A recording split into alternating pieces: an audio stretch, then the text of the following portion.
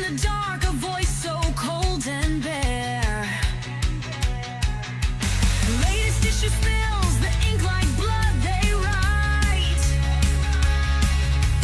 twisting every truth beneath the pale moonlight. News chat buzzes, echoes down the line. Politics and lies served with a twist of lime. Social topics burn, a wildfire untamed.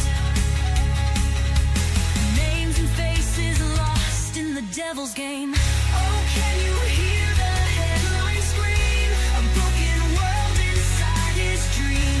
The devil's talking, don't you listen too long.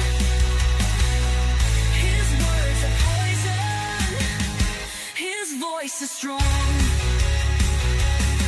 Oh, can you hear the headline scream? A broken world inside his dream. The devil's talking, don't you listen too long. His words are poison, his voice is strong.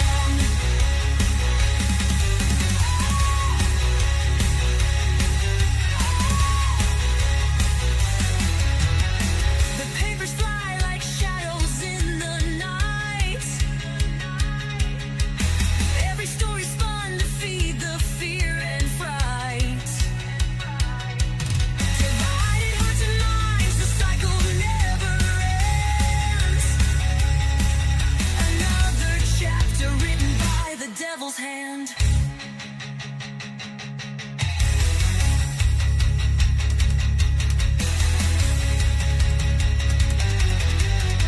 The microphone crackles, the audience is blind, dancing to the tune of a crooked design. Social threads unravel, the fabric starts to tear, but no one seems to notice, no one seems to care. Oh, can you hear the headline scream? A broken world inside his dream. The devil's talking, don't you listen too long. His words are poison, his voice is strong. Can you hear the headline scream? A broken world inside his dream. The devil's talking, don't you listen too long. His words are poison, his voice is strong.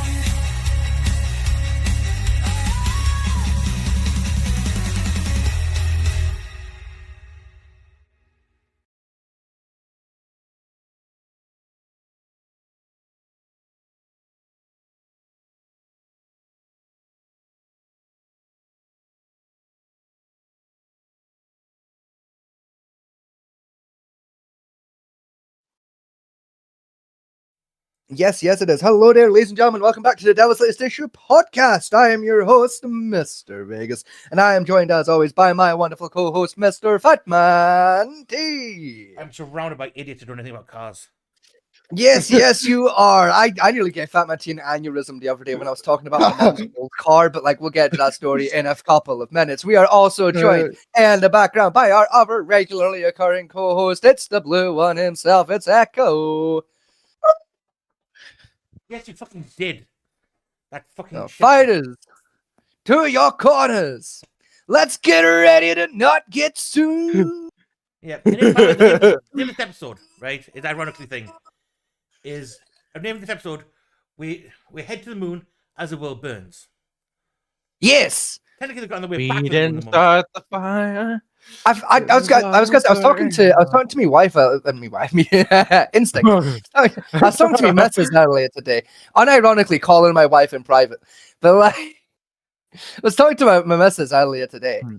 You called her your wife. Hold on. You called her your wife on this show before. Have I? No, that was me. Yes, multiple times. That's me. Oh well, fuck it. Scotty's done it. No, Scotty's done it before too. Fuck it, it's fine. So I was talking to my wife earlier on today, about the Artemis 2 mission. Mm-hmm. Yeah. Like funnily that you mentioned. Are they not scheduled to land today? Tomorrow. Is it tomorrow? Yeah. The landing Yeah, tomorrow. Ah, right, okay, right. 'Cause that's what we were like discussing amongst ourselves. Me and my wife earlier today was like, I think Artemis 2 is gonna land today. Like, I want to say it's today. They're meant to come back. Like, They're pretty much in Earth orbit, but they've got to wait for the insertion window, which is technically tomorrow. I see. So what, they can't just like, I don't know, fucking hook it and fucking just turn the thruster on and like. No, not for the land where they want to land. No. Like, fuck it, it lands where it lands. It's America. They have the budget to send a dinghy. Nothing lands built around at the moment. They don't want to land there, do they? Well, fuck it, it'd be fine. I think they come down Like- the Gulf of Mexico is where the technically planned landing. I mean, fair enough to them. But no, that's pretty much like tomorrow, the day after the schedule to fully land. I do believe. But what's amazing me about the Artemis 2 missions, right, is everyone saw the live stream of the rocket taking off. Yep. All that. Everybody saw the live stream from like flying, just generally flying up there and the trajectory and everything else. Yeah, And they pretty much live streamed the fucking mission every they single have. day. Yes, I know where this is going because I've been saying. this yeah, I've been seeing it on I Facebook. know, I know where you're this is going. I Yeah. unfortunately also know where this is going. Fuck you. Why did you have to? I was having a good day. Fuck you, Fat Minty. Where do you Gamer, think your day's been 35 minutes long. Shut the fuck up. where do you think this is going? The flat earthers are Yeah, the convinced flat it's earth- not real. Yeah, Yeah. the flat earthers. It's all CGI. It's my Yeah. favorite one of it. Yeah, fuck off. It's CGI. James Fuck Cameron off, and fuck fake off. moon rounding. Yeah, it's all CGI. It's all fake because honestly, one guy said he wanted 50 cameras, all 4K quality around the whole thing, watch it constantly as it took off and transitioned into full burn.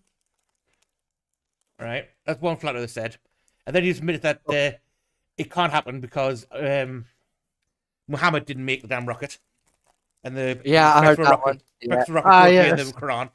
That's one of my favorite ones. The Quran said we can't build rockets, therefore they can't exist. Eh? Fuck it.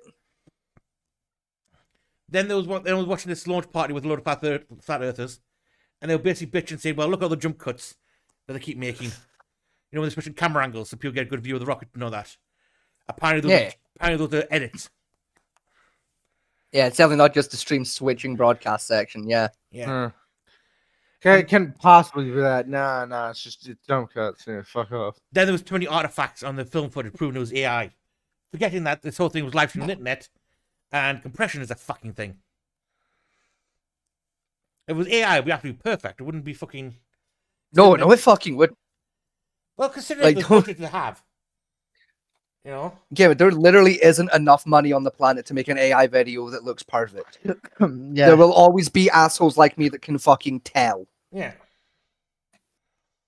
But one of the reasons it was AI is because the bloom of the exhaust was bigger than the rocket was.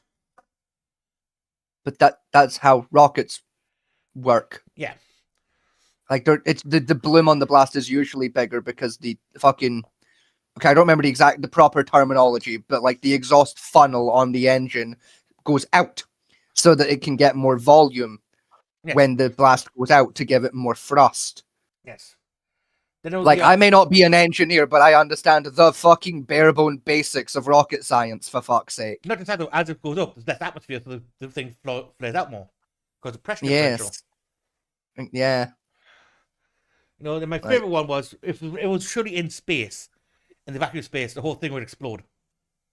That's not how vacuums work. Yeah. Decompression. If anything, it would implode realistically. Yeah, it would explode because all the pressure inside would cause more vessel to explode outwards. It's not how pressure equalization works at all.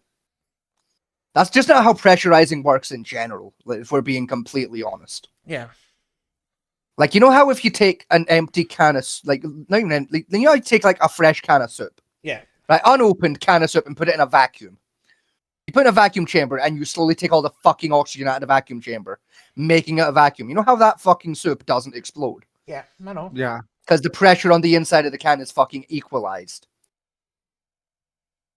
Like like the inside is stable pressure, just like the outside is a stable pressure. I know. Like, damn, it's almost like pressure is one of the, like, if a retard like me can understand how pressure works, Any old idiot can understand. Like Echo, you know how pressure works, right, buddy?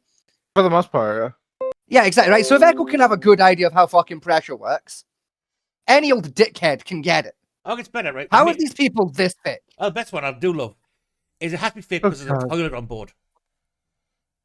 What? Oh, is this shit back? The idiots that don't understand how space plumbing works. Those idiots are back, are they? Oh, Yeah. goody. Because the toilet board I mean, is fake. I don't know how space plumbing works, but I know that there's got to be like Vacuum. It's a giant Yeah. vacuum cleaner. neat. It's literally a vacuum, like a vacuum cleaner, but like it's like the industrial vacuum cleaners you get for like warehouses.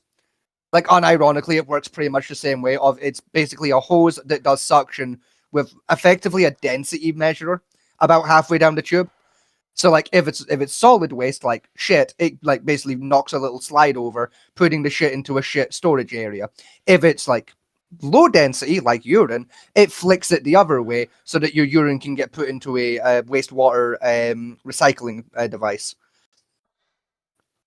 At least that's how the one on the ISS works. It's similar. It's like one holds your shit and like disperses it later. The other one recycles urine into drinking water. Yeah. It's technically the same system they're using. And that. It's how most space toilets work. It's just a question of like whether or not the water purifier is there to turn your urine into drinking water later. Like sometimes they have it, sometimes it's just a storage thing. Depends on how long the mission's planned to go. It was 10 days, so I think it's just a storage because they can't eject. Because It probably. I know there's no ejection on the waste because that could affect the trajectory. So you Yes. use a storage module for that. The next one I do love was there's not enough windows. They don't need windows. They have sensor equipment to like do the looking job for them. Oh, it has windows, but these assholes thought like you see on like Star Trek, the fucking floor stealing damn things. Ah, I see. So once again, just people that don't understand how like aerospace engineering works at all. Yeah, Right. yeah. They thought they were going to have a giant glass dome they were going to sit in and look out with, and that. Which like would be cool. It would explode it like halfway into space though. Or if it did explode, a small meteorite the size of a pea would destroy it.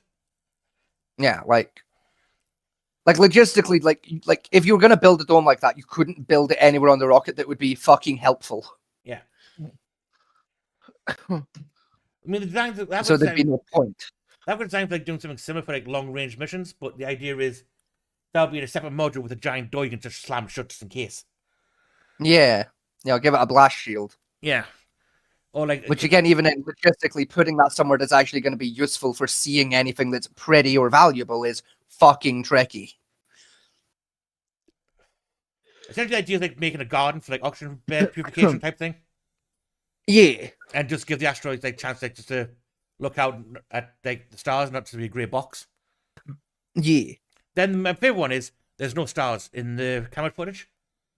It's one of my favorite ones, forgetting how light works. Yeah. Forgetting that like lenses don't like picking up natural and fucking man-made sources of light at the best of times. That half meter was I was blown in direct sunlight, so I was so excited when me and Soda watched the rocket launch live, and then like not even like 5 minutes later, so somebody DM'd me saying like the flat earthers are at it again, and then linked me something, and I was like, and then there's my day ruined. Yeah, I watched a lot. Like I had to remember that fucking flat earthers exist.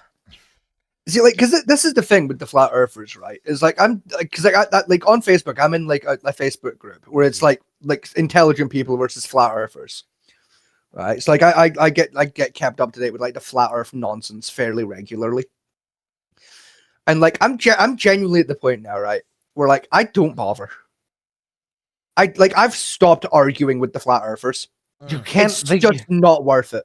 Yeah, you can't. Don't argue with with an idiot. They'll drag you down to their level and beat you with experience. Because this is the thing. This is the thing, right? It's like, it's not like don't argue with an idiot. Because I will argue with an idiot all day, every day. I don't care, right? It's you argue with me all the time. Yeah, it's not the fact that they're stupid that's the problem, right? Because stupid people will listen sometimes, right? There are stupid people like you, Echo, where you agree that you're an idiot, and like if I can explain a concept to you in a way that makes sense, you like it'll click. Right? With flat earthers, it's not that they're fucking stupid, it's that they're stubborn. Yes, Right? can't It's admit they're wrong. it's not that they can't admit they're wrong. It is honestly it's like dealing with like a devout cult member, right? Of like Yeah. they've been in a cult for a decade and don't want to admit they're wrong. Not because they're incapable of it, because they don't want to admit that they've like wasted a decade being fucking lied to. They cannot. They're just not comfortable with acknowledging that that's the reality of their life, so they just double down. They just double Double down on down. it and refuse to accept what you're fucking telling them. You Double can come at give it- them, like yeah, like it's because it's the thing. It's like it's like how I am with Fat Man T sometimes when he's explaining a thing I just don't understand. You know, of just like I do not understand like what I'm being told. It doesn't make sense to me. Go away. You know, I'm just, like it's the same kind of a thing. I just like with the flat earthers. You know, of like you can come at them with science. You can come at them with math, fucking and like analogies, whatever. You can use anything you want to try and explain it to them.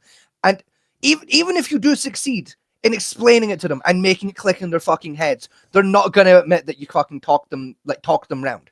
They're like their brains are gonna shut down because they don't want to perceive the fact they've been a fucking moron for a decade, and they're gonna double down on the beliefs they already hold.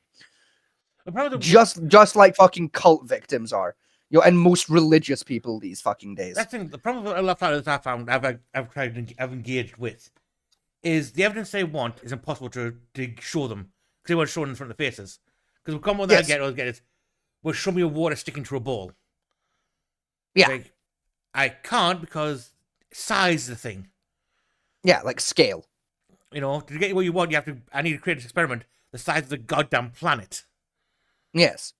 You know, At least to be able to see the water sticking to the ball with the naked fucking eye. you know, but do something like gives them ball fountains. We've got the ball that spins Yes. around with the water and it's always wet. Yeah, there you go. Yes. That's proof the ball it's sticking to the ball and the ball's spinning. That doesn't count. It's not wet enough. Yeah. You're like, well, how do you want it? Well, them balls are too smooth. Guys, if you had to finger the size for that ball, you know, it could run across the earth and the earth would feel smooth to you. Yes. Same thing. Oh, that still doesn't count because No, we have like- too many peaks and valleys.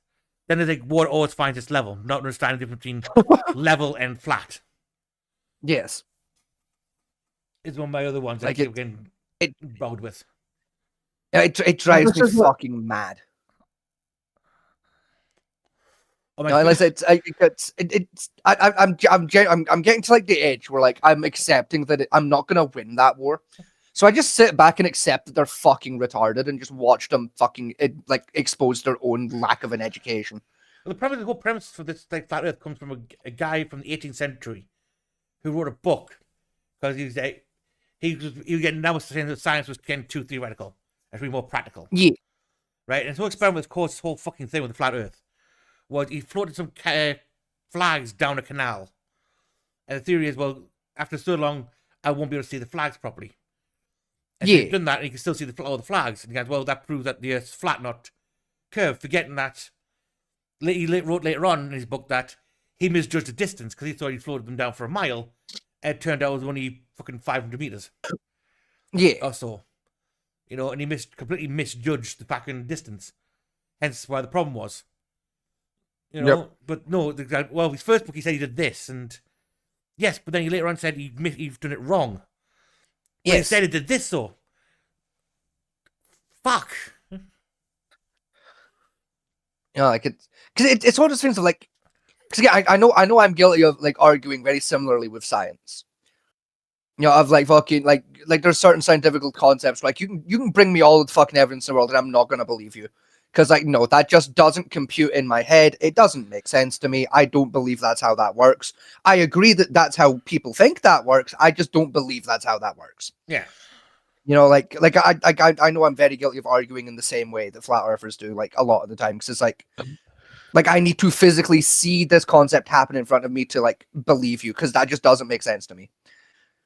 You know, but like it's the kind of thing of like it.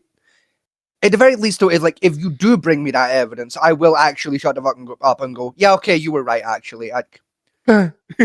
Of like for me, just some motherfucker saying, even if it's like a qualified motherfucker, just a motherfucker saying this is what happened and this is how this works. I don't count that as evidence myself. You know, like I'd rather like actually like data and numbers and like seeing it fucking happen. But like, I mean, that's you know, fair. it's like I do, yeah. So it's like I do kind of, I see where flat earthers come from sometimes. Of like, not any old dickheads will have to just get in a rocket and fuck off to the moon. You know, like it's like not any old dickhead can see the evidence right plain in front of them with their own fucking eyes. Yeah. You know that like space is Yeah. real.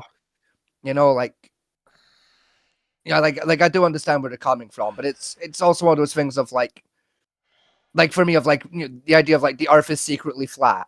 Yeah, it's like you've said a few times, Famity, of like it would require that many people who fucking hate each other to willingly keep up a lie together. Yeah. It's just it literally cannot be a flat world. Like the conspiracy that the world leaders are keeping it a secret that the Earth is flat does not fucking work.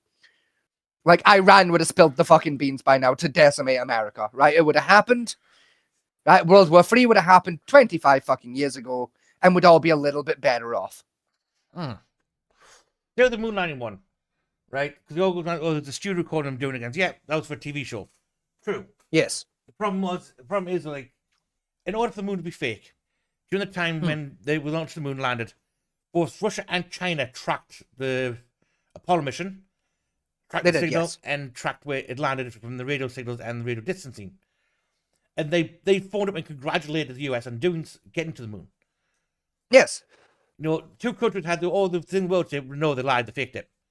And they didn't do it. You know what I mean? It's like, they fucking hate America at the time when they did this. They would have been the first to go, yep, they're fucking liars. Look, clapping to them, lying their ass off, I guess. You know, confidence never do that. Like, that's what, you know, like bring up like the fucking like the filming on the soundstage to fake the fucking moon landing, right? Bring that up. You know what? Look, I genuinely despise about that fucking conspiracy. Yeah. Like the one detail that makes me just give up on humanity every time. Mm-hmm. Right? The fucking the bit where people are like, yeah, and James Cameron directed and edited it. Yeah. James Cameron hadn't even been fucking born yet. James Cameron was born in like, I mean, it's like 1974. Wasn't even alive yet. Oh, yeah. Like, how fuck James Cameron using CGI, which also didn't exist yet, to fake the moon landing when he didn't exist yet? How? Explain to me how James Cameron, right, the guy that made Avatar, faked the moon landing a decade before he was born. With the day someone can explain that bit of that theory to me is the day I'll give it some fucking credence. Oh, no, even better one for you, right? Is, you know, the cameras they use to record, right? Record solid films for the moon landing, right? Yeah. Those don't work in a vacuum. Well, yeah, the ones that you can buy as a civilian fucking don't. Like, it's NASA. They can build rockets. You know, You really think they can't modify a camera?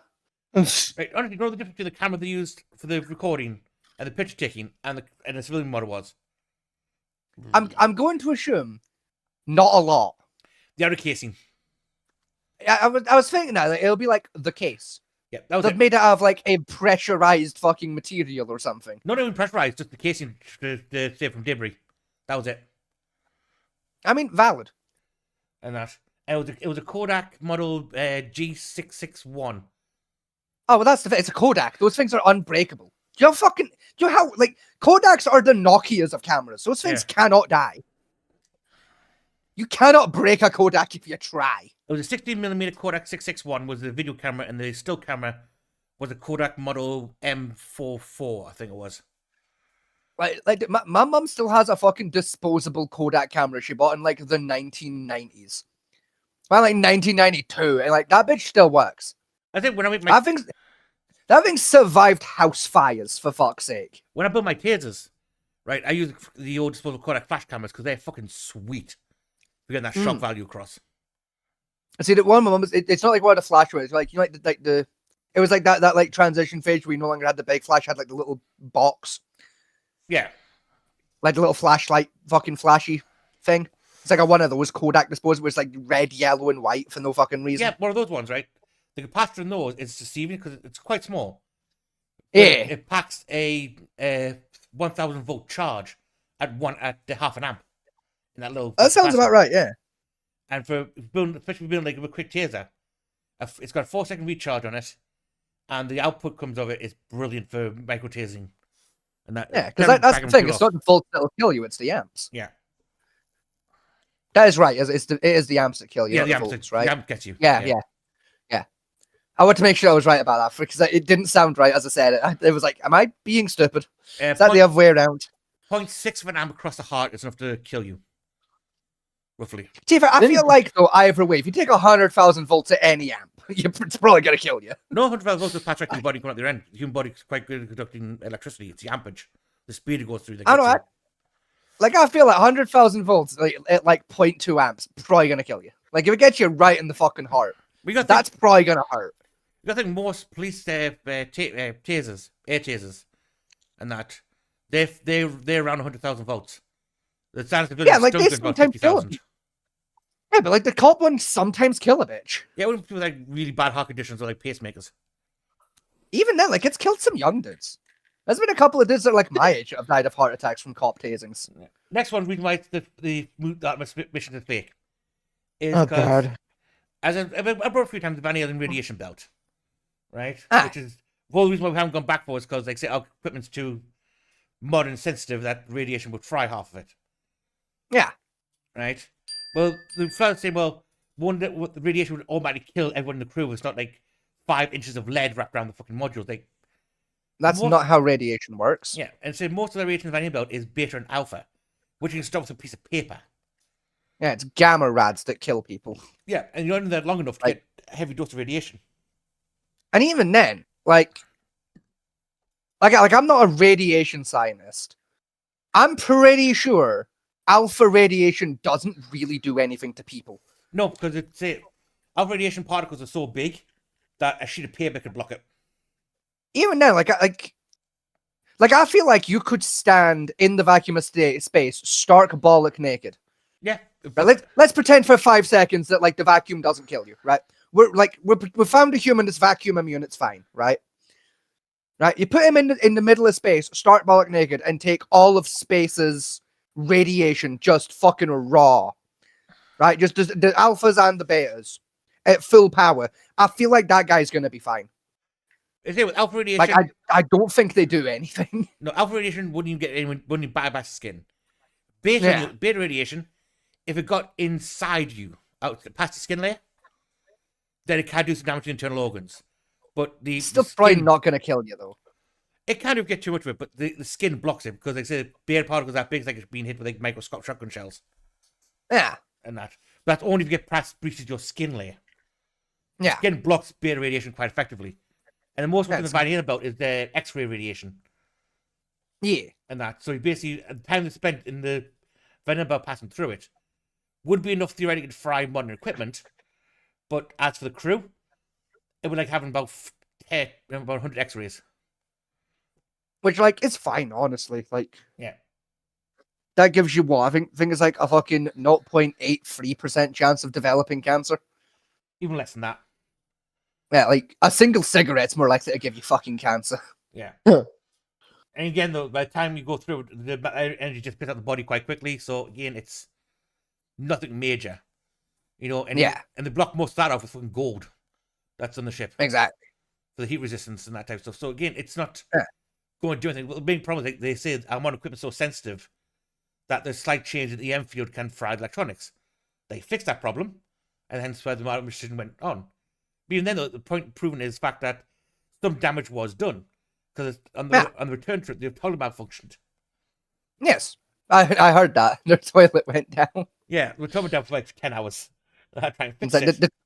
the toilet inside, like, because I read the news headline like the other day. It's like the toilet in one other system went down, Yeah. like on the ship. Like people were like shit posting, like imagine spending like a decade or more training to go to space, and the minute you get into space, you find out the toilet doesn't flush, the cameras are dog shit. Yeah. James Cameron isn't directing it. And then Like, the toilet broke. I think one of the diagnostic sensors snapped up, and the PlayStation fried. yeah, it's like okay. So low key, unironically, some of the memes that have been coming out of the Artemis mission have been fucking gold. I've been enjoying some of the memes. Some of the memes have been great fun. Yeah, my favorite one is that poor woman must have joined the Mile High Club for 3 different reasons. It's like 3 dudes and 1 woman Like, on you know- board. Yeah. And they were assuming the one woman's there for sexual relief. Just keep it. Oh, my favorite one that someone keeps putting photos against.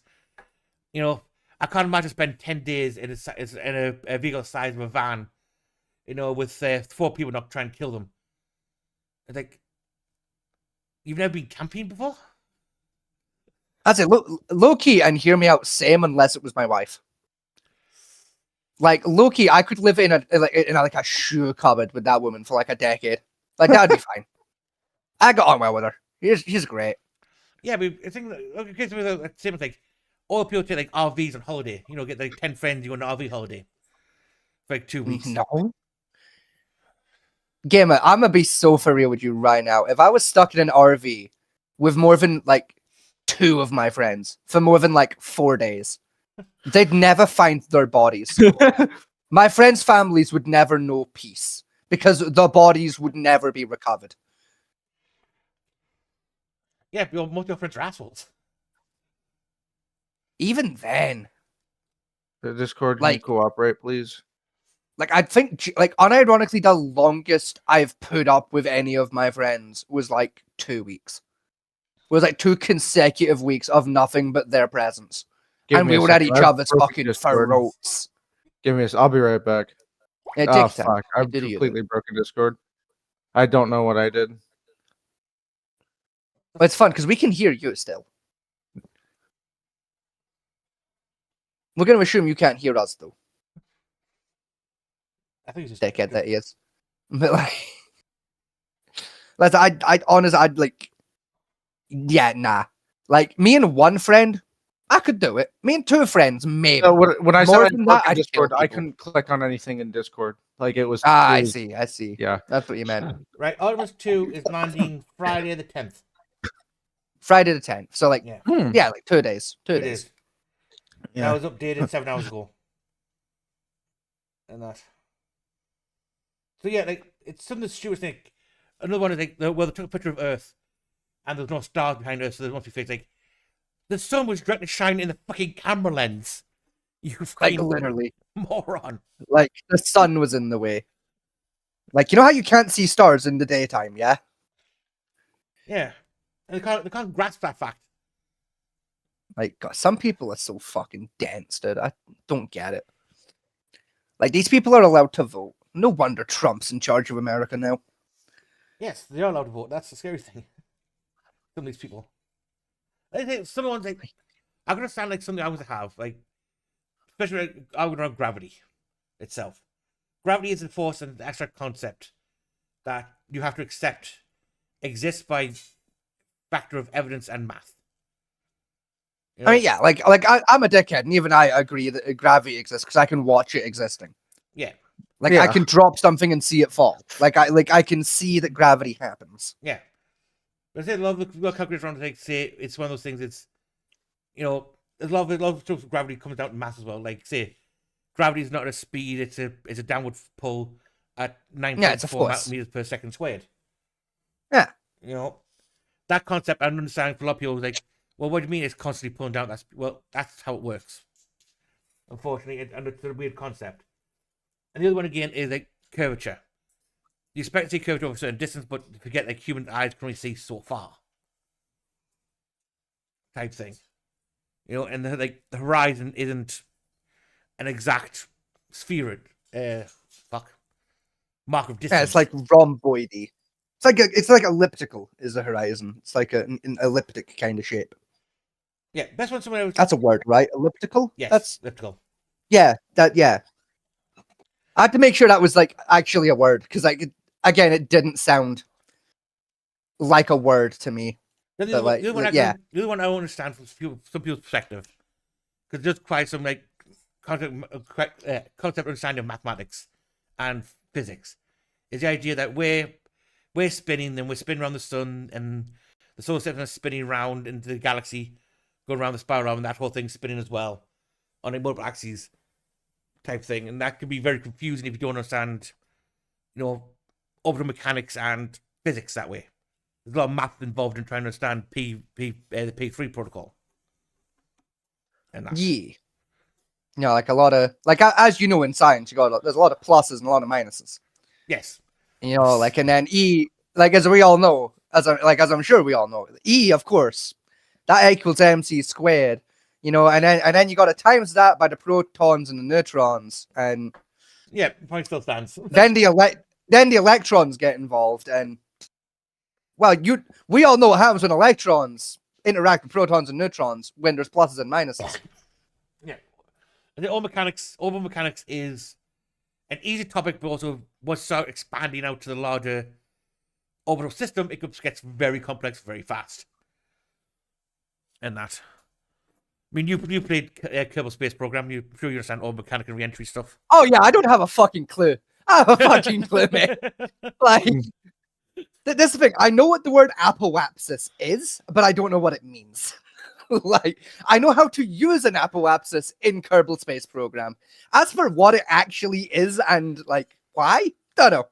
I just know it like vaguely controls the flight path and helps you pre-plot that shit. Like, I don't fucking know. You you're midway to orbit. You click the apoapsis point in your orbital path, and you drag some shit around to like pre-plot and like a new one, and that tells your computer where you want to go, and then the computer tells you where to point your rocket and when to turn the engine on. Right. Outside of that, I don't understand anything about how like space works. On like when it comes to like getting a rocket, like I know how the rocket works. And I know vaguely what an apoapsis is. Outside of that, I've got a fucking clue when it comes to orbital physics. Essentially, you play with gravity fields. Essentially, like a lot of systems, like if you go to the moon, right? One thing we're going to have, obviously, you're going to put ship to the moon and fly straight there. No, what you do is you guess where the moon's going to be when you create that distance, and then you aim at that point. Yeah, and meet it halfway. Yeah, type thing. It's trying to I know that because that's just ballistics. Yeah, but that also involves like the gravitational trajectory of Earth versus the gravitational trajectory of the moon, and its orbital mechanics because of gravity and all that. That all comes into that when you try and plot the mechanics. That's hence why they leave Earth. They don't fly straight to the moon. They do 2 circles of the Earth first, then use the Earth as a slingshot to fire that way to get extra speed. And that. See, like when I do it in like Kerbal Space Program, I normally do 4 full orbits of the planet first because like it gives you just a little bit more oomph. And like you gotta make sure like you start entering your exit line like about 3/4 of the way around is like when you start putting the engine on. Yeah, essentially, gotta be like about 3/4 of the way around on that last orbital path. Put the engine on about 1/4 of the way. You know, like while like lined up, and then just fucking if you time it just right, you'll get fucking pinged out of the orbital line and just fucking you get railgunned. It's so nice. You gain like an extra 300 meters a second on your top speed. It's so fucking nice. That also when you pull that bitch. Well, because your fuel costs down by 9/10 of the amount of fuel you need to do the same trick. Yeah, because you just get her up to speed and then you just kill the fucking engine. Turn the rocket around using your fucking orbital thrusters. And then once you start approaching, you just put it back in full throttle and slow it up. Mm-hmm. It's and then when you time it and you get it fucking just in, it's enough to get a young man fucking virile and ready like a stallion prancing about the fields. That's it. Same thing. Like truly, it makes me want to join the cavalry. Put it right, if you for space combat, see, we're working into space combat using mass drivers. They use the same kind of technique of like using the Earth as basically find the shot around the Earth to curve to get a better ballistic arc. Yeah, like unironically, that's how I would do planetary defense. Right? If we woke up tomorrow, aliens are real, we got to design planetary defense. That's what I'd do. I would just put a bunch of satellites in fucking orbit with rockets on the arse. And like a nuke on the nose. You know, and it's like, oh, there's a spaceship coming. Okay, fire 4 fucking satellites at it then. Essentially, that's just boom, boom, boom. That's what our defense system would be, basically satellites full of rockets to basically make missiles to fire off, or mass drive. No, the satellite is the satellite is the missile. Fuck it. Like, I'm using satellite in like the scientific term, not the engineering term of like just an orbital body. Yeah. You just get a thing that is in orbit, you put a rocket on its ass and a nuke on its nose. Leave it in orbit, there's a spaceship over there, fire 4 of them at that fucker. Yeah. You take 4 from the ass of fucking Earth and you put it in that asshole's nose. That's one of the ideas. Job done. That's one of the considerations for in defense was if we ever got the asteroid belt between Mars and Jupiter, it's basically attach rockets to asteroids and throw them at people. Fuck it. Job done. Job done. They said an asteroid 300 meters, 200 meters wide, right? Nothing survived the impact from that thing going at relative speeds. That we know about. No, nothing will. No, even the That we know of. that we know of. that's enough to crack the moon in half.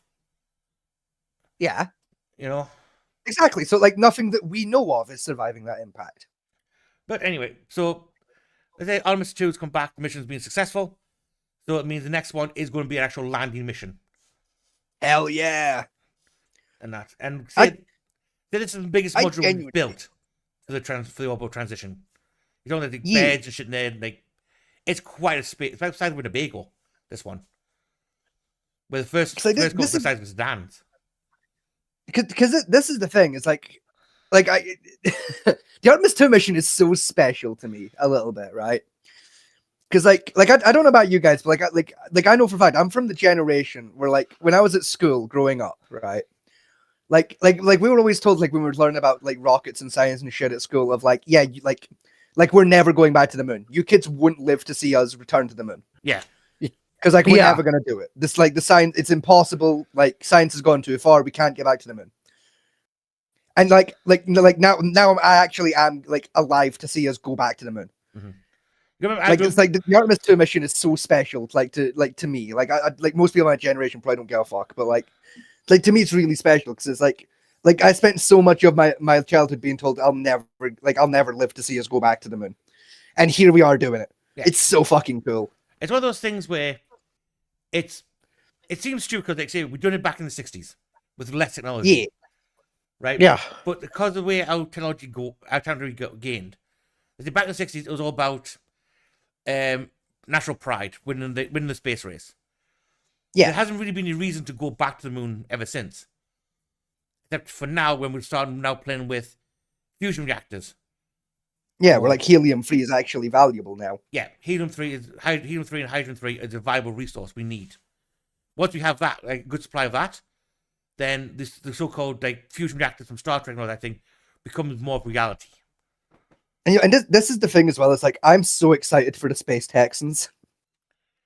I'm so excited. Mm. I like you like the Texan oil barons. Can you imagine how much fucking funnier those people are going to become when they're no longer drilling up fields in Texas? No, they're drilling the moon. Yeah, You know how fucking nuts those dudes are going to become. It's going to be so fucking fun. this giant biodomes. This is my moon cow. Fuck you. literally no. It's good. This is. I've been saying this for so long, right? It's like when we get the technology together, right, and like we start selling off mining rights to the moon, and the oil barons start doing moon bases. Yeah. Oh, It's gonna God. happen. There's gonna be moon ranching. I can see it now, right? This is like the thing I'm genuinely predicting, right? This is my actual like. I reckon this will happen by 2030, right? All Before right. the year 2030, I reckon this is going to happen, right? A bored Texas oil baron billionaire, right, is going to Yeah. buy a plot of land on the moon. He's going to build a ranch on the moon, right? But it's not going to have like cows and cattle. No. No. What it's going to have is it's going to have a genetics lab on it, right? And for $1 million a go, you can get on a rocket. You can go to his private space ranch and hunt a fucking dinosaur. I'm Oh. telling you now, that's going to happen by 2030. By 2030, a redneck billionaire is going to build a hunting lodge on the moon for dinosaurs. No, I tell And you, it's going to be the hypest shit. no, I tell you. So Jurassic Park, but in space, Yes, essentially. no, No, even stupider. Jurassic Park Redneck Edition, this time it's in space. no. That's what it's going to be. I tell you the first. And there's no possible way that could backfire, right? I tell you the first large-scale settlement on the moon's going to be. It'll be fucking Amazon warehouse. No, because this is the thing. I'm not saying it's going to be the first thing on the moon. I'm saying it's going to be the first thing that happens when the oil barons Yeah. get to the moon.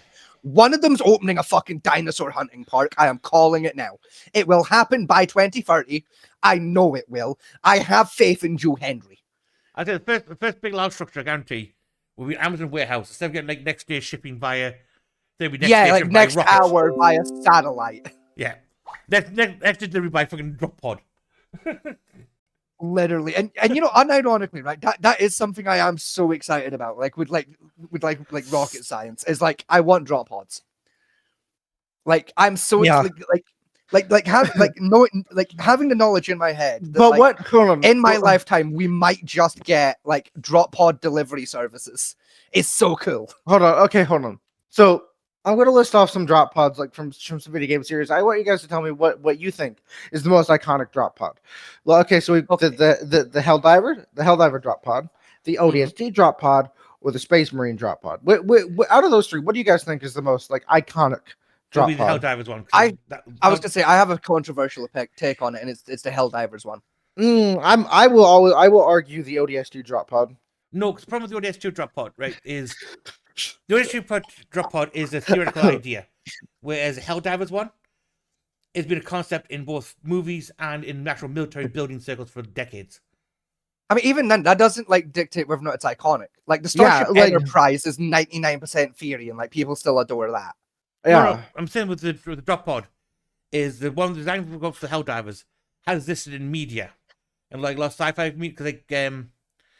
the ones for like Starship Troopers were the same more design. We've got No, Escape- you're thinking of the Pelican. no, I'm thinking of the actual drop pod itself, where you launch into Starship Troopers didn't have Yeah. drop pods. They did. That was Yeah, they didn't. yeah. No, they That's didn't. the drop ship that's in Yeah, that's Starship a drop Troopers. ship. Second move. I noticed.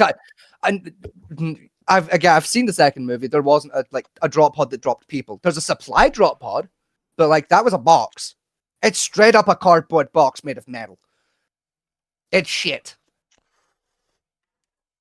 Ugh. Technologically, it works the exact same, but it is just a square. It's shit. Square. I hate it.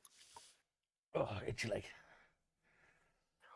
No, but out of those, like, say, out of three, I mean, don't get us wrong with the Warhammer version of a drop pod.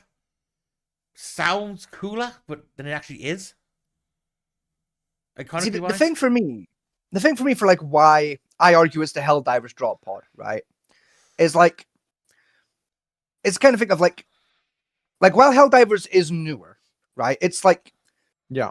I think we can all agree, popularity wise, it has surpassed both Warhammer and like Halo. Like it's a lot more popular than both are, especially today. I would argue Helldivers' popularity at its peak was bigger than both Warhammer and like Halo's at their peaks. I thought you were about to say combined, and I was Yeah, about to not call quite you out on some combined, but like I was both, about to like, call both you out of on some individually, bullshit. like Helldivers outdid them. All right. You know, So, like Halo, I agree with you, right? Because Halo popularity was in a time when video gaming as a culture wasn't really up. It was starting to get there, but wasn't actually anywhere near what it is today, even then though, like right? because Yeah, but- this is the thing. Is like I know people today from like every generation that like don't really know Halo and don't really know Warhammer. I've yet to meet someone that hasn't at least heard of Helldivers. Like Yeah. my mum knows Helldivers. I need you to understand this. Oh, My mother knows what Helldivers is and can recognize a Helldiver. Not like, that- know- Scotty. How fucking Yeah. hard it is to make an OC that my mother will fucking recognize just by looking at it, like a photo Yeah. of it. I show my mum a Helldiver, she knows that's a fucking Helldiver, and that they fight space bugs like the Starship Troopers did, unless they're fighting like Arnold Schwarzenegger. Okay. Right? My mum gets the idea. I think Helldivers has been, considering like, the very first game didn't get that much popularity. It Helldivers- really didn't. Like the first game is like weirdly obscure. Yeah, but the second, this Helldivers 2 has like it's captured something that in the collective gaming imagination of like of a game. Mm. You know, that's just hit all the notes for being a perfect game, from difficulty wise to gameplay wise to like even like the lore in the game itself. Loki, yeah, it's Has one of the captured very all the few good games I've points. played. Yeah, it's one of the few games I've played in the last like decade or so where like even I'm enjoying the lore. Yeah, Like it is really quite difficult to like make a video game where I'm gonna give a shit about your lore. mhm. Like I normally like whenever I find a game I like, I normally get pretty invested in the lore. see that Or- like I'm not that way myself. Like I'm like really strict about it. Of like I have to like really be invested in this game. Of like I have fallen in love with the world based on how I've been shown it. I want to know more about it. Yeah. Like Kingdom Come Deliverance 2, like 1 and 2, like are great examples of like I adore both games so much. Like, I'm a little bit biased because like I'm a history nerd anyway, so I'm kind of doubling up of like I'm learning about the game lore and also like real world history. It's awesome. Yeah. Yeah, but it's also like if the game was a purely fantasy game, I would be just as invested in its lore because like it's so fucking well done. Like with Helldivers, the same kind of thing of like it's a purely fantasy world. None of this is real, but it's so engaging. Like I love the little world they've built. Oh, yeah. Well, I said a little world, the whole ass universe they've built. It's really fucking neat. What do I love about Helldivers lore, right? Personally, is there's a lot of ship posting in the lore itself. But There's loads. But also makes perfect sense in they say, well, it's a complete ship posting parody, but fuck, that could really happen very easily on this planet. Yeah. and that's the thing as well. Is like even like the shit posts that are happening in the lore, where it's like, oh, it's like a pop culture reference and that still makes sense when you like you look at it from the guise of, well, Super Earth are the bad guys, though it's propaganda. Yeah. So of course it's gonna have jokes. Like because that it's a thing that happens a lot, like in the real world when you look at propaganda. It's like jokes happen in propaganda a lot of the time. Oh, yeah. To kind of like lighten the mood of it and like take away from the fact that this is very clearly propaganda. Yeah, because It's really cool. Because like I said, we process that comedy much easier than we can do hard facts. Do hard fact as a joke. Like one of the ones like Steven Crowder, right? For a few years, he was one of the bigger political commentators on the area, and he's a comedian. And he's even chance. You're coming to a comedian who's here for laughs and poking fun of things to get your news in a more unbiased way. That's fucking says something about our society. It really does, like a little bit. In fairness, but like because people don't understand the propaganda. It's like even back in like World War II, the propaganda had jokes in it. Oh yeah, like all the fucking time. Like again, like people don't understand it because a lot of like the World War II propaganda that is either in German, so you don't know what the fuck it's actually saying, or it's like they get the one from the World War I war poster confused with the World War II one of like fucking what was his name? The general, the British general with the hat and the shit mustache. Oh, you know how little that narrows it down. You know the fucking like Britain wants you, and it's like the one of the first like examples of like propaganda doing like the pointing eye trick. Yeah, that was that was a fake Duke, actually. Was he a Duke? Yeah, he was a Duke. I mean, like I know he was like a made up guy. But I'm still trying to remember his name because he did have a name. Like there was lore behind that character. It's fun. I don't know if this would count as propaganda or just like misdirection. But when like the Brits like invented like the radar and they were using it to So that was technically a psyop, but propaganda is a form of psyoping. So yeah kind of. You're right. With the whole carrot thing, and then Bug Bunny was born. Yeah, like that's like technically yes, that was a form of propaganda in a way. Like it was propaganda that was directed at the enemy to hide the invention of radar. Yeah. So like yes, actually, and like even that had a joke behind it of like, oh well, the British people like are eating a lot of carrots because it's all we have. And it's like that's why the British people themselves, when they saw that propaganda, weren't mad because it was like, okay, that is kind of funny though. No. Like you used the fact the only food we had left was fucking carrots to hide the fact we invented a radar. That's fucking fun. That's really clever. Like there was a joke there that like the Germans weren't gonna get until long after the war, which made the joke funnier to the British. Like right, the guy on the poster you wanted. It was Field Marshal Lord Kitchener. That was it. It was Kitchener. Yeah. Field Marshal Lord Kitchener, who was based on Henry Kissinger. Designed by Alfred Henry of the London Opinion magazine. Yes. Because again, it's the poster that everyone knows. Like it does the following eye trick, but it does it twice. Yeah. Like both the eyes and the finger, no matter what angle you look at the poster from, is pointing at you. It's like a really cool option. No, that's kind of. And that was, I don't know how I feel about that. That'd freak me out a little bit. But the idea, the idea is the poster is supposed to always be able to be read as like the poster's like saying Britain wants specifically you to inspire you to join the army, because it feels like the poster is directly talking to you, no matter who you are and where you're standing. That was in 1914. And I said, remember the Uncle Sam one, because the Uncle Sam, original poster of Uncle Sam was like the idea of like the suit, the top hat, and the top bangle stripe. But it was designed in these underwear for the full length poster. Yeah, That was And also later that on, the, but- the Uncle Sam poster, like some of the later posters do the same trick with the double eye trick, where Yeah. both the finger and the eyes are following you no matter what, and it's really fun. Mhm. Because it's a deceptively effective like technique. Like the brain, 'cause it's one of those things where like it sounds like it would freak you out, but because it's both the eyes and the finger, your brain actually finds it really inspiring. It's really cool the way it works. Of like if you remove one of the illusions, it terrifies people, but when you have both happening, it's weirdly inspiring. Yeah. It's a really cool little effect that like really fucks with the brain. 'Cause I really like it. It's really cool. I remember when the German propaganda did for World War II, right, for the soldiers, especially the young ones, was fucking funny, right? It was basically it was in German, it's like don't marry the ogre next door, referring to like a German wife. Join Yeah. the German army and bear beauty from every country from here to the Caspian. Which like Loki, because this is the thing. Like it's funny you bring it up because I was like it leads me into a topic I was going to bring up in a couple of minutes, right? Mhm. It's like I have a military-based conspiracy theory, Okay. right? You know, like the stereotype of like the Navy being slutty, Yes. of like join the Oh. Navy, you'll sleep with 500 women. Yeah. Woman every report. Yeah, Yeah. right. I I have have a- a stereotype I of the have a Navy with being conspiracy gay. Well, there is that one, but like it's also like the thing of like okay, if you're in the Navy, you're a slut, right? All right. I genuinely think, right? This is like one of the theories I will die on, right? This is one of my hills, right? Mhm. I will defend it with my life. I think it's propaganda. I think the British and American navies know that exists because they invented it. Because like all I'm saying, a lot of people that I know that like were in the Navy joined purely because I get to be a slut. Yes. Now, I have friends who are in the Navy today who joined out of high school because they liked the idea of getting to sleep with women.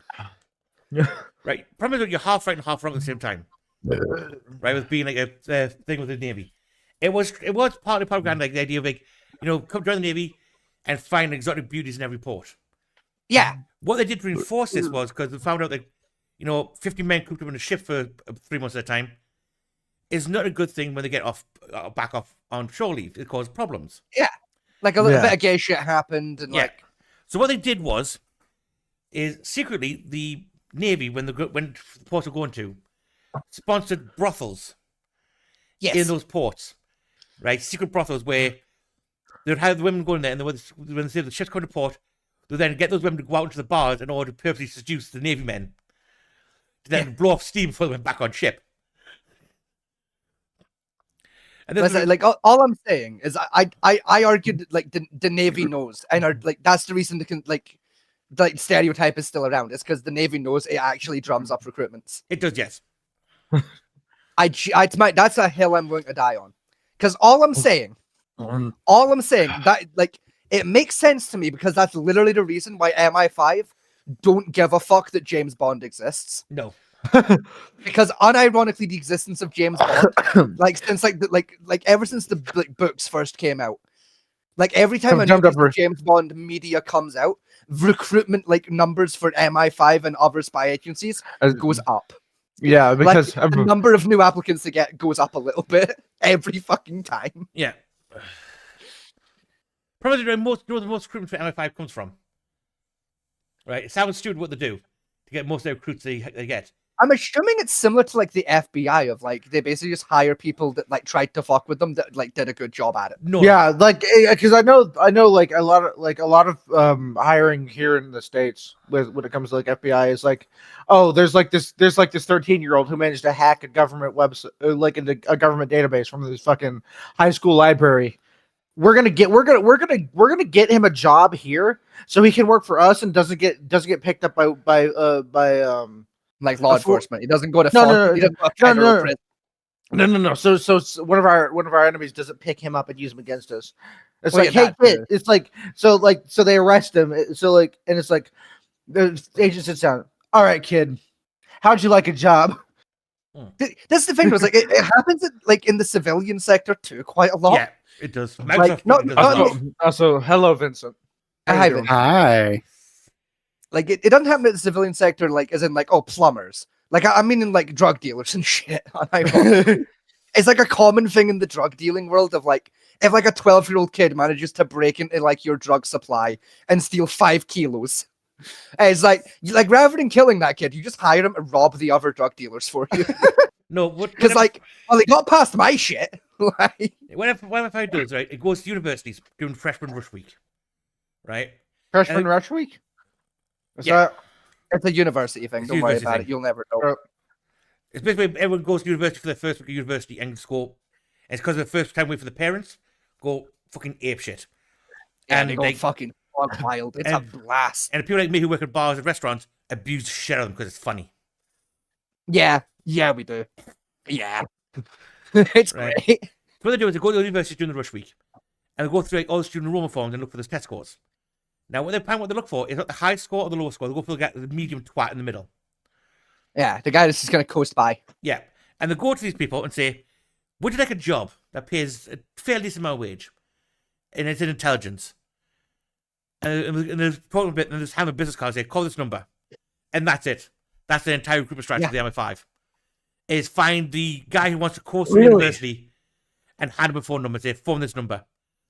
Bring him in for a quick interview. Make sure he's not totally insane. And say, "Well, there you go. Congratulations, now part of intelligence. Sign this, and bye." Because Go that's to the thing, your bar middle next. ground coasters aren't gonna show up. Like they're not gonna like stand out. Yeah. Because they're not show offs and they're also not slackers. Yeah. Like they're showing they put the work in, but they're not overachievers. that So actually they're makes not going to try and boast and show off. okay? That makes a lot more sense. Yeah, you're unironically using their academic achievement to like gauge their personality. Yeah. It's actually really quite clever. Yeah, because goes on to be the hero and say, "Well, I'm going to be James Bond and save the world," and they're going to be like, "Well, I'm going to be such an idiot that I'm going to stand like a fucking sore thumb." You know, I'm going Yeah. to blend in the background as a total grey scale. You know, the humdrum. You know, in the hopes of avoiding like getting like given more responsibility. yeah, and for like spy, that's the perfect thing you want. You want someone just to blend.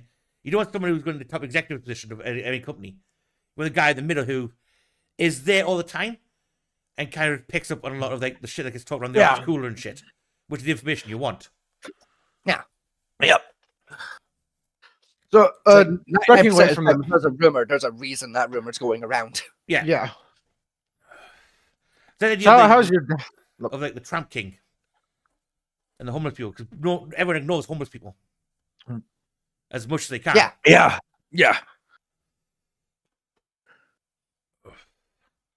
Anyway, hello Vincent, how are you doing? Yeah. How are you doing? Hi. Hi, welcome to the I office. had a minor aneurysm from updating my graphics drivers, and a lot of things wanted to break, so I had to go back Oh. and revert a bunch of Ooh. random shit. Oh. So it's working now. I got everything working, but like, son of a bitch, What graphics I wasn't card able I to feel that. I feel that. I got a Yeah. 3070, 3060, 3070 RTX. I Can't remember. I'm running 3060 RTX in mine. I'm on like a 710. So I haven't updated my graphics drivers, and I don't know what I'm. I on. don't care to say. oh, dude, I'm with you. I I was having forget for graphic like a issues. decade straight. after that. Mine's been Yeah, I know. Like, but I actually started having issues while playing VR, where I would start having like my graphics start pixelating. Oh right, yeah. And- So I Ah, was like, all right, let me yeah. update my graphics driver, see if I fix it. It fucking didn't, so I don't know what the fuck's breaking. It's not the headset; it's something else. And then I went to go record something for YouTube, and all of a sudden my video drivers weren't up to date somehow. So, So I had to go revert the fucking the driver update for OBS specifically, and then it works again. We got. Speaking of recording, Mm-hmm. Mhm. I did something this week. oh By which God, I mean what have last you done? week because it's only Wednesday. I did something last week. I think it was like last Thursday. I did this. What'd you do? I have sent 2 emails. Oh my god, I know, Oh, right? Batman! I know. It's horrifying. I sent 2 emails, right? And when I tell you who I sent these emails to, you guys are gonna laugh. Oh, So- boy, okay. Uh-huh. So the first email I sent, right, is the second email in a chain of emails. I emailed the Officer Tatum, who is a YouTuber I have some fucking beef with, All right, yeah. trying to talk fine. him into coming into the show to do a one-on-one interview. Who is that? Who is that again? I feel like I know we talked about him before. I just can't remember. He's a YouTuber I don't particularly like because he has some views I very much disagree with. Right. I don't like the Officer Tatum. I don't like I don't mind him as a person. I just disagree with his political opinions. And like I wouldn't mind having a debate with him about those. So I sent him an email, right, inquiring to see if he'll come do an interview, because he ignored my first one. I've also sent an email, right, to I've sent an email to Dr. Scott Ashley, University of Newcastle, All right. Well, cool. Why? because I've decided to do something funny. Uh-huh. Oh no. So I was talking to my wife a couple of days ago, right? Right. And it got brought up in conversation that there's like a lot of history stuff she doesn't know. Like she vaguely knows World War II and that's about it, and she wants to learn more. Right? So I was like, well, what kind of history stuff do you want to learn? She was like, yes. I was like, oh, so all of it. So I'm in the background. I'm working on basically making like a curriculum to teach her all of human history because I'm a fucking autistic little gremlin. Yeah. And like I'm not 100% sure like where to get her started. And like Dr. Scott Ashley is a historian. They're like a history doctor, Yes, I know you're about. like a Yeah. history professor. Yeah. So I was like, well, they're a university professor. They teach classes on history. If anyone's gonna know where to start a curriculum, it'll be a professor. We probably I remember he specialized in late medieval and Bronze Age stuff, though. Correct, but still, like you'll know the rest of the timeline vaguely. Like fuck it. So I've sent him an email, basically like giving him that rundown of like this is what I want to do. Like, where would you recommend starting? I'm still waiting on a response from him, but it's fine. But I've expanded this plan a little bit because not only am I gonna like basically like make PowerPoint presentations and shit and just teach my wife all of human history.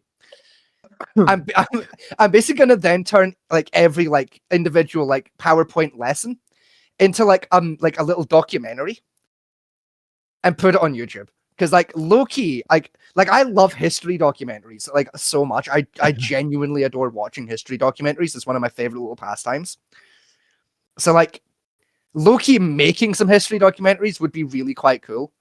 And like it also means like if I like teach my wife something about history and she forgets, she can just go on my YouTube and like go and like watch like a documentary I've made. The said documentary will be like framed in the vein of like it's like an interactive history. I'll be right back. If that makes sense. Like it'll be like the idea will be like I'm a professor giving you like a lecture, but like it's like actually a good lecture and there's gonna be like video and shit. Oh, Vincent died.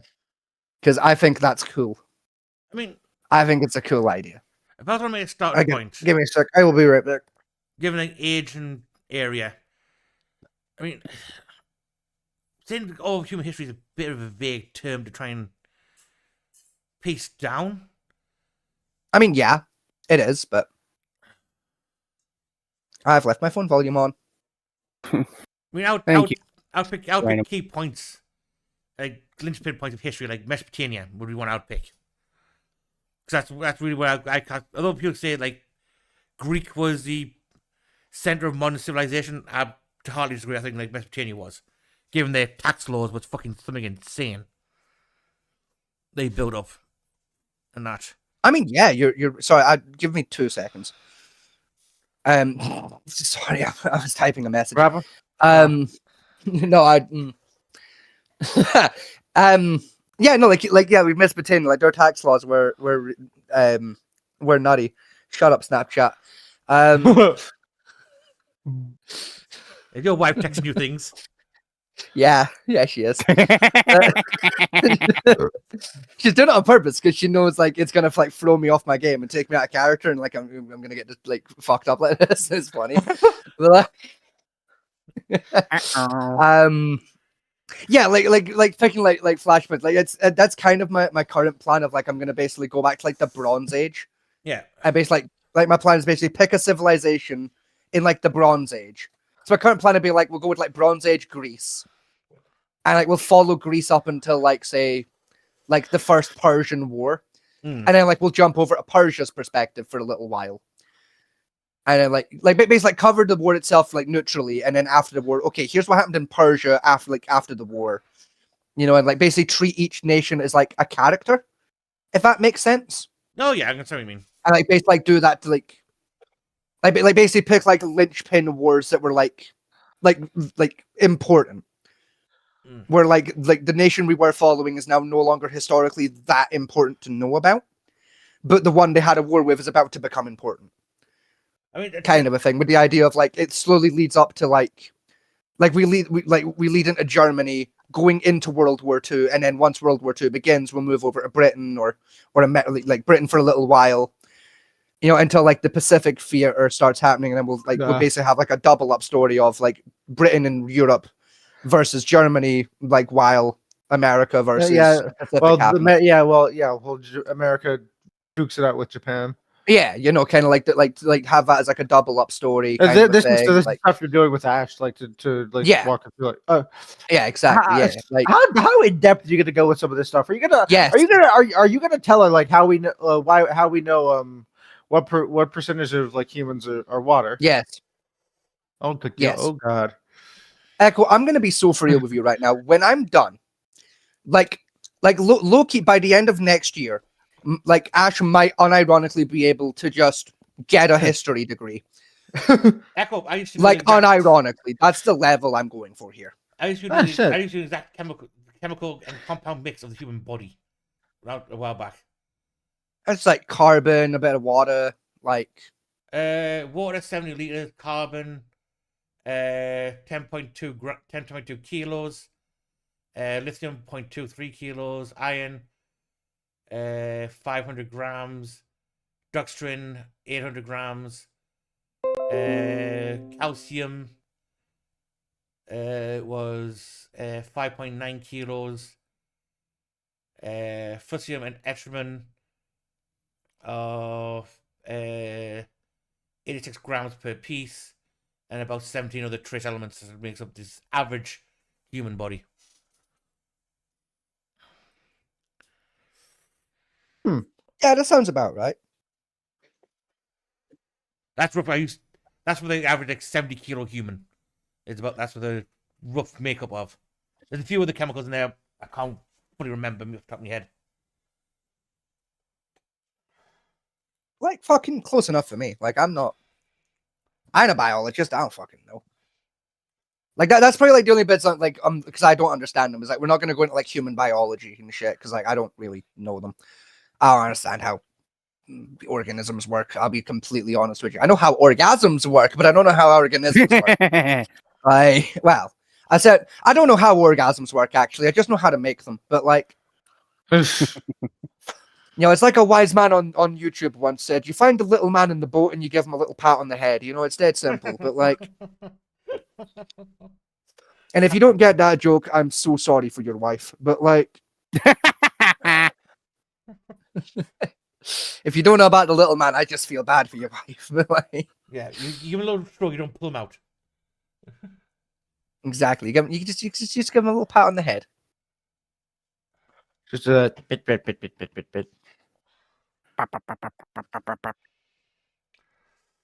But yeah, my whole reason I learned that for was because I was working to see if I could turn a human being into a bomb. Theoretically, yes. Yes, you can. It takes some creative chemistry. I mean, what's that thing? You know the thing? like it like explodes in water. Lithium, sodium, No, the other one. potassium. Yeah, sodium. Sodium, That yeah. one. Where like you like throw like a fucking droplet of water at it and it makes a fucking nuclear bomb. Yes. Fucking Rubidium works better that way, but yes, I know what you're on about. Alkali like metals. like I feel like see if you like fill like a fucking like a syringe with sodium and just like jam it in a man's ass. Uh-huh. I don't know. Like I that- don't know. like, I don't know you'd how to probably feel it. explode Where are you- instantly, but like No, because alkali metal reacts fast, yes, but it's more of a burn than anything else. It's like setting a fire off. What I was researching was if I give you say like a drink, a certain drink, right? I could let a person go off, let them walk around the street, and then after like 7 hours, they just detonate in a massive fireball. Theoretically, it's possible, but requires some creative chemistry and that, and it's not easy to time it out easy, very easy. It was a theory-based work that CIO worked on back in the 80s. I feel like if I just like hide like 3 pounds of Semtex in your coffee, that should do the job. I don't feel know how like you 3 do- pounds of I don't know. Semtex in a man's coffee and then kick him in the stomach real hard. I don't know how. And I don't like- know how. I don't know how you just hide that in somebody's coffee. But Well, what you do is you take some C4, right, and a bit of duct tape, Yeah. right, and you throw them in a blender with a bit of brown food coloring, you know, and then you pour it in with the coffee granules and you get a shake, but gently so it doesn't go bang, you know, and then like they make the coffee, they drink it, you wait 10 minutes and you just fucking welly them hard as you can right in the fucking gut. And I was gonna Just fucking like you're trying to abort an unwanted pregnancy, just right in his fucking stomach. say the fetus deletus. Literally. I think Semtex is was it semiconductor? It's the chemical for it is just basically stabilized with plasticine. It actually is a Yeah. liquid form originally. It has been drank before. Yeah, like you just put that in a man's coffee and then you just cast fetus deletus on his pussy. You know, job done. Right. Anyway, You know, like you get a boy pregnant with explosives and kick him in the pussy.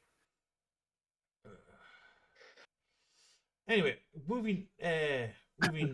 Why y'all being silent? Like I'm retarded. Like Well, y'all never heard of the boy pussy and getting someone like boy pregnant? Shut the fuck up, Scotty. I want to get a boy pregnant. Like I'd let my wife peg me if it meant I got a boy pregnant. Interesting. Scotty, this is an Y'all insult. acted like if you could get pregnant, you wouldn't. I No. wouldn't. Really, you're telling me, right? You want me to believe that if it was scientifically possible to fuck a femboy in the ass and get him boy pregnant, you wouldn't be the first one in line at the local fanboy Hooters. You can No, lie. You I two play wouldn't. VR chat. You can lie to yourselves all you want. You cannot lie to me. Hey, and listen, I'm not- listen, no, hold on a minute. I am not the VR. I am not the VR slut here. That is Vincent. Yeah, All right? I, that is I. Echo, you are But, also a VR chat slot. Okay, you can lie to you all you want. You cannot lie to me. We are men. I know you. We have the same brain, gamer. I'm not. You see, I'm the not. pregnant parts, no. Breed, yes. Pregnant, no. Well, how are you going to breed them if they ain't pregnant, dickhead? Clues in the name. They got to get pregnant to breed. That's how breeding works. I should know. I've played Pokemon. I have turned a lot of Dittos into fucking Eevees. I know how boy pregnancy works, god damn it. Did you know that? Did you know that, Vaporeon? Like, I have lost No. trillions of Poké dollars to the nurseries. Right. Anyway, moving on to the second half of the thing is the current war in Iran. Yes, the war in Iran. Bam, Iran. Bam. But technically, it was Israel that got Nothing bombed about- today. Yeah. Bam, the Jews. Bam, Bomb the Jews. Bomb the The Jews. problem, though, like all those jokes aside, it's when the Senate president threatens to wipe out a civilization. Yeah. You know, the song doesn't really work anymore, does it? Nook, Israel. Nook, Israel. Nook, Israel. Israel. Mhm. There you go. Now the joke works thematically. Well, Well, I said news came in. Apparently, Israel's just dropped 160 bombs in Lebanon, trying to take out Hezbollah positions. Apparently, hey, real quick, let me just go head up one of my boys then, actually. Where's my boy? Real quick, right? I just want to give everyone a heads up. If I scroll down my friends list and want, like, the account I'm looking for is no longer active, I might actually start crying. Why? I have a friend that lives in Lebanon, and that's who I'm looking for. Oh, Like, Yeah, a I kinda low-key figured that's unironically. why- the moment you said, "Hold on, let me go hit up somebody," as soon as you heard that, I kind of figured that's why. Like, I low-key have a friend that lives in Israel. Like, give me Yeah. not Israel, Lebanon. Sorry, give me 2 seconds. I Yeah, like, yeah, I gotta, take I that. gotta make sure real quick. Why don't you just search him? If you got Because to I don't search remember his friends. fucking username. I just remember what he's got as his bio. Oh. He That's changes it every like 6 weeks. Oh, that's annoying. That's a personal gripe of mine of somebody who suddenly changes their name. Yeah. Like I know you by a certain name. Stop changing it. Because like though the thing is once I know somebody by a certain name for about a month, right? It just kind of sticks with me. So even if they change their name, I'm still gonna be like, yo, what's up, fucking. Like that's why I don't call Scotty Vegas, because I do Scotty for ages. So The thing is, as well, Scotty wasn't even my fucking username. You just couldn't pronounce my username and asked if you could just call me Scotty. exactly. So, See, my memory's already pretty dog shit. If you constantly change your fucking name, you're going to fuck over my memory worse than it already is. So, like, don't. yeah, anyway. As Scotty tries to find his friend, see if he's been wiped off the face of the planet yet. It's not looking good. Oh no. Oh, shit. We are gathered here today. We might low-key be gathered here today.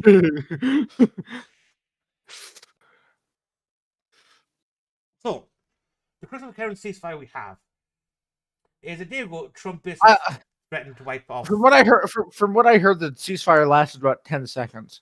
23 minutes. So yeah, Record. Yeah, that's when Iran attacked, blew up a Israeli power plant. And that. So, yeah, Trump basically threatened Iran if they didn't come to the table for negotiation, he was going to basically reduce the entire country to a parking lot. So Iran came to the table. suddenly all of the world problems went away. It fucking didn't. It caused more problems. No, I meant if the Middle East just kind of ceased to exist. That would unironically cause more problems. Yeah. Would it? Yeah. Yes. Huh. Do you not realize how what's the fucking word? Mm. Is it like incorporate the Middle East to the rest of the world of random shit? No, it's that though. The Middle East acts as a buffer between Russia and the West. The West. Oh, that for a long too. time.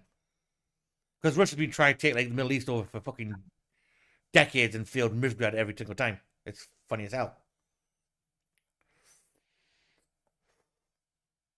But apparently it's put the one in the country ceasefire, and part of the ceasefire agreement was that any ship passing through the Strait of Hormuz has to pay £1 million to Iran as a toll fee to come through. Now, a lot of companies said, fuck that, we're not paying £1 million to technically say what's in technically terms international waters. Mm-hmm. So, again, Britain's ceasefire a few hours ago, Iran patrol ships basically stopped a oil tanker trying to pass through, which has led to more problems at the moment. Because that goes back to the ceasefire agreement. The other issue we have is with the UK Prime Minister kind of went AWOL, because half the bombers that Trump threatened with were currently sitting in the RAF airfields. And Okay, we're good. I've just seen him come online. We're good. He's alive. Yeah, we live. Yeah, Mimos is alive. Oh, thank God. I've been on fucking bated breath.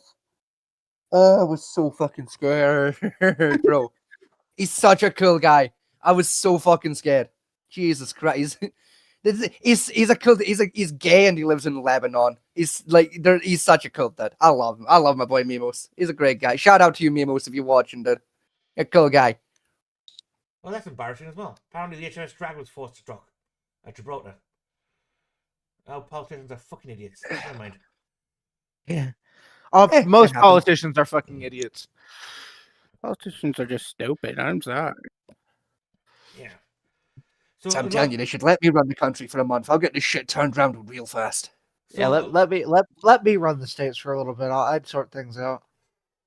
Echo, I trust a cat to run around before I trust you. Sorry, Fat Man. You keep just mistiming your shit. I will get a word out fucking eventually. You just keep mistiming your shit, man. Unironically, we all just keep going at the same time. No, I'm trying to talk. Everyone just talks over me. It's because we also like try and go in at the same lull here. Like we all just catching the same moment here. Not 7 times you don't. I mean, yeah, like swear to God, we're not doing this on purpose. Like we're Yeah, just catching yeah. the same moments here, dude. Oh, carry on. I'll talk later. No, we did our bit. Like Yeah. like you're good. I was Like, gonna do just like one where like step 1, bomb the Jews. like the Grinch. Okay. Step 2, solve world hunger. Tell no one. Grinch. Tough world hunger. Count. So we're sorry, Fat Man T. Like we weren't. Yeah, you could I go swear ahead. we weren't trying to interrupt you.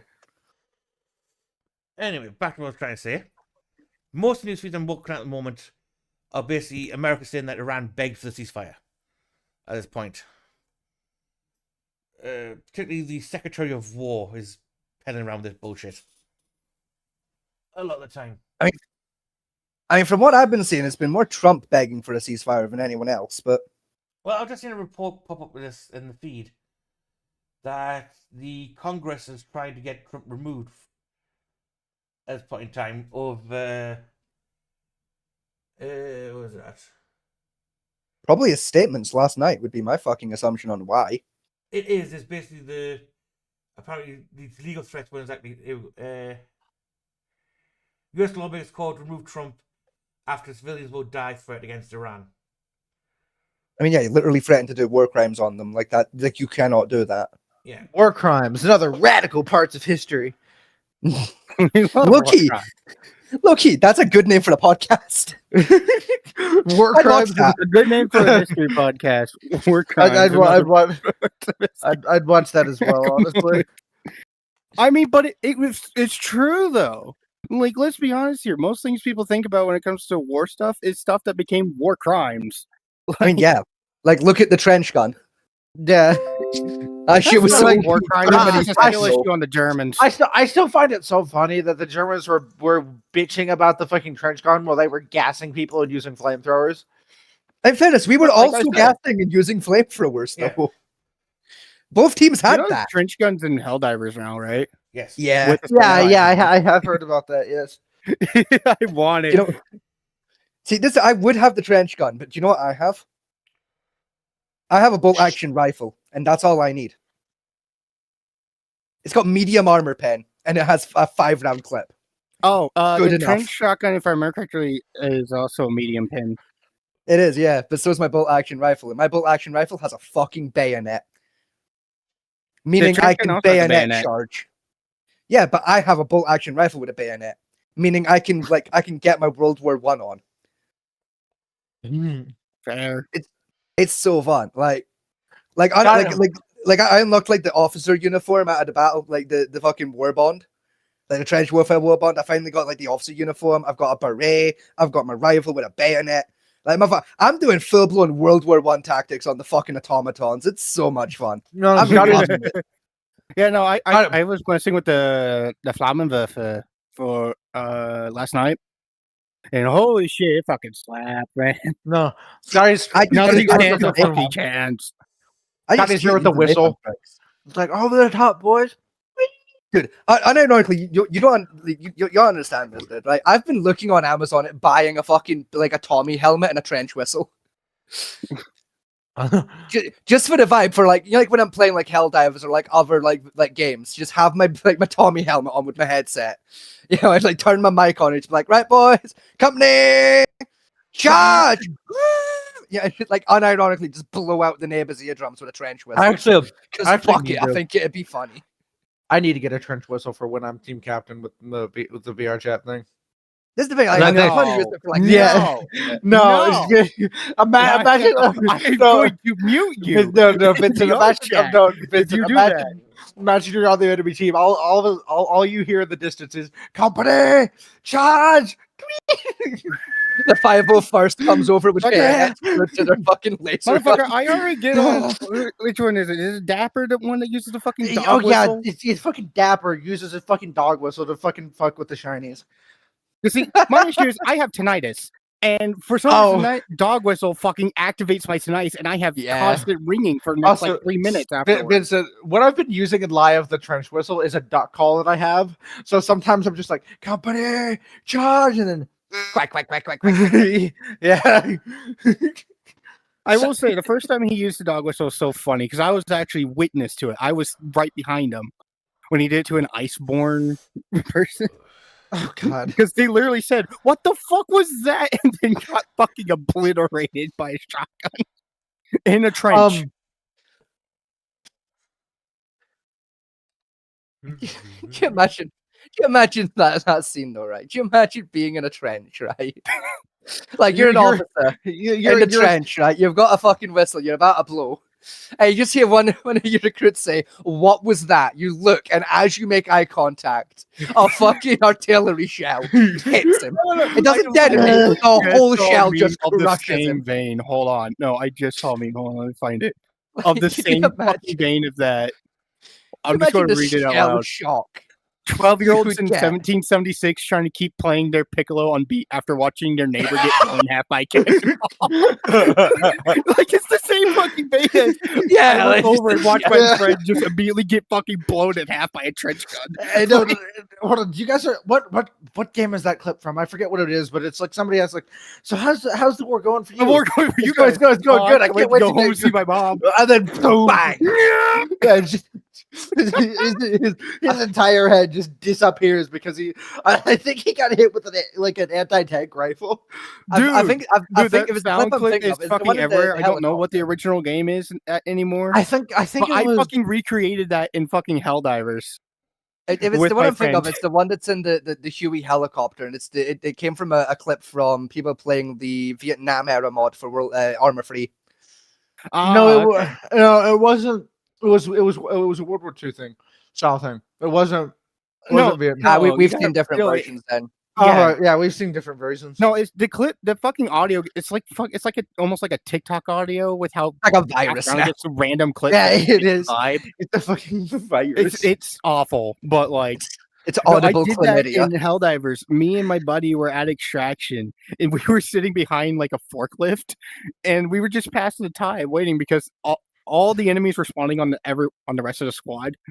So I was like, so how's the war going for you guys? Man, I can't wait to go and see my mom. And I immediately point my shotgun at him and shoot him in the face. I had to make it accurate, but it was fucking worth it. Now, my funniest one, I was playing Battlefield 5 back in the day, right? Playing Battlefield 5, and like I was talking to like my buddies that were playing with me, and like we were advancing one of the checkpoints. I was like just cresting a hill, and I was like, man, I might go make a sandwich, and then a tank shell took my fucking head off. Just like I crested the hill as this tank had fired at one of my tanks, and I just walked right into the shell. And it just took my whole fucking head off as I finished saying, I might go make a sandwich. Like, so from a boys' perspective, it was like, they just heard, I might go make a sandwich, and I might, All right, my have any fucking of you- name in the Have any of feed. you guys? Okay, hold on. I'm gonna preface this. Like, have any of you guys played Enlisted? Right. Yes. No, I I was want playing to. Enlisted yesterday. I was just haven't playing it gotten around yesterday. to actually getting I haven't touched Enlisted in forever, mostly because I'm gonna sound like a massive hypocrite for saying this because of how much I play Crossout and like how much I played War Thunder. Enlisted was way too grindy for me. I like don't the- mind the grind. Like, the I'm, amount- like, like, I'm I- not looking the- at the thing every match. Oh, they may have turned down the they may have made it a little less grindy then, but Honestly, yeah. Like, it's like, So I think the I actually- longest I've gone is like 4 matches without unlocking something. And those are like some high tech shit.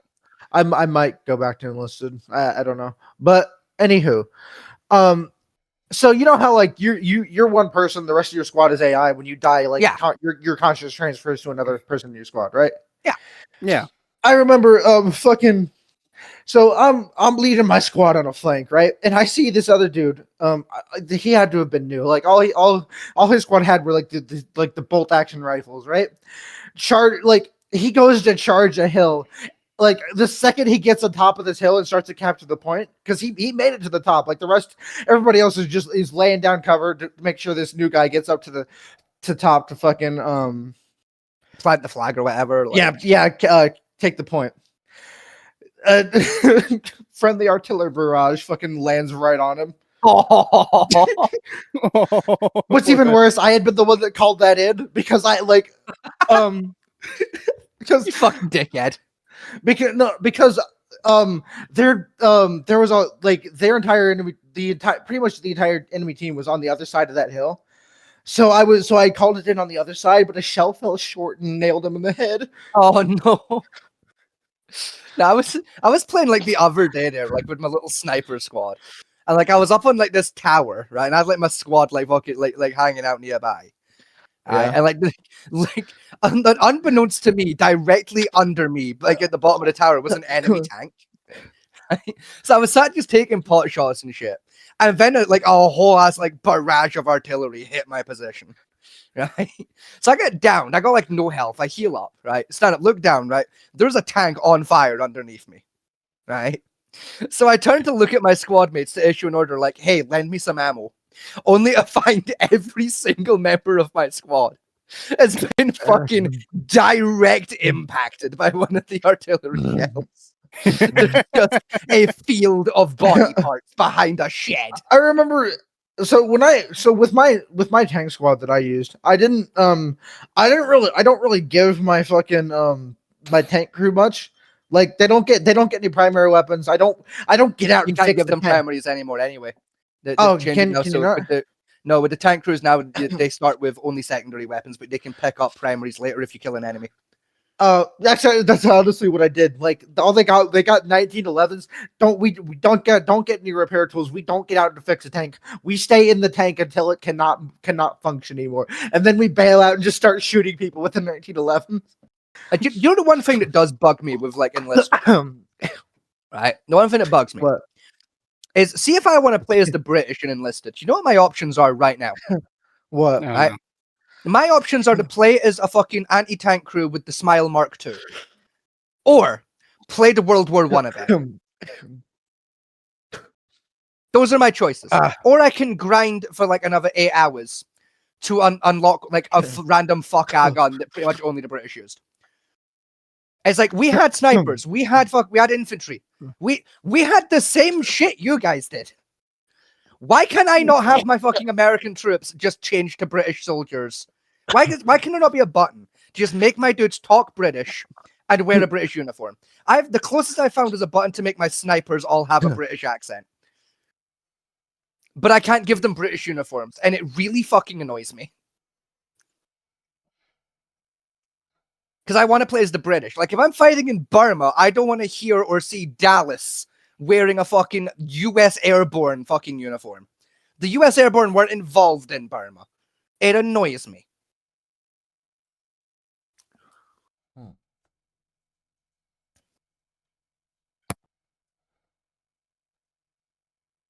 Because that's one thing I do love Enlisted for, is they have like maps for the Burma campaign, and the Burma campaign was really cool and doesn't get talked about enough.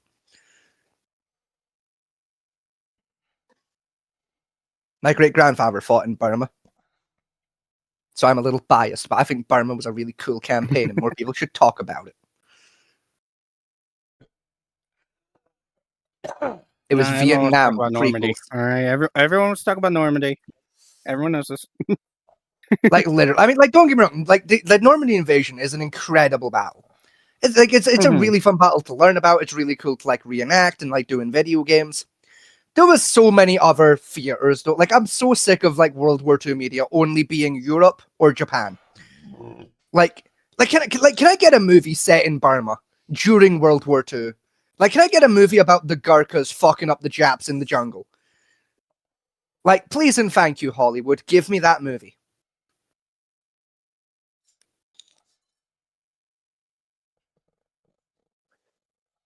What have I come back to?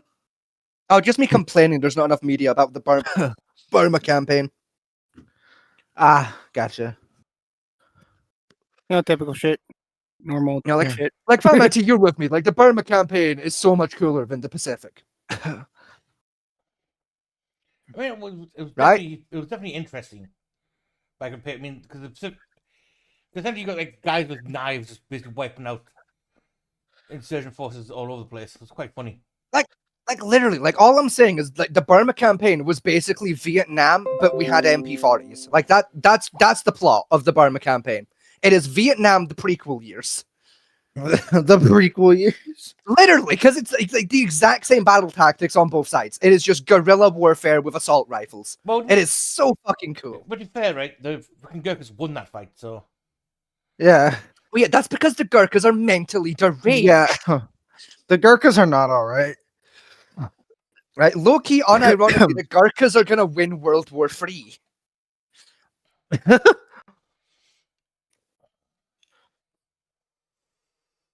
I still love that. That's why I'm happy I'm British. The Gurkhas are on our team for some reason. It's- That's why I still love the fact that video about the when you see the American Delta Force guy watching the freaking Gurkha training video, Yeah. and it's the guys, okay, Get it? these people have, you know, these people come up to this for the Gurkhas. This is their starting training. Was it all the shit he did just to get in the special forces training? And that's their starting point. Yes, that's their starting point. And they're doing it at the top of a mountain with like 4% oxygen saturation. So Yeah. they're all slowly suffocating while they do it. Suffering builds character and all that. Literally. It That's builds literally the character. Gurkha motto. Yeah, the starting point for the Gurkhas is where everyone else finishes. That's their starting line. Like I genuinely like from a historian point of view, I don't understand why the Gurkhas are still on the British team. We fucked them over so fucking bad after World War II. I don't understand how Actually- they're still friendly with us. I actually don't know like too much because at one point Count Dankula did a video on the Gurkhas and it mostly just covered like what they did during like Yeah. That's where like most people like study like the Gurkha story, like the fucking over they went through after World War II doesn't get talked about very much anymore, which is a shame because like it's really quite important. What happened? So what Like, happened? So what happened to them after the war? so basically, like when the Gurkhas basically became like an ally of the British, like the arrangement that was made with the Gurkha people was basically any Gurkhan that like joins like their military force and comes and fights with the British will automatically be given citizenship after their service. So they can come and move to Britain and have like a better life and shit. Because like they served our king, served our country. They're British by default now, right? Yeah. After World War, because that arrangement was made pre-World War One. Because like the Gurkhas fought a little bit in World War One as well. Oh, did But they were like for the most part they were folded in with the Indian units. Indian as in Curry India, not fucking come to our casino India. So. After World War II, like that agreement was still supposed to stand, and like a lot of them did, end up moving over in that. And then I think, in fact, Matty, you might be able to correct me on the exact time period here because I might get this wrong. But I think it was in the 80s. There was like a massive scandal that like kicked off. I think it was either during or just after Windrush, which is why a lot of people don't talk about it because they get caught up by Windrush. Windrush? It's basically like a lot. Windrush was a similar thing where like a group of people were promised citizenship, moved here, and then like had their citizenship revoked. Because like it was decided that it was an illegal deal. We tried to do the same thing to the Gurkhas and like their families that had moved here after the war. Of like, well, technically you weren't born here, so you don't have. Like we basically tried to fuck them over. Yeah. And it was I think it was Princess Anne that ended up stepping in and basically forced the government to like cut that shit out because she had a really close relationship with the Gurkhan people and was like ready to basically start a coup against the government over it. Yes, yeah, right. It's basically, that's the whole reason why they're still loyal. It's because of Princess Anne, and they say, well, Which even then, dude. what happened was technically the agreement was with the crown, not with the government. Wow. And the Yes. government tried to use the fact saying, I'm gonna well, lose the rest out here though for you guys. 'Cause the crown Yeah, made a promise, we I read didn't, most of them. I just- and try to revoke it that way. And Anne stepped in against. Well, unfortunately, you don't run the country. You only technically all you do is administrate the country. You don't actually run it. We still run it. Yes. Get fucked. Yeah. Which caused Like the she had whole to legal step in battle. and basically tell them to fuck off. Yeah. With that, where the government tried to steal the crown, tell them, well, you can't make promises of citizenship when you're not in charge. And again, and they give the court side saying, look, the royal family have to sign your fucking laws you make. Exactly. Yeah.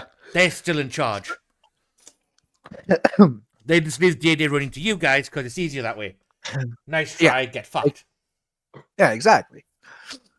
No, so like, but like even then, like even with like the crown stepping to defend the Gurkhas, like I can understand them being loyal to the crown, but the fact they're still like they still have loyalty and friendliness towards the British people and government is insane to me. Well, Like I do not understand it.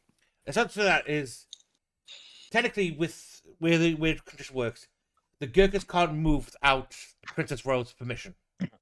Yes. Her authority, only her authority can get the Gurkhas moving. And Yes, because for anyone curious, that deal is still in effect to this day. Of like is, yes. any Gherkin that serves in the Gherkin military is still able to like move to Britain, like and like live Oh, here shit, if they want really? to. Yeah. Yeah, that's still like an ongoing thing. Oh, neat. what I'm going to try to do was saying, well, because the Gurkhas didn't in the 70s and 80s, because Gurkhas didn't participate in active warfare during that time period, Yes. then they're not eligible to become British citizens. And like I'm saying, we didn't say how to take active combat. It was anyone who serves in the unit. Yes, it had to be Yeah, active yeah. service, For them not and their active family. combat. And then this point again, well, you did send them into Vietnam, do some operations there, and which you were trying to deny because of the confidentiality shit, but you still did it. Yes. And basically what the government sat on was fair enough to get citizenship, but they can't get any. Huh. They're not getting any of the standardized war benefits, which is currently just still fighting in court. That one. Yeah, because like they still served in our military, so they should have Yeah. the military benefit. Like it really it does genuinely like upset me and piss me off how much our government has tried to fuck over the Gurkhas over the years. Yeah. Because it just doesn't make sense to me. Like these people are like I argue they are the single most effective military force on Earth by like per capita. Like one Gherkin is worth like 50 fucking Navy SEALs minimum. Like they are like unironically, the Gherkins are more effective than the SA fucking S. And if I'm saying that, you know it has to be fucking true because I have a lot of respect for the SAS. Yeah. Okay, yes. Scotty, You know, like- Scott, I need to get Scotty assure this is number one SAS laser. Yeah, like I'm a big SAS guy. Like I have a lot of respect for those guys. I have just as much respect for Blackwatch, but like fucking the Gurkhas take my number one spot every time. I have so much respect for those people. Well, that even the SAS, Like- even the SAS refused to go against the Gurkhas in training missions. Yeah, and I don't blame them. Like, but this is the thing. It was like I argue I respect the Gherkins more than the SAS respect the Gherkins because I would happily train with the Gherkins. Like even knowing they would kick my ass, Yeah. the fact I was offered, it would be rude to turn that down because that is such a rare privilege It's to what- be like invited to train with those guys. It's also one of the things like, given like my family's history of warfare, it's one of the reasons why I'm very touchy over the fact of the cookery blades, and I won't ever make Same one. with me. I make a cookery style one, same but I with won't me ever too. make a cookery. Yeah. Like I'm the exact same because again, like my great grandfather served with the like alongside the Gherkins out in Burma. You know, so it's like my family, like we're very, very loyal to the Gherkin people because like my great grandfather didn't talk a lot about the war. Like there's like one story he would tell, Yeah. that like to like anyone, and like the only other detail he'd ever like discuss about his time in the war was the fact that like a Gherkin saved his life one day, and that was the only information he'd give us about that story. Oh, he did. Oh, he didn't tell you the rest of. Wouldn't tell us like what happened, why his life. All he would ever tell anyone was a Gherkin saved my life, and I will forever be in debt to their people. So like as a result, my family have always been like we thank the Gherkin people. We have a lot of respect Yeah. because without them, to our understanding, my great grandfather wouldn't have made it home. You know, it's like I'm with Famantida of like because of my family's history with their people. Like it's the main reason I have so much respect for them. But also like because they're fucking terrifying and they deserve everyone's respect. Yeah. I mean, you Like they are an incredible, and their culture is so beautiful as well. Like outside of their military, the Gherkin culture, like that they live by day out in like Nepal is a genuinely beautiful, fascinating culture, and more people should go look into it because they are, from an anthropology point of view, a fucking incredible group of people who are. They're so cool. I But it's- love them so You got much. to think, right, where they're at, you expect them to fall into more Hinduist belief systems. And they Yeah, don't. you know, like you expect it to be like a warrior Hindu culture, and it's like no, they're just really nice. They're really friendly I think dudes. the national religion Yeah. is technically still Buddhist, actually. Yes, they're still technically Buddhist. They're like an offshoot of Buddhism because like, they have some slight differences, but like Well, that's the it's like thing. unlike most Buddhists, they have no problem killing a motherfucker. That's But it. like, That's it. It's interesting about the Nepalese Buddhism they follow is actually more close to the original tenets than a lot of Buddhists are now of Yeah. a different sex war. Because they say Buddhists didn't say in the original Buddhist text it wasn't about even pain. It didn't say you couldn't kill anything. or eat meat. It was more about leaving the idea of what pain would be by transcending the body and the mind, which is what they still follow. Whereas a lot of them like, well, no, if you eat an animal, therefore you're impure, therefore you can't transcend. It's like bullshit. It's how nature works. Exactly. It's not about not killing the animal. It's about understanding, like how pain works and what you're doing to that animal to have your meal and respecting that. You know, and it like carries over a little bit in like hunting culture a little bit of like you always aim for a clean kill no matter what, so that the animal doesn't suffer. Yeah, my no animal should suffer to give you your meal. Yeah, and it's like one of the reasons why, like, even when I hunt, I use as the coach I was when I was learning to hunt with my dad was when you make a kill, you use everything. You don't just take the pelt. You don't waste. You don't like. I even do the same with fish. Like if I buy a fish myself, I'm less strict with it. But like if I kill a fish myself, if I have the ability to use a part of that fish, it's getting used. Yeah. It's why I want to buy a compost bin at some point. It's because like I don't like the fact that like when if I go fishing or like I buy a fish in, like the guts just get thrown out, you know, in the head and the tail and that. It's like if I had a compost bin, like you know how fucking good fish on like actually is for making compost. Oh yeah, I know. Do you know how good that shit is for your plants? Like the meat itself has a lot of vitamins in it. Plants love. Fish blood is a great fertilizer on its own, by the way. Like fresh fish blood, pour that shit on your plants. Thank me next year. Some of the best ones I know of, particularly some of the rare orchids, is like coffee grounds and fish guts. Yeah. For like doing some like coffee grounds and fish guts are a common one. Yeah, like for me, I swear by fish blood. Like fish blood, pour that shit on fucking any plant, get it right in the root base. Don't let it touch the leaves. Get it right on the root, like on the root base. Thank me the following year when your next harvest comes through 10 times better. I mean, I've got a couple of war stories I got from my grandpa. Not many of them. And that, because I say he wasn't a big talker either. But one of the ones one of the ones my dad always told me from my granddad was they were in the death camp. It was one in Poland. I think it was Camp 48, one of the mining camps. Yeah.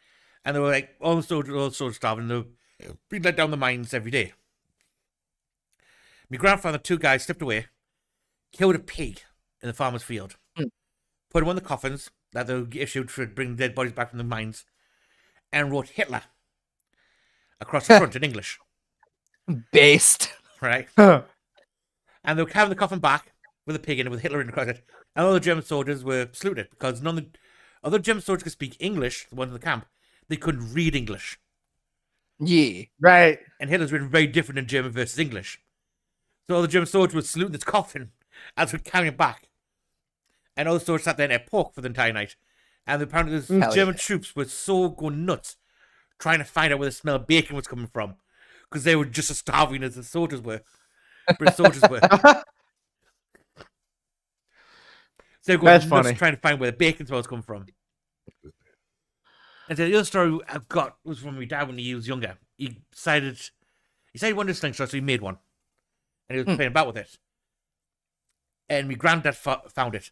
And coming down, it was the first time he ever saw his granddad cry when he saw it. Because he was sitting there in the sitting room holding the slingshot. And then he sat my dad down, talked to him, and goes, "Do you know what this is?" He goes, "Yeah, it's a toy." He goes, "It's not a toy. I have used this, and I've seen people use it to kill people. Because my one way to try to thin out some of the SS soldiers was they made slingshots and used darts to get out some of the SSs that come by the camp. And that's one of the few reasons my dad actually stopped using slingshots. And I've got 2 now from my dad, but he used them exclusively for hunting.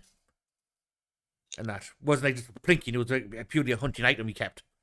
Like all the weapons I got from him were tools used for like hunting or something similar to that effect. And that was one of the ones where I get my ethic for weaponry comes from. It's like a knife isn't just something pretty; it's something usable. Yeah, it's a tool. It's like it's a tool for not just for killing things, but also for like cutting rope, cutting tree, harvesting material and good And it's one of the reasons why the knife laws in Britain fucking piss me off, because a lot of them are written very clearly from the perspective of a knife is just a weapon, and it's like, no, a knife is a tool. It does whatever job you ask it to do if it was made correctly. A knife can be a knife, or a knife can be a hammer.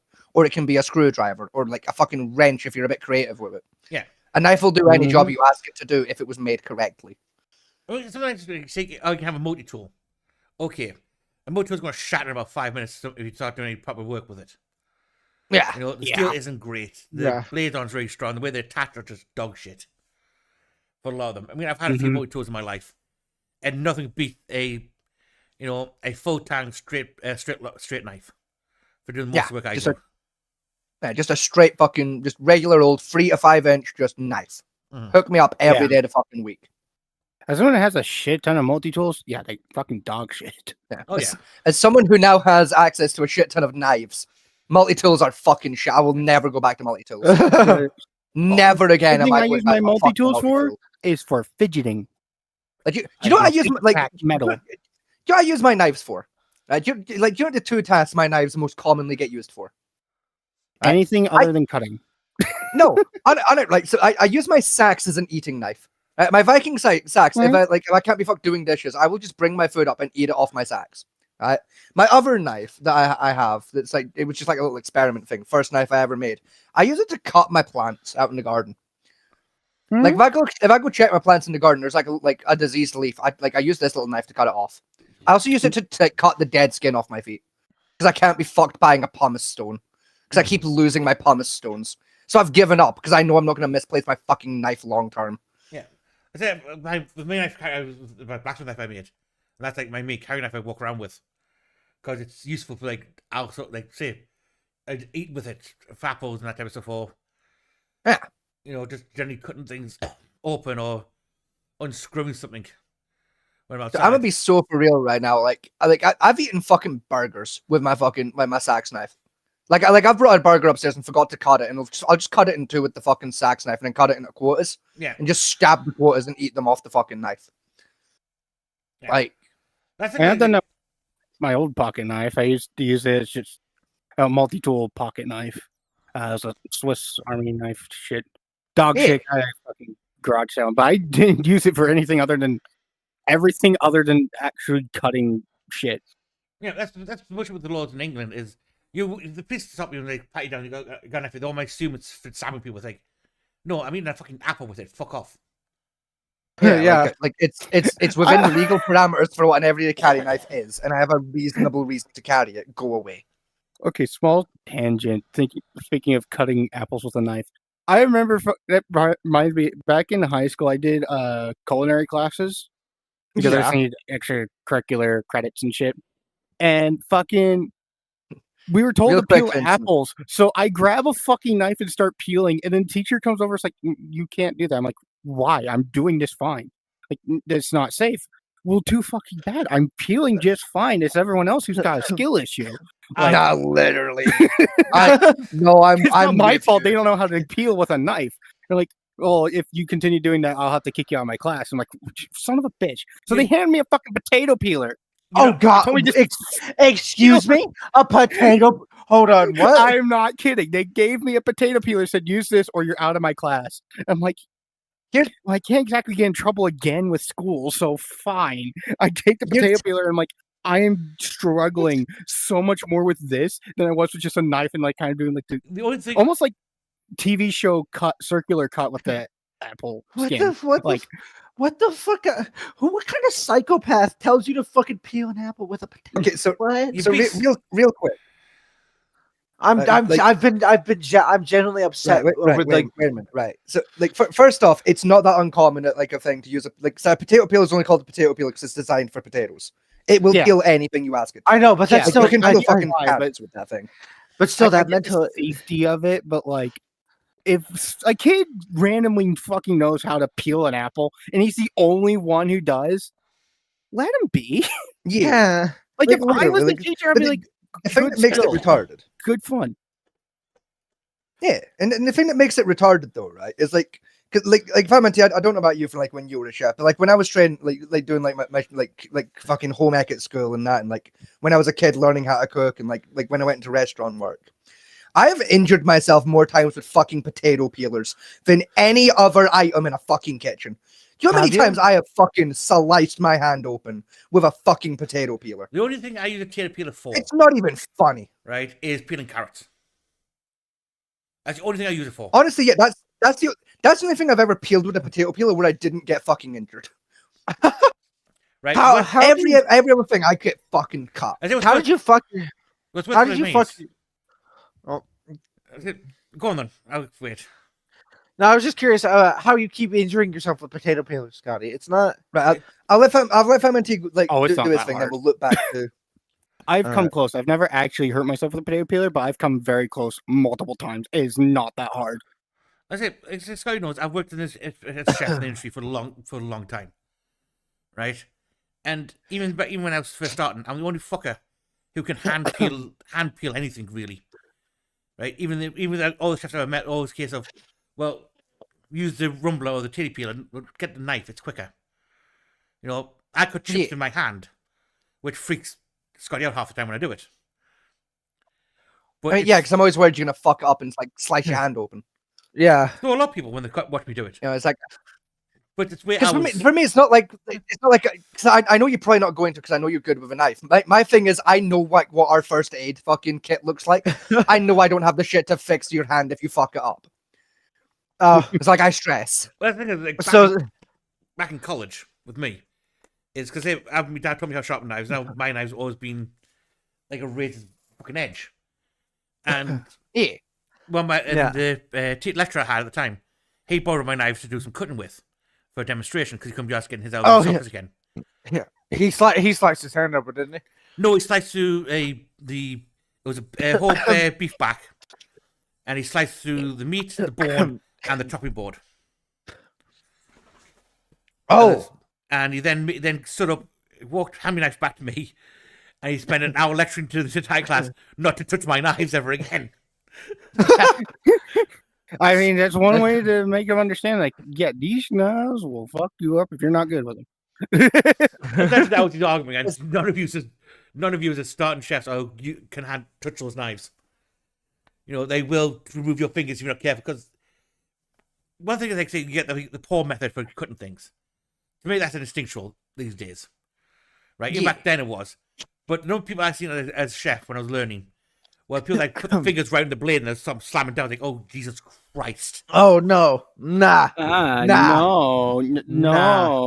no, I will be right back. I have to shit. no, fuck you. I'm like, no, come back. Shit yourself. You asked me a question. I'm yourself answering the question. now. Sit down. Get educated. All right. Right. Now I don't have that's not the correct camera. Now I don't have a potato peeler on. Did you almost turn on your cock cam? No, I've turned on my virtual cam like a fucking moron because my fucking webcam's come unplugged. Fucking give me. That's evidently happened earlier today when the dog broke into the office. You. There we go. Right. So if I turn, listen, I don't have a potato on hand, nor do I have a potato peeler. Right. So what I have, right, I also don't have a carrot. Right. What I have is I have Reverend Cornelius Fieldmouse. All right. We're gonna pretend that Reverend Cornelius Fieldmouse is a potato. Okay. I'm like this. This is one of my knives. Right. This is the one I was on about earlier. I used to cut like my fucking plants and shit. Right. Yeah. So, like, while I'm not very good at it, I was originally taught to peel using a knife. That's how I was originally taught to peel, like everything from apples, carrots, fucking potatoes, whatever, right? Yeah. So you can imagine if I'm holding a potato like this, right? Yeah. This is how I'd hold a potato, right? The way I was taught to peel is to come at the bottom and go like that, where I have nice, go away. yeah, You always go cut away from Yeah, yourself. you That's always not cut- just like yeah. a cut. peeling Yeah. thing. That's just a knife usage Yeah, in that's just a general knife thing rule. and- You cut exactly, away from exactly. yourself. You cut away from yourself, right?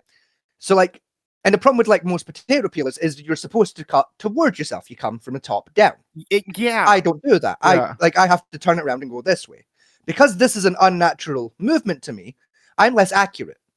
Oh, so you keep slipping and hit your So fingers. yeah, because you can see where my fingers are. My fingers are up at the top cradling. I come up, bang, Yep. I catch myself. Right. Whereas, I like, got you. if I'm doing a carrot, whether it's a potato peeler or not, my hands are up here. Yeah. So no matter what angle Yeah. I'm coming from, Much easier. my hands are nowhere near the blade. All right. I really got to shit. Mhm. I will be right back. Okay, you have my permission. Now go for a shit. you have my permission. Fuck you. Go take a shit now. I mean, Like you now have a hall pass. You know, like most people just they taught peel with a paring knife, which is a very small blade, right? Mhm. That's my peeling knife. Yeah. That's what I use for my for peeling everything in my house. That looks like the exact same knife my mom used to have when I was like 10. Like the Yeah. handle shape and everything. It's standard called utility kitchen knife. That Yeah. It's kind of weird. Also, one. No, no. if you're Only curious, reason I know Vince, this because I this is stole the that and sack tossed I it was out on in the about woods because I earlier. was bored. Yeah. This That's is it. my sacks I was on about earlier, by the way. That I use for like eating. And I do have a potato on hand. Well, that's because you're near the kitchen where all the potatoes are fucking stored. I say, I was honestly going to make a fat joke, but you know what? I like that one. but you see the light that way. That's that's the kitchen there. Yeah, I kind of think. like he's literally in our living room as we speak.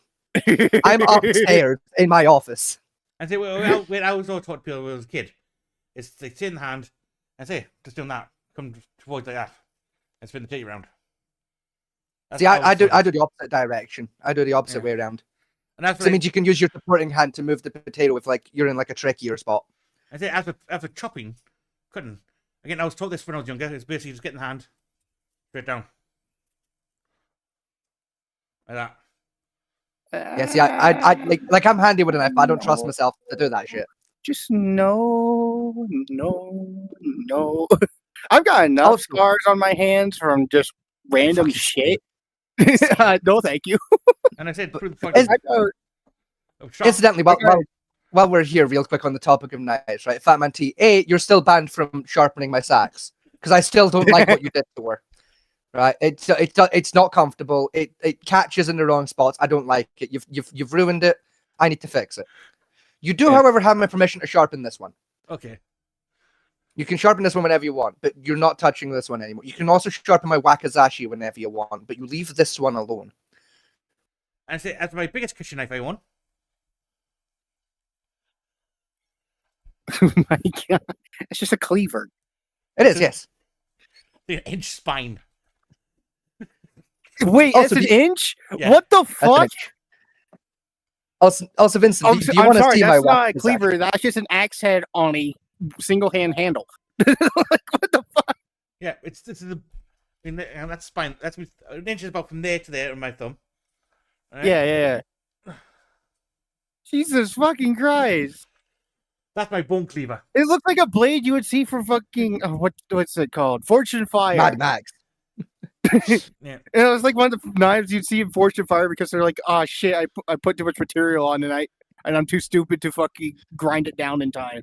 Like, No, this is Also, Vincent, do you want to see my Wakizashi? You can see the handle behind my knee of my Wakizashi. oh My god. hand forged I Wakizashi. Here she is. This is my pride and joy. Her name is Maria.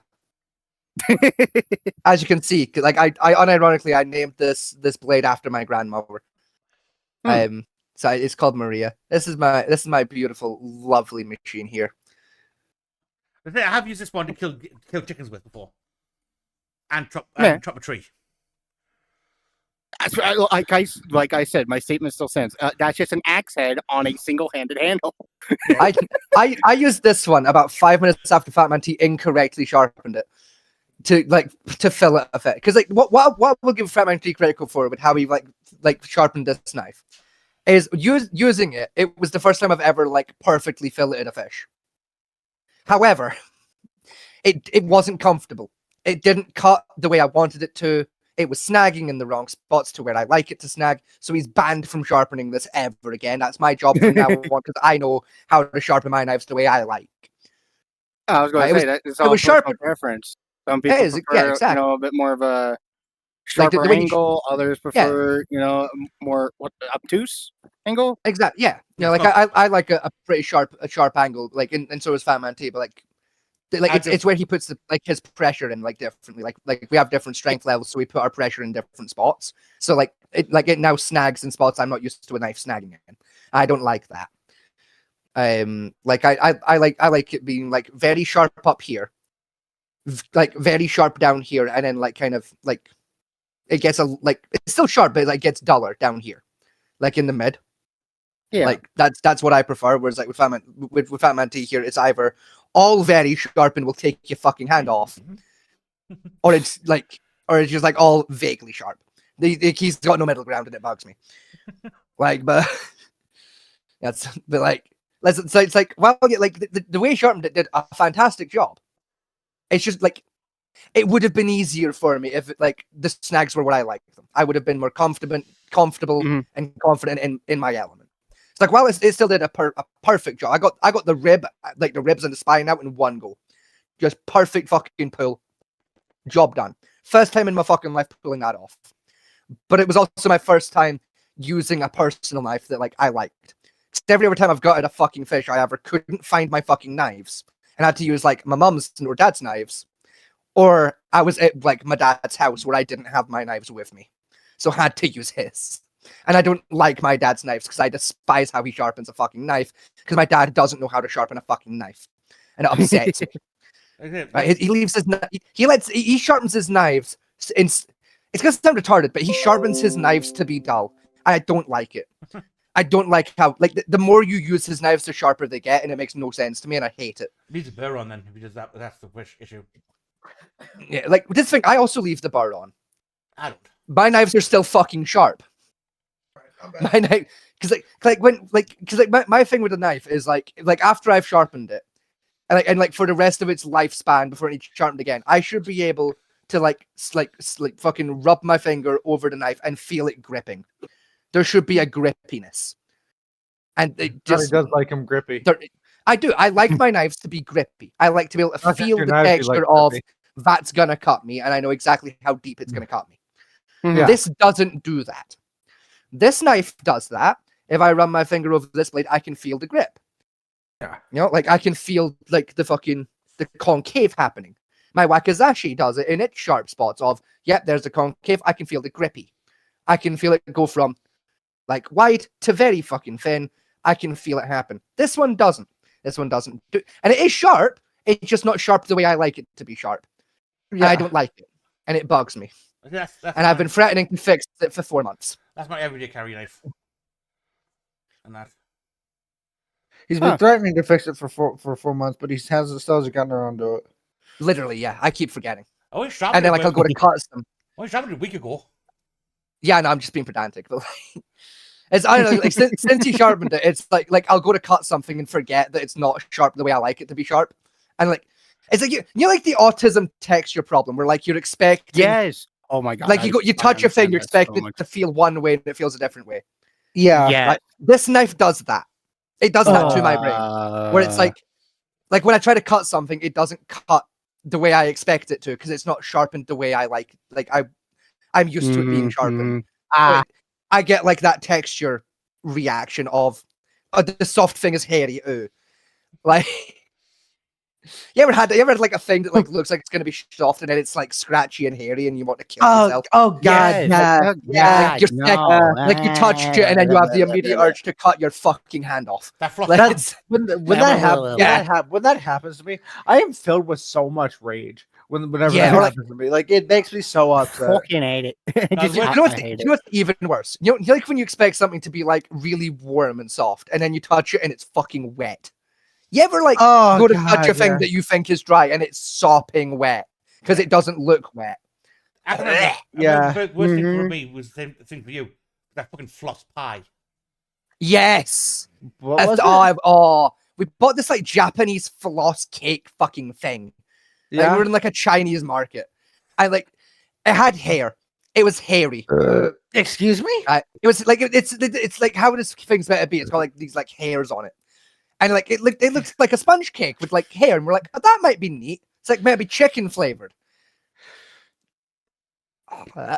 Like like we thought like, oh, the hair's gonna be soft. It wasn't. No. It was not soft. It was Oh. like putting a chicken.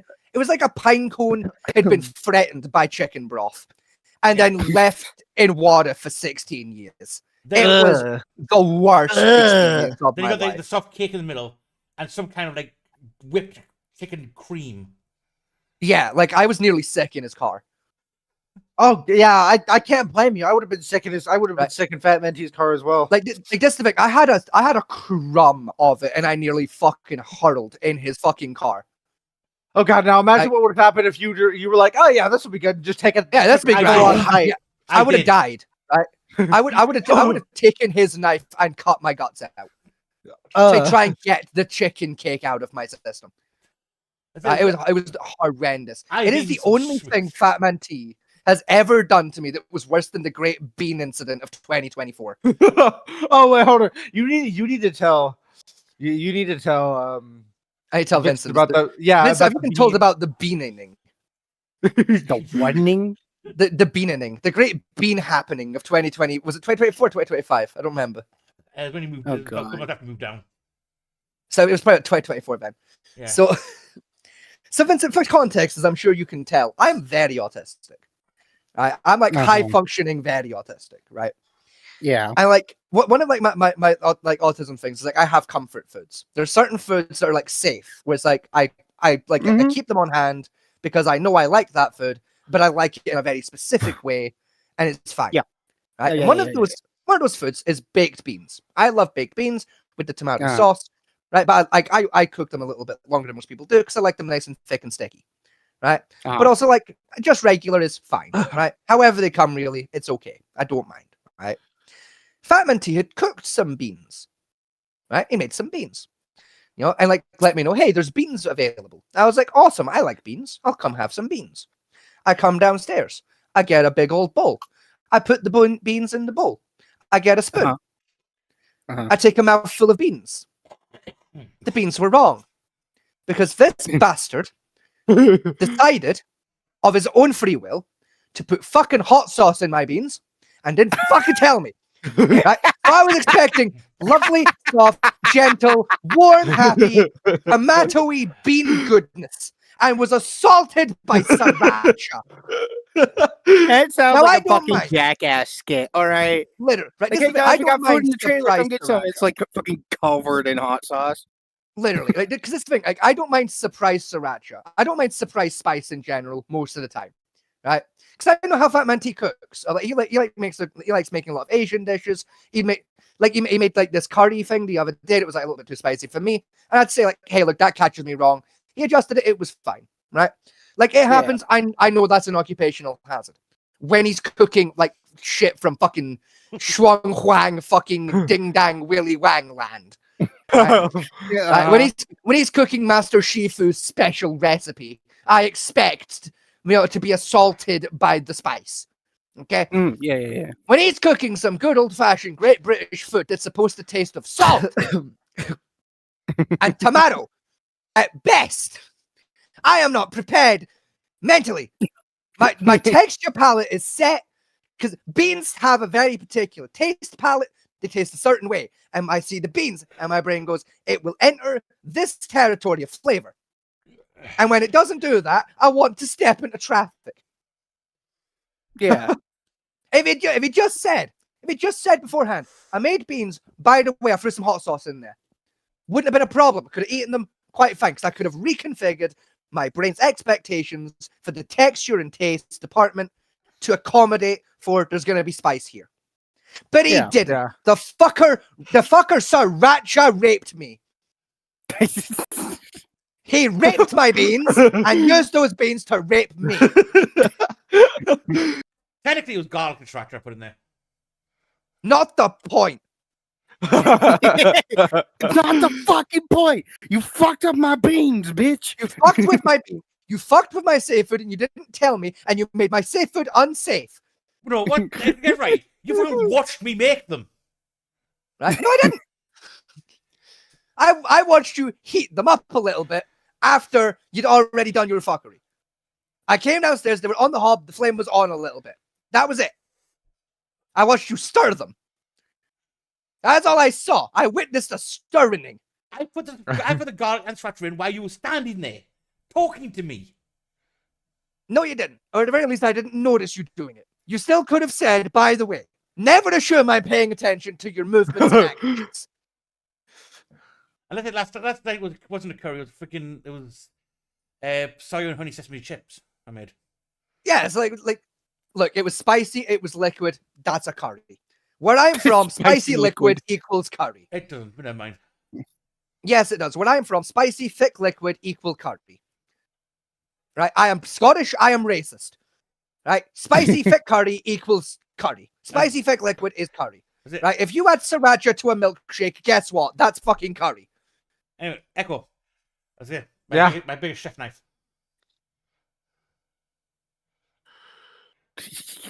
I own. That's an inch thick, bud. Oh damn. Here's my biggest knife. Is it- You see, Echo, I literally told Fat Man that fucking his knife is it's not a cleaver anymore. That's just an axe head on a single-handed handle. It weighs about 2 kilos. That proves my point even more. This It's pushes a its luck fucking in 2 legality. kilo fucking axe head. Like what the fuck? Legally speaking, this is almost a short sword. Culturally speaking, it is a short sword. Yeah, no. It's 9 inches. Yeah, it's Giggity. almost short sword territory. If it hits 12, it can legally start being classified in short sword categories in Britain. Hmm. Most Okay. don't, but like you can start petitioning to put it I think- into short sword category. You haven't read me commission. There's an please, haven't there's a dick joke in there that can be made, and I don't feel like Yeah. making it. Oh, don't worry. I have no doubt my wife will text me later to make it for you. You know, something. You can stab me with your short sword anytime. You know, fucking. Or fucking is that a short sword in your pocket? Or are you happy to see it? Yeah. Yeah, this one. Oh, the new one or the Yeah. commission piece that we're doing. This one's for sale. That one. It's all right. It's already been sold. Yeah. The guy's just not paid yet. But Ah. yeah, we're blacksmiths, by the way, Vincent. We make these. Pretty much everything wanna go from into- you I wanna bar go that into bone metalworking. cleaver has been made. You up? I want to go into metalworking. Like, I just don't have the nearly enough money to even start it. Well, I mean, we've been going what, a year and a half now? Yeah, A about that. year? And like we're in what, 400? 500? About 400-500 quid in. I technically would have the money if I wanted to start like a blacksmithing what? business. That'd be what, like 700-800 US? It'd be less. Yeah, less than unfortunately, I'm lucky if I have $10 to my name every 2 months. Oh, Low key same, and even then, like our first forge, which ran on coal, we like that was what, 100 all in. And that got us like that built the forge, got our first set of fuel in, like fucking heat-proofed the forge, like got us like the working tools. An air supply, the works, everything, like even some like starting metals. Yeah. It was like 100 Great British, like maybe 110 Yeah. US. Well, the best thing was the Yeah, anvil. metals wouldn't be that hard because I just have a bunch of scrap metal that I've collected. Yeah, over well, the there you years go. that I could Yeah. just use. It's the forge part and the fuel for said forge. Like unironically, like if you've got scrap metal, like find like a scrap bucket or like a satellite dish and just fill that bitch with sand. Yeah. Dig a hole in the sand and then dig a tunnel into the hole. Put a hairdryer in the fucking tunnel and throw some coal in the fucking hole. Set it on fire, turn a hairdryer on.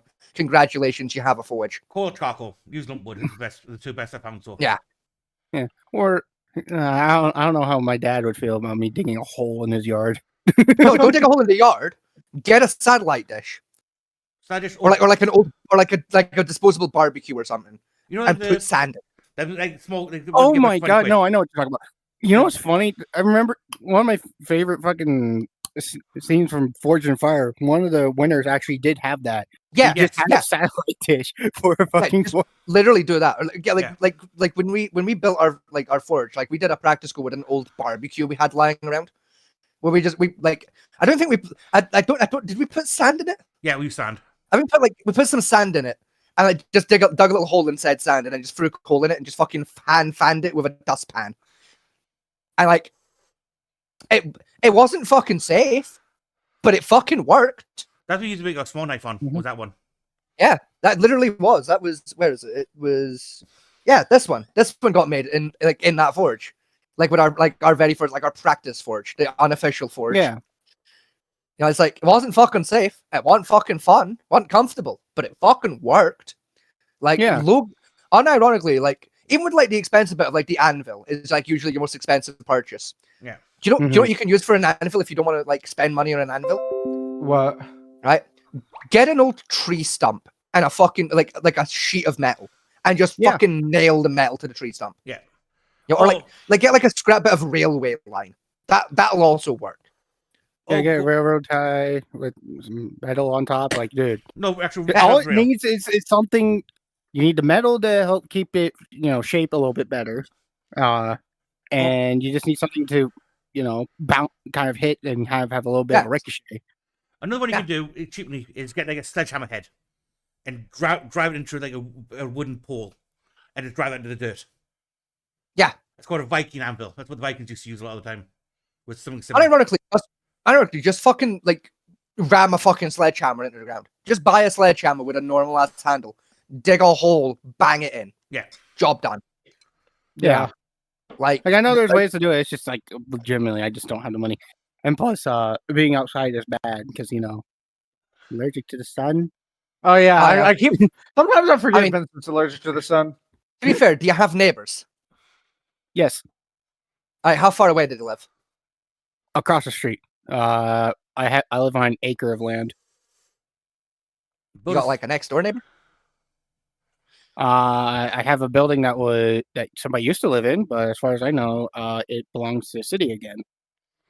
That's right. Go next find to out if my room. anyone lives there, and if they don't, just fucking forge it tonight. Fuck it. All else fails, build your forge in a shed and put a fucking extractor fan in. Job done. Yeah. I mean, I've Yeah. moved to a gas forge, and that cost me £100 for the gas forge itself. Mm. And that, Who is fucking DMing me? my anvil not me. was £30. It's And 30 that's- quid for the anvil. Our first anvil was like a little jeweler smith one that my dad bought me. It's literally about yay big, and I think it's like 5 kilos. 2 kilos. Like we have hammers that I think our smallest hammer weighs more than our first ever anvil was. And again, that's what this little thing got forged on. Like you can get started ridiculously cheaply if like you have an idea of what you're doing. Yeah. I think our first forge was basically a wooden box on legs was filled with sand. Yeah, you guys Yeah, showed literally, you guys showed me that, and I Look- was like, "This is it." Looky, I have a fucking photo on my phone of our first forge. Rather God, gaily, yeah. the photo I'm gonna put in the chat is also my wife's wallpaper, like on her phone. What? Like Oh, it's the 'cause barbecue. it's a photo of me. Yeah, it's the barbecue photo where like we were using the forge as a barbecue after like a day of forging. So Oh. we were bored. Yeah. So it's just me sat in front of the fucking forge, food on a rack, getting cooked, and just me like wearing a cowboy hat, going "Hey," because I was bored. Yeah, we finished forging. And Yeah. we decided to cook some lunch on instead. After Yeah, I that. mean, why not? It's right there. Exactly, There's no like- reason why not. That Like the sounds coals about were right, still Scotty, hot. yeah. Like we just fucking heated it back up. Like I just turned the fucking hairdryer on for a few minutes to get it back up to temp, and then just fucking flash fried some sausages. Yeah. It was great. I say if you want cheap fuel, use coke. It costs us about £15 for 25 kilo. It'll probably cost you Oh, about the same. okay. You said coal. I heard coke. Yeah, coke. Yeah, Yeah, no, like it's like Coke coal. It's like it's Oh, a type Yeah, of coal. coal. Yeah. Oh, It's I know. technically, I thought it's technically I was green thinking like you- coke. Coal. I was like, oh yeah, just use cocaine as fuel. It's coke. It's I think basically- honestly, cocaine burns quite well. Basically, what they do Does with coke is they heat it up in the airless vessel to cook off all the sulfur, so it's not poisonous anymore. Oh, And it does less smokeless. And then it's a good heat, so it gets hotter than gas forges do. You have very much Hmm? strong risk of burning your metal to It's pieces. actually why, from what I remember, because I watch blacksmithing videos all the damn time. One of my favorite YouTubers to watch is Alex Steele. Yeah, it's always fucking Uh, Alex Steele with you Yankee Yes. pricks.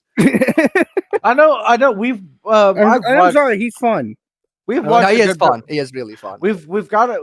We've watched a good bit of like blacksmithing videos. On the chat. On the show. On the show. Yeah. And every time Scotty and Fat Minty are bitching about it the whole time. Yeah, we just sit there and just fucking like rat him out. We're just like, well, that's fucking stupid. That's retarded. That's gonna make your blade shatter after 3 fucking strikes. Yeah, because I love Like that's not historically accurate. That hammer sucks. Why have you spent that much money on that? I can get the same thing on Amazon for $4.99. Fuck you. Like, And it makes me think of fucking what are their names? Shadiversity, and they would watch. oh, don't get me started. Don't get me fucking Forged started on in chat. Fire, watching Forged in Fire clips, and they're like, and just complaining every single time. This is the thing. It's a similar thing. Only unlike Shadiversity, we know what the fuck we're talking about. fucking don't get me started on that fucking Australian fucking But I say, piece of shit. this, I don't fucking like. We don't talk about shad in this fucking server. I say, this one, Good sir. I say it's got a nice thick spine. Because the guy who commissioned me for it said he wanted traditional Viking sacks for like yeah. outdoor use, and then he changed for kitchen use. So it's got robust spine on. I've got a distal table going right to the tip, so it thins out Yeah. towards the tip. And after Yeah. like thrusting and stuff, I've got additional slope edge on it instead of the sharp one, which people seem to think it's traditional, it's fucking not. And I've got the square handle on it, which again is what normally would have. I've just sort of basic burnt wood handle for it, and that. Yeah. And I made this out of a chisel I bought for £6. Yeah. Nice. So it's technically Also, if you guys look, sorry, go Fat T. it says W1 steel this one, and that. Was in the Gen chat. Picture. As if you guys look in Yeah. Gen Chat, put the like 2 pictures in of the like our original forge that we built. Yeah, the first For anyone that is curious. the bottom was we didn't have 5 bricks at the time. Yeah, that was like before we bought the fire bricks in. Yeah. This is Yeah, we were just saw raw those. dogging the sand. yeah, this is a sand hole, and that. And it's like that thing's still alive. Like the only thing wrong with it is the fire bricks are burnt out. Yeah. Like it's Yeah. still in our garden. We basically just sit the gas forge on top of it now because like it acts as a table. Yeah. Yeah. But like I mean, we waste could not, fix whatnot. it in like we could fix it in about 10 minutes if we just bought fucking bricks. Yeah, better bricks because the ones we got are quite cheap, and they burn out. Yeah, quickly, like- gems. Yeah. Yeah, cause like that forge gym we used to coke, like we can get it up to. I honestly think we could probably push it to 3K if we really fucking tried. I probably could with You some know, airflow. Yeah, because like we've come always close. just been a interesting thing to me. I've always just found it interesting that just the idea of fucking turning metal into something else with just your hands. Yeah, Yeah, Essentially, I made a not- coke. I mean, you could obviously use other tools, like your power hammers, your hydraulic presses, and shit like that. But if you do it all by hand, like fucking when it first started existing in human history, like who the fuck found this material and was like, huh? I wonder.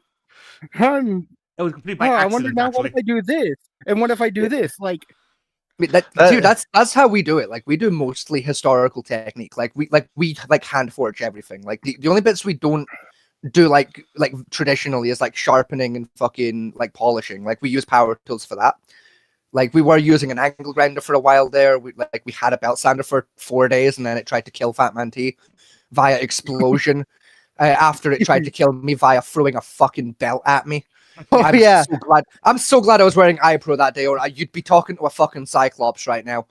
But like, I was like that one short video of the guy who's like, I'm so glad I wore this, and it's a fucking angle grinder disc lodged Yeah. into Yeah. the dude, it eyebrow. was so, Oh like, there's yeah. still a mark I've seen on my that. iPro, at the eyebrow where the fucking belt sander fucking caught me. As Was it that the- threw itself at me? Was that the same belt sander that nearly killed Fat Man T? Yes. Yeah, that was the same one that exploded. I think it was like literally the next day. It Yeah. exploded. Oh, in it's Fat Man T's hand. It damn near killed Fat Man T. It was a curse. Saying, okay, I got it. See if we bought it on Amazon for about $12. So like, yeah, Yeah. I'll pay 50 quid for that for a sander. yeah, which for belt sanders is about 12 quid. Like to be Before fair, but, so this one was mostly done with like an angle grinder, all the polishing work on this one. yeah, I did. like we just bought like an electric grindstone, which I'm still sad it's not a fucking hand crank because I miss having a hand crank grindstone, but I will get one day. But what I did do like purely Yeah. by hand was this one me cookery style. And Yeah, that one was done almost exclusively by hand. I did most of the polishing on it, and like I used a Dremel because we didn't have anything better at the time. Like, that one's like I've got really thick spine on this one. So I did design this one for like outdoor. So I got this part's really thick for chopping wood, and with a tip here set for slicing, and that really should be set up, and that's my like outdoor hunting knife at the moment. That one. Also, show them the sheath I made for it. Show them the sheath. Look at that thing. That's really good. Oh, it's got a little pretty thing on the back. Yeah, that was the first sheath I ever made. Nice. It Nice. kind of looks a knife in a little bit. Yeah, it auto locks. I accidentally made it lock. I'm so proud of myself for doing that because it was not intentional, but it's also really cool. I said, next Yeah. I said, next, so for we doing these have been a rebar, high tensile rebar. So it's hardwood steel. I think that was an experiment I was doing on trying to nip edging in on that one. Mhm. Give a weird little curve to it. And this one, I made a little weird bell thing at the front. Again, this is when I was just practicing. And that, and they see these have very thick spines on them as well. And Yeah. that's- And then once I learned that one, that's when I came and made this one,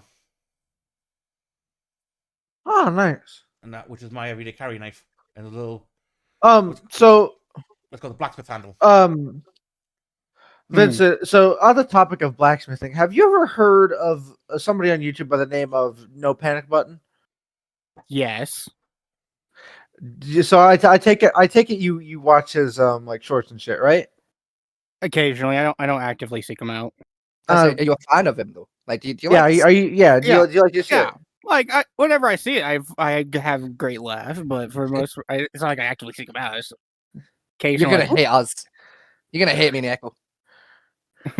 What? We've met him. Yeah, we've dudes. we've got to. I got to sit down and talk with the man in the Discord call. It was great fun, honestly. Like I think that was like 4 days after I met you. We ended up in a call with fucking No Panic Button I think so. Yeah. because we met in No Panic Button's Discord server. Yeah, and like at the time, like I couldn't pronounce Scotty's name, but I picked up on his accent real quick, and I was like, "Can I just call you Scotty?" And I was just like, yeah, sure, fucking go for it. I think at the time I was still going by Hepatitis B Lovecraft. Yes, you were, Yeah, you were. to make it better as well for you, Vincent. The B stood for Billiam. Oh It my was Hepatitis god. Billiam Lovecraft. Oh god. But I say what got me into blacksmithing was Forge and Fire. When I was like, Yeah, like 15 when I first came for out. most people, Fortune fires a lot of people. Especially, I heard a rumor that they're trying to bring it back. I don't think it's going to work out. No, it hasn't stopped. It's still going. They still go. Scott, They still make seasons. I thought they Scott, hey, stopped. I heard no, they Scott, stopped. They still go. Did you see No Panic Button latest series of shorts where one of his apprentices almost offed himself? Yes. Yeah. Yeah, I was watching that yesterday. Oh god. Because Wait, when no, I Matt, you would have been older when Fortune Fire came out because I was still in high school when Fortune Fire came out. I was like second year of high school, so you must have been at least 19, 18, 19. Hang on. If I know when it came out, 'cause I'm pretty sure I think my dad was still alive when it came out. I was still cognizant and aware. Like I was. I think I was like first, maybe second year of high school. sometimes I forget Fat Man. He's like 40 years old. He is, yeah. Because I was. Okay, he's as old Yeah, no, as I my was- mom. Good I was lord. in second year when it came because it was the same year I made my first knife. Like not like the like not this one because this one's just like the first one I like hand forged. The first ever knife I made was a micro katana. It was about yay big. I made that out of an old wallpaper scraper and a bit of scrap wood I had. You were. But I took the scraper into school to the woodworking shop and like got them and like used their fucking guillotine cutter. You were 12. It came out 2015.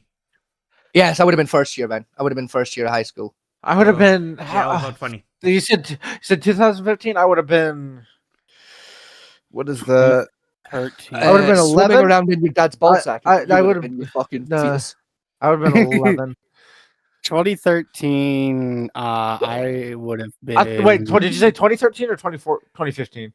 2015. 2015. 2015. Yeah, I was 11. I would have been. Bad math. 13. Like I genuinely I love the fact that Echo is simultaneously the youngest person on this show and the stupidest. Yeah, fuck you. He's just living up to his age. Like I don't know what to tell you. Yeah, Also, okay, Echo, you don't get to say fuck you to me about calling you the dumbest one. You're the motherfucker here that didn't know who Nelson Mandela was till we told you. Fuck you. I was 20. I was 20 when it came out. How? Roughly. How No. did you not know who that fucker was? Yeah, 20. Man had never heard of, didn't know who Nelson Mandela was, didn't know who Mahatma Gandhi was, right? Fucking didn't know who fucking How? oh fuck, what's his tits? the guy that beat Charles I in the Civil War William the in Bastard. Britain. No, Oliver Cromwell. Oh, come on. He didn't know who Oliver Cromwell was. He didn't know who fucking Guy Fawkes. I still don't think he knows who Guy Fawkes is. Fucking. At this point, I'm not convinced he knows who Alexander Graham fucking Bell is. That's like impossible to not know. So if you don't know who that is, then you truly are a dumbass. Like you are like the epitome of stupidity. Like, come on, Echo. Who was Alexander Graham Bell? Why is he famous? Yeah.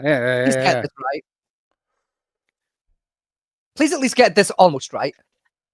All right, so the immediate person I went to, and because I know this isn't right, and I think I know who it is, but the person I thought of is the main character in a bunch of Clive Cussler novels where it's a detective, but I think that's a different. What about That's that? a different. That's definitely a different guy. That's a different. thought. First, the moment you That's- said main character, I immediately facepalmed in VR. Like, Yeah. No.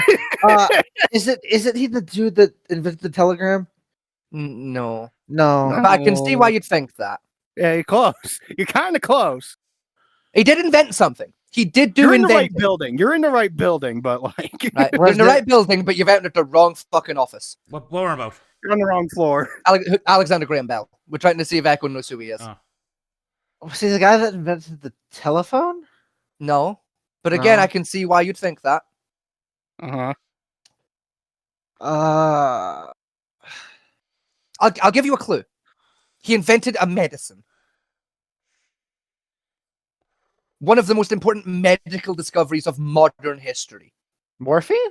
Penicillin. No, but again, I can see why you think this. Again, you're getting there. You're starting to get to the right floor. You're getting close. I'll give him the answer. Oh, No, penicillin. there you go, penicillin. Yeah, Right. you He was got the- he was the guy it. that discovered You finally penicillin. found the right floor. There you go. Listen, all these elevator buttons are they're really flashy, so I had to push a couple. No, Hey, you here's found what the I like. one building that's like super superstitious, so it's got like all like random numbers everywhere. It's like 413. Here's the one I have to ask, because if Echo gets this wrong, I'm giving up on humanity. What? Who was Marie Curie? Who was Marie Curie? Who was she? I even don't. Why know. was Marie Curie? I won't famous? lie, I forgot this one as well, so this is going to be a little refresher for me. It's been a hot minute since we're No, no fucking clue. I feel like I recognize the name, but I don't remember. Like you might know her as Madame Curie instead of Marie.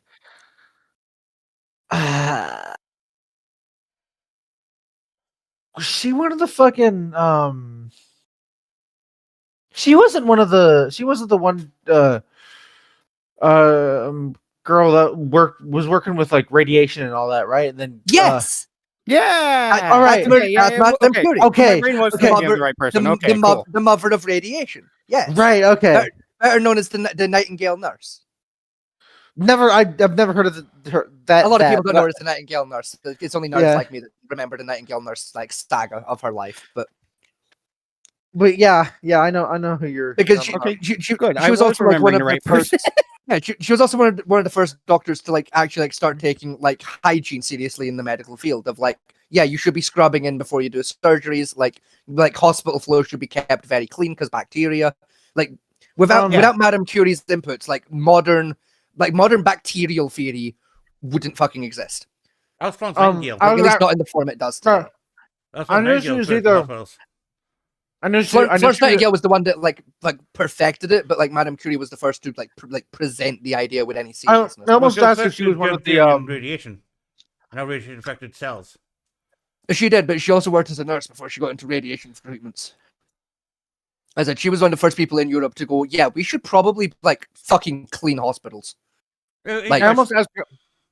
I almost asked if she was one of the radon girls or whatever they were called. Technically, you you wouldn't know- have been wrong. No, so you know who I'm on about, right? I forget what they were working with, but I know a bunch of them got like horribly irradiated and whatnot, right?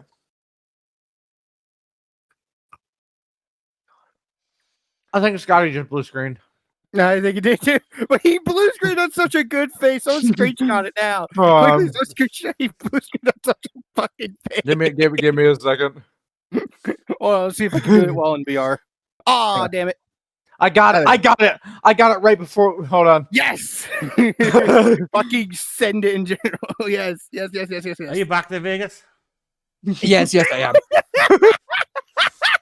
Look at the face Yeah, it my- throws on you, man. Yeah, no, I saw it happen on my end as well. My computer like threatened to crash, and I managed to get it to not. I managed to persuade it into not dying.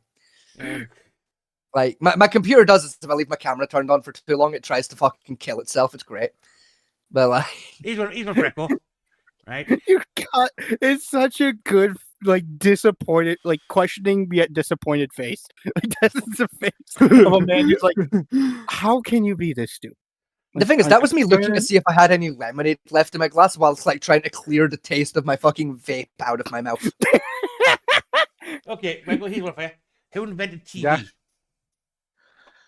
Oh No. Fuck, I don't even know the answer to that. No actually. fucking clue. no, I actually You don't should know do. it It was a either. Scotch guy. I just think I always remembered it was a Scottish inventor that invented television. I never remembered the guy's fucking name. Yogi. The Scottish dude. Was it William Wankerton III? Yogi. No, who? Yogi. Yogi. Yogi Bear? Yeah, Yogi Bear. No, Yogi I'll be honest. Bear. You could have given me infinite guesses. I would have never got to Yogi. Yeah. Woo woo. The picnic basket. He's credited I with don't doing know the what first, they did. doing the Picnic? first TV broadcast. Using that fucking puppet. Yeah, the puppet. Yeah. The thing is, I remember the first ever TV broadcast because it was part of a Doctor Who plot. Yeah, So I know about that. I just never remember the name of the fucking guy that done it. it was Yogi. He was the first one to do TV. And I kind of want to rewatch Doctor Who. It's been fucking ages. Lucky, I rewatched I watched like Jodie Whittaker's run. Sadly, Yeah. like watched it like a couple years after the fact. I watched David Tennant's Return, and I watched the Ncuti Gatwa. I have not come back since Well, there hasn't been a new- because like they sacked my boy. They sacked my boy in the Ncuti Gatwa, and I'm there hasn't sad. been a new Doctor yet though, so I haven't seen any new ones yet. Oh well, fair enough. I didn't know if they'd picked a new guy or not because I've stopped paying attention because I'm mad at the BBC for firing my boy Ncuti. They have. You know that from his first Christmas special, that fucking woman called Hope, who became a star. This is the thing, right? Is like, yeah, that special was hokey. It was what? It was shit. Right? Loki though, like, because my problem with like Ncuti Gatwa was like run was in the writing. It wasn't in the Ncuti Gatwa. I think I controversial opinion. Ncuti Gatwa was a good fucking doctor. He embodied the character fucking perfectly. He had the right level of bisexual chaos to Yeah. pull off Doctor Who. My thing with it run is that the beginning of the first season, I didn't much like because how completely they changed the entire writing style of the show. Right? Yeah, that was my issue of like the writing just fell off, but Ncuti And- Gatwa's performance carried it quite well. And the way they wrote his character in the first season, I hated. His second I season, liked it. His second season, where they let more of the unhingedness out of it for his character, I love that run of Ncuti Gatwa, where he was more. Even that first season, I really liked how he did it. Wow. Like for me, it made season 2 feel more planned. Yeah. With season 1 of like the fact like in season 1 he was like a little bit more restrained. Like it made sense to me of like from the point of view of the Doctor, it's like he's getting to that point where like, yeah, every fucking companion I've had has fucking died or left. Yeah. Like, so it would make sense he'd be a bit more standoffish and like effectively Yeah. traumatized of like he doesn't want to show who he is yet because he's not comfortable because he doesn't know if this person's going to be around long. Yeah. You know, and now in the season 2 when it's like okay, so like my last companion's gone again, but like they were a good person and they've kind of warmed me up a bit to this whole being friends again thing. You know, and he fucking ends up with that new girl for 10 minutes. Like it made sense. He like now starts like letting his goofier side out, and like the whole plot in like the hotel, that episode, I love that episode so much. Like he basically ends up in a semi-romance with a hotel owner Yeah. because he gets trapped in the hotel for a Manager. year. I thought. Hold on. I Like- thought you like, were about to can tell see me. that really bring his personality out even more, and he's a lot cheerier for the rest of the show. Like it Scotty? made season 2 seem so much more tied together. Scotty, you said a hotel, and I thought you were about to tell me that the Doctor fell in love with the hotel building itself. That has happened. No, so it's like the plot of the episode. He's basically in a time hotel, and then he gets trapped in a normal hotel via the time hotel and has to wait a year until it's Christmas again so he can break back into the time hotel. And just before I can load Dr. Who, he's fell in love with a hotel, a whole building hotel, a centric PC, and an entire planet. Yes.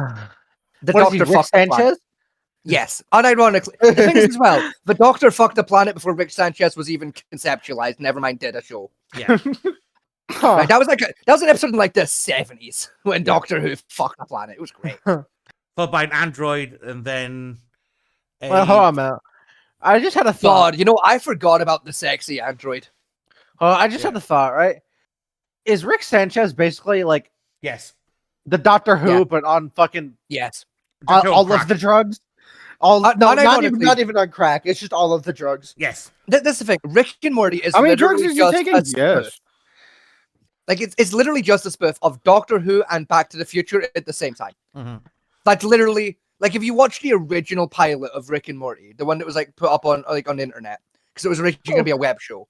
What you was watch the the original pilot? What was the plot of the pilot like of Rick and Morty? Because I don't think I've ever Oh, it's seen it's literally just the actual pilot episode. Only it's straight up Doc Brown and fucking Marty McFly. I mean, that's the Really? kind of dynamic I always thought every time I see Rick and Morty. Like, it just feels like fucking Back to the Future Doc Brown and Marty, but Yeah, just that's the more joke. unhinged. That's literally the joke of those characters.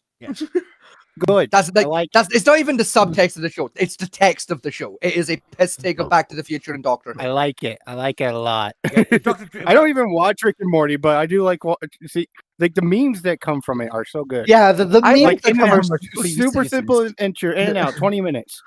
I like the first 3 15 seasons. I days like Rick later. and Morty right up until they have an orgy with a dragon. That's when I give up. That's when I stop watching Rick and Morty. I forgot. I forgot about that episode. And this is the thing, Echo. I've reminded you because if I can't die happy, none of you can. What's about with Rick and Morty, right? If you watch Rick and Morty and watch Doctor Who, obviously doing Rick and Morty has been a Doctor Who episode at some point. How many seasons does Rick and Morty have? Oh, it's up to like fucking season 8 or some shit now, dude. Oh shit! It's ridiculous. There's like Yeah, there's like yeah, a no, billion. I remember back Dude, when fucking season Walking 2 had Dead just made been. it to season 11. Like, I remember back when season 2 had just been announced for Rick and Morty. Dude, I remember when when the original pilot first aired on the fucking Adult Swim fucking YouTube channel. I remember watching the episode where Bird Person gets killed, like when it dropped on fucking Dude, Adult Swim. Same. Dude, I remember bawling at that episode the first time I watched it because I fucking loved Bird Person. He's such Yeah, a he- cool character. He was such a good dude, and he gets Like, fucking. cried like a little girl when he got fucking shot the first time I saw it, dude. I was inconsolable for a week. With Doctor Who, right? One fun. I remember. No, you want to know what? Like, this isn't Rick and Morty related, but when regular show ended, like I was inconsolable for like a good like month. It No, like that's it was- fair.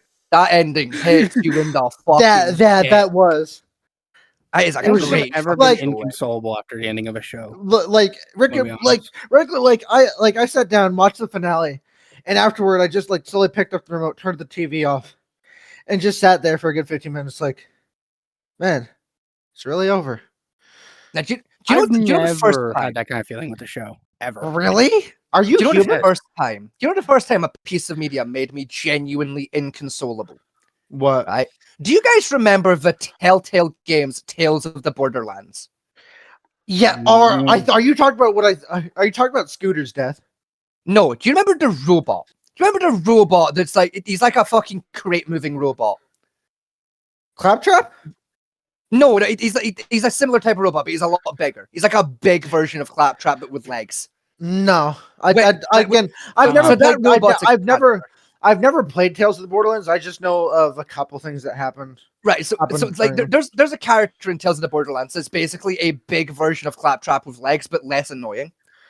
Like he's just a big goofy dude. He's really cool. Yeah. And they kill him off. Right, and like I was watching like a YouTuber play through the game because I was poor. Right, I fucking cried for like 2 hours. Right, like the robot died. I paused when the robot died. Right? I was fucking crying for like 2 hours, and then my mum came in my room. right, and was like, "Shut the fuck up, you stupid dickhead." Right, because like, my crying was annoying her. And then she saw that I was crying at the death of a robot in a fucking video game and went, "Are you crying because a fucking fictional robot died?" And I was like, Yeah, motherfucker. I was like, yeah. It was really sad. He was a cool robot. Mom just went, "You need to get a fucking life," and just left. Just left my room. It's like that was the first time I really understood that I'm just not loved. Like, I'm gonna say, I remember. no one be upset if Claptrap died. yeah, literally, I would be honest. I would get my dick out and start going helicopter, helicopter. If I watched Claptrap get fucking Listen, raped by a nuclear warhead. listen, I Fuck really that like stupid robot. I think Claptrap's funny. I like him. Here's the thing, Echo. spent I half used the to agree with games. I played Borderlands up to 3, and I spent most of that game trying to kill that little fucker. I played up to the first boss fight of Borderlands 1, right? And I agreed with you, Echo, for the longest time that Claptrap was fun. And then I played Poker Night at the Inventory 2. Fuck that piece of shit fucking robot. I fucking hate that fucking thing. Fuck that fucking robot in the fucking face. Fuck that fucking... Every time I have a flush, that motherfucker pulls a royal out of his ass. Fuck that piece of shit fucking robot. But Claptrap only left in the games purely as rage bait at this point.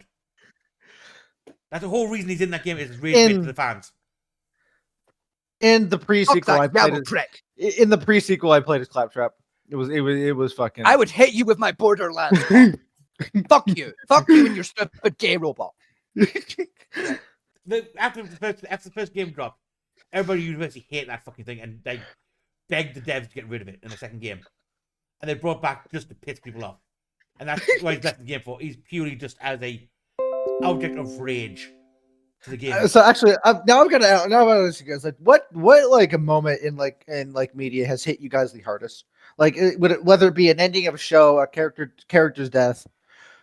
Like what thing has hit you guys the hardest?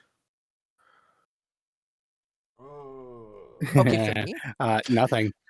I have like such a basic bitch answer.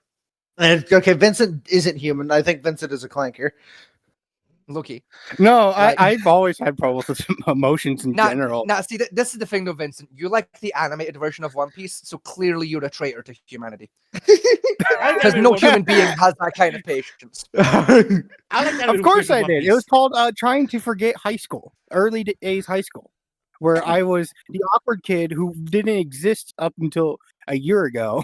Because Yes, exactly. So you're a middle traitor school to is when I was mankind. expelled. I think I've mentioned this before. I was expelled. Wait, no, school grounds. no, I don't remember you being telling us you got expelled. What did you get expelled for? He's a fucking 5 flanker, accounts the misdemeanor principal found theft. out.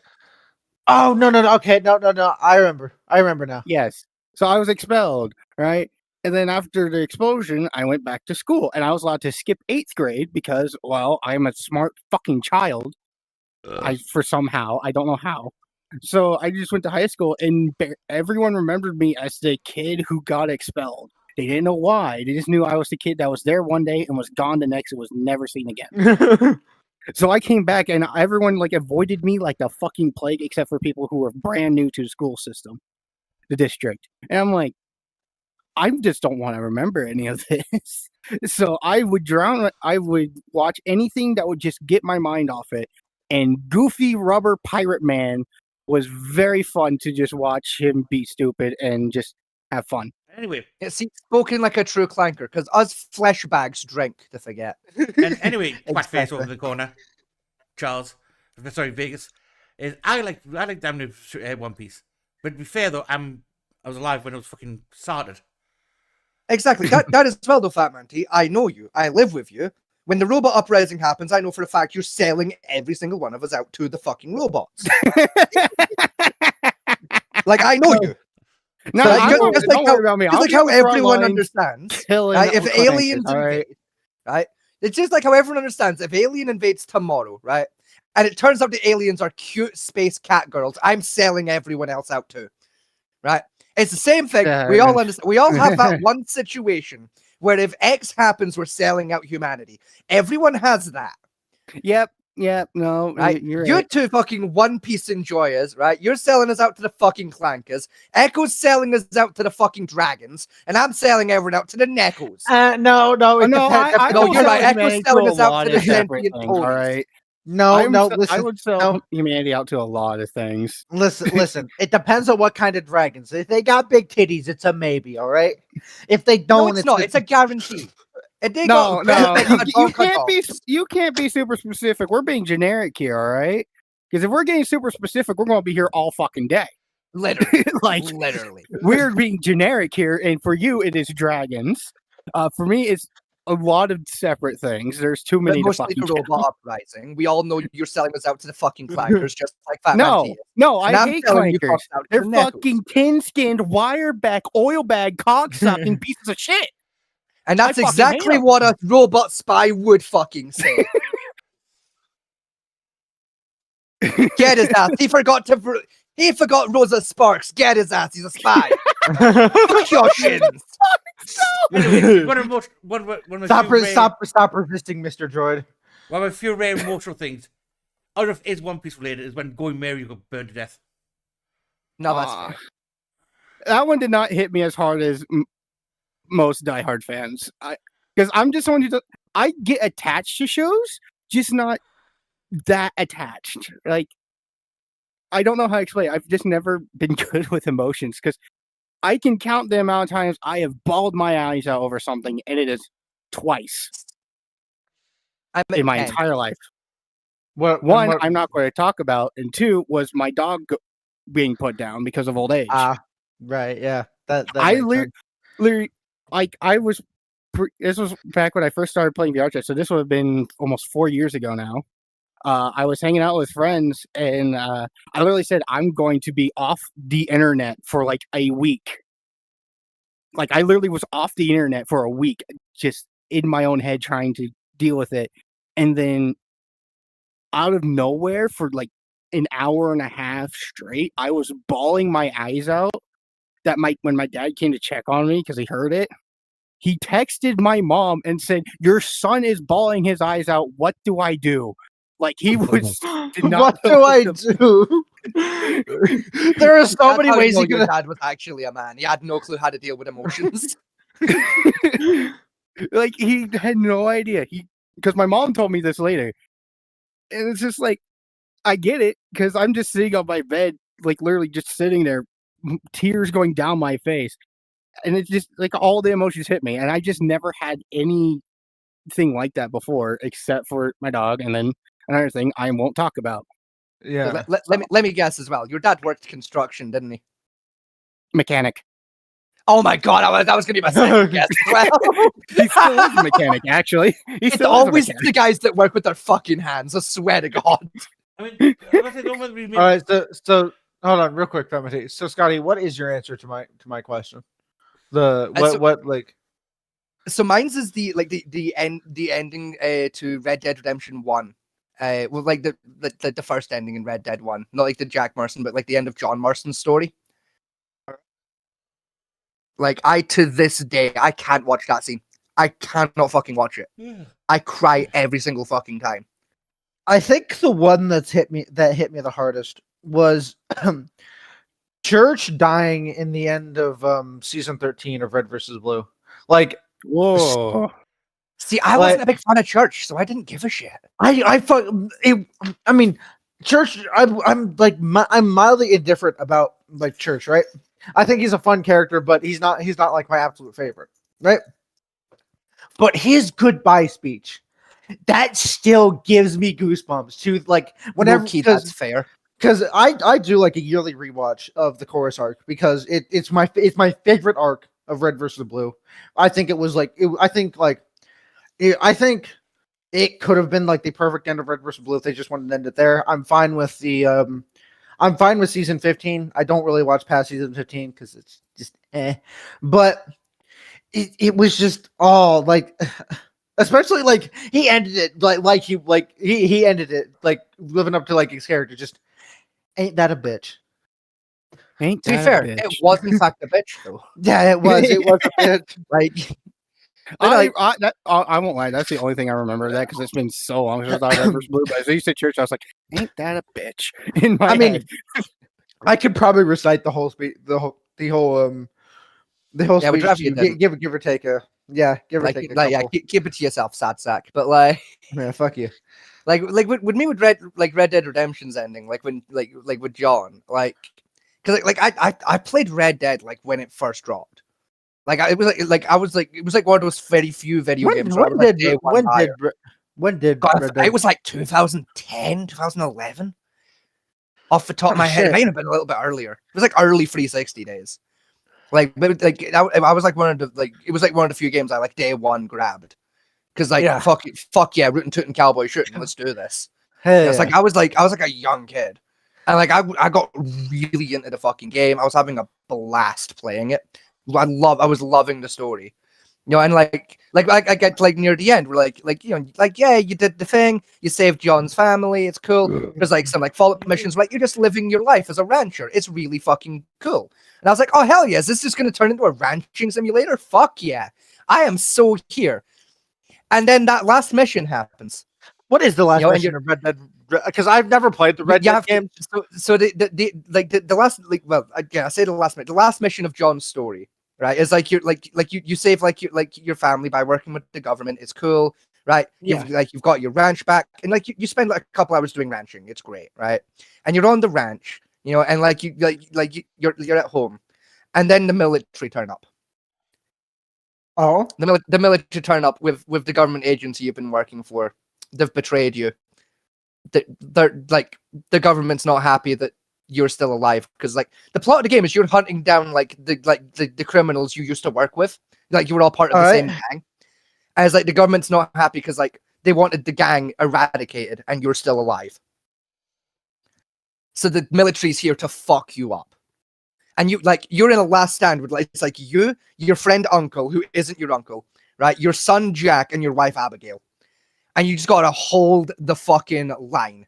As like it's 100 fucking cunts turn up with so generators. it's one of those missions. It's one of those Yeah. last stand missions. It's like It's one the of those fucking last stand survive mission. It's the Halo Reach survive. Oh yeah, mission. It's so similar. It's so similar. Yeah. But like you sit there, like you're holding the line. Uncle gets shot. It's really sad, right? You hold the army back, right? You've managed to fight them back. Like there's a lull, right? They're regrouping, right? John and your son and Abigail, you run to the barn. You get them on a horse. You're like, right, get out of here. I'll be right behind you. I'll catch up with you guys. Just get the fuck out of here, right? And like it's like a really sad moment, right? Abigail's crying. Right, Jack's crying, right? John slaps the horse runs away, right? And you're like, right, cool, right? And then the game gives you control back. And you can't run after your family. There's only one fucking door you can go out of, and it is the opposite way that your family went. And that's when it fucking starts sinking in of, oh no, John, no, I know what you're about to do, John. Don't fucking do this to me. Don't fucking do this to me. And then John approaches the barn door. And then John pushes the barn door open. And there is approximately the entire United States Army outside with guns pointed at your entire asshole. And then the game enters Deadeye mode, which is like your slow-mo aiming mode. And it is a good old-fashioned game of take as many with you as you fucking can. Yeah. And you just start painting fucking heads, and you cannot win. You cannot win like that end sequence. You only have so many bullets. And there is a lot more enemies there than there are bullets. Yeah. So you get off like 9 fucking shots, and then it cuts to a cutscene. Yeah. Where just a couple of soldiers drop, and then just like every motherfucker just opens up. And then the song Dead Man's Gun starts fucking playing, which is one of the most hauntingly beautiful songs they could have fucking picked for this scene. If you've never heard the song or seen the scene, go fucking Google it. I swear to God, your heart will melt. It's horrible. I love it. And the camera slowly pans over it, and John Marston is still stood, gun in hand, and he is nothing but bullet holes. And like you hear him like breathing really raspily, and then he drops to his knees, and then he dies. Right, and then like the government agent you were working with is there looking all cocky with a cigar and a fucking gun, is like, hell yeah, job done, and they fuck off. And then just to really rub salt in the fucking wound, you know what the game turns around and does then? What? It gives you control of your son who's riding the horse. Oh. and then you hear the gunshots, and you get the mission prompt: go home. So you turn the fucking horse around, and you have to watch a gut-wrenching fucking cutscene as like John's son and wife find his fucking body. And That's fucking brutal. it's so is- fucking brutal. And then like you get this beautiful little cutscene, right? Where like they're up on a hill at the back of the farm, right? And like it's like the camera zooms in, it's like the tombstone for like John Marston, like the main character for the entire game. And then it zooms out and there's a second tombstone and it's for his wife. And then it zooms out a little bit more, and Jack Marston is fully grown now. He's like fucking 23, and he looks like so fucking similar to his dad. He's got his dad's old hat, his dad's old gun, his old gun belt, and he just turns around, and then like the next like 4 hours of the game, which it's like an epilogue, is just you playing as Jack hunting down this fucking cocksucker Edgar Ross who betrayed your father, and then you track him down and you put 1,000,000 fucking bullets into his old piece of shit face, and it's so cathartic. But like that little segment from like John dying and Dead Man's Gun Give me kicking one in, sec. like through the tombstone, I cry the entire time. I to this day cannot fucking rewatch that scene without just bawling like a child. It is one of the most devastating fucking pieces of media I've ever seen, and it's about a 5-minute long segment. There's one thing I still can't like listen to, and that's what was it? Radio Glass by Pink. Because when that song came out, when I officially released the video for that, I was listening to it, and I think about half an hour before that, I was told my dad just died. I don't know about that one song, but it still gets me to this day. And that's the only one I really can't. I do listen to it occasionally, but it's the only one that still technically grants me some semblance of emotions. I understand that so much. Like I was the same way with George Ezra's Shotgun for the longest time. Because like that was like the song like we played at my grandmother's funeral. So like I'm so with you of like for like a good like 2-3 years there, I couldn't listen to that song without bawling my fucking eyes out. Whereas like now I can do karaoke with it, like it's fine. But like the one we played at the funeral was Dance with My Father. That is a good fucking pick. Yeah. That's a really strong funeral song. Yeah, Dance with My Father. That is a strong fucking pick. Loki, whoever came up with that, genius, Ram. actually. And that time was their first, when they got married, they were on their first slow dance when they got married. That song. Yeah, no, that's Loki. That is a great pick. But also, like real quick, like again, if anyone's not familiar with like that scene from Red Dead, just listen to the song. It's called Dead Man's Gun. It's fucking harrowing. I love it. It's in all of my playlists. But like, what's worse is I was visiting when he was in the hospital, and the song that kept playing on my phone at the time was Rise Again, The Irony of Dying on Your Birthday. Was the song. Yeah. I mean, Dad died a week before his birthday. Oof. That's See, always gotta be the worst for families. My grandpa, yeah. my A family grandpa member dies died. just before their birthday. Like, My grandpa died 3 weeks after his birthday. do you know the one that I argue sucks so much worse? Having a family member die on or around your birthday. Right? Yeah. I fucking could. Like, Yeah, it happened but to my mom a couple of years ago. I fucking actually, could. Scotty, my little brother's birthday is on March 28th, right? Mm. You want to know when my grandpa died? Like, I'm gonna guess like the day after. April 1st. Oh, fuck! That's within the same week, isn't it? Yeah, it is. Yeah, fuck. Like, so, like, you know what's even worse? So we were out at their we went to like my grandparents' house for my little brother's birthday, like to celebrate with them. Like my grandpa got to come home from the hospital that day, right? Yeah. So and what my grandpa really liked to watch me and my little brother like fucking tear up the yard on our 4-wheelers, right? Just fucking. Yeah. You So- talk about. Yeah. So he sends us out there. He says, "I'll be out in a bit," right? Because like he was gonna get something to drink, and then he'd be out like with the rest of the family, right? So we let go out. We get our shit on, get our helmets up, get our shit started, or driving around, And 50 minutes go by, and my grandpa is not coming out. So in the back of my head, I'm a little worried, but I'm having too much fun on my 4-wheeler because I loved that thing. I'm so sad I had to sell it. But and then my mom comes out. It's like, your grandpa's got to. We're putting your grandpa's got to go back to the hospital. Like, and that was when he got put in hospice care. Like, Yeah. and then 3 days later, he's dead. That is a rough That- one. I that's argue my fucking mom rough. got hit harder though. What Now, happened with I may argue that my dad had the issue with that.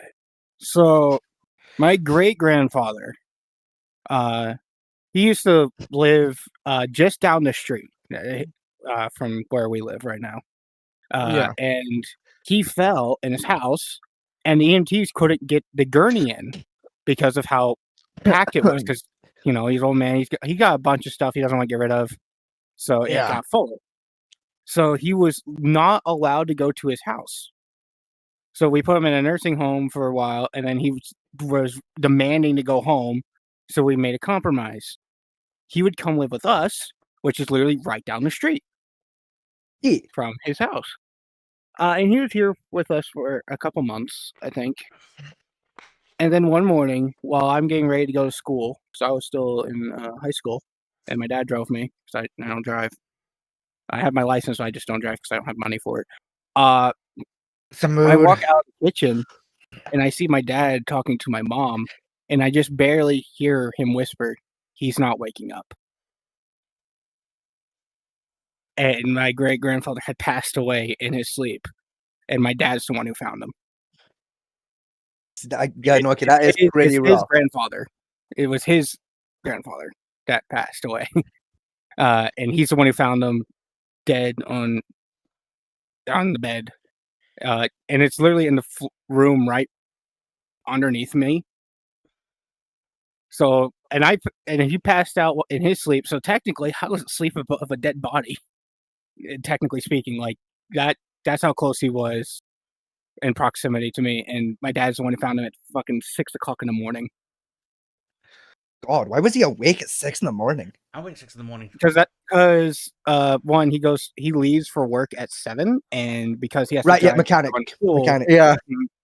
mechanic, and also for us getting to school on time, my school starts at 7 o'clock in the morning. Mine does. My younger siblings start a little bit later, but you can drop them off early, and they just hang out in like the cafeteria area. So he had to get up earlier to take us all to school. So that's why he was up so early, and this is just like a natural thing for him. He just wakes up 5:30 in the morning. See, I still argue my mom got it worse. What happened with your mom?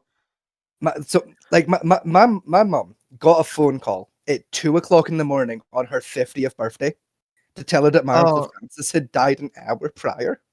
Oh God, My Uncle Francis died on my mother's fucking 50th birthday. Jesus. Yeah, no, nothing can top a family member dying on Yeah. birthdays. Never mind. Yeah. So I will say literally. my grandfather died on fucking Valentine's Day. I mean, for my dad, it was 2 weeks after Christmas. Jesus. See, but that's after Christmas. Like that, like it's still rough, but it's like dying on Christmas would have been worse.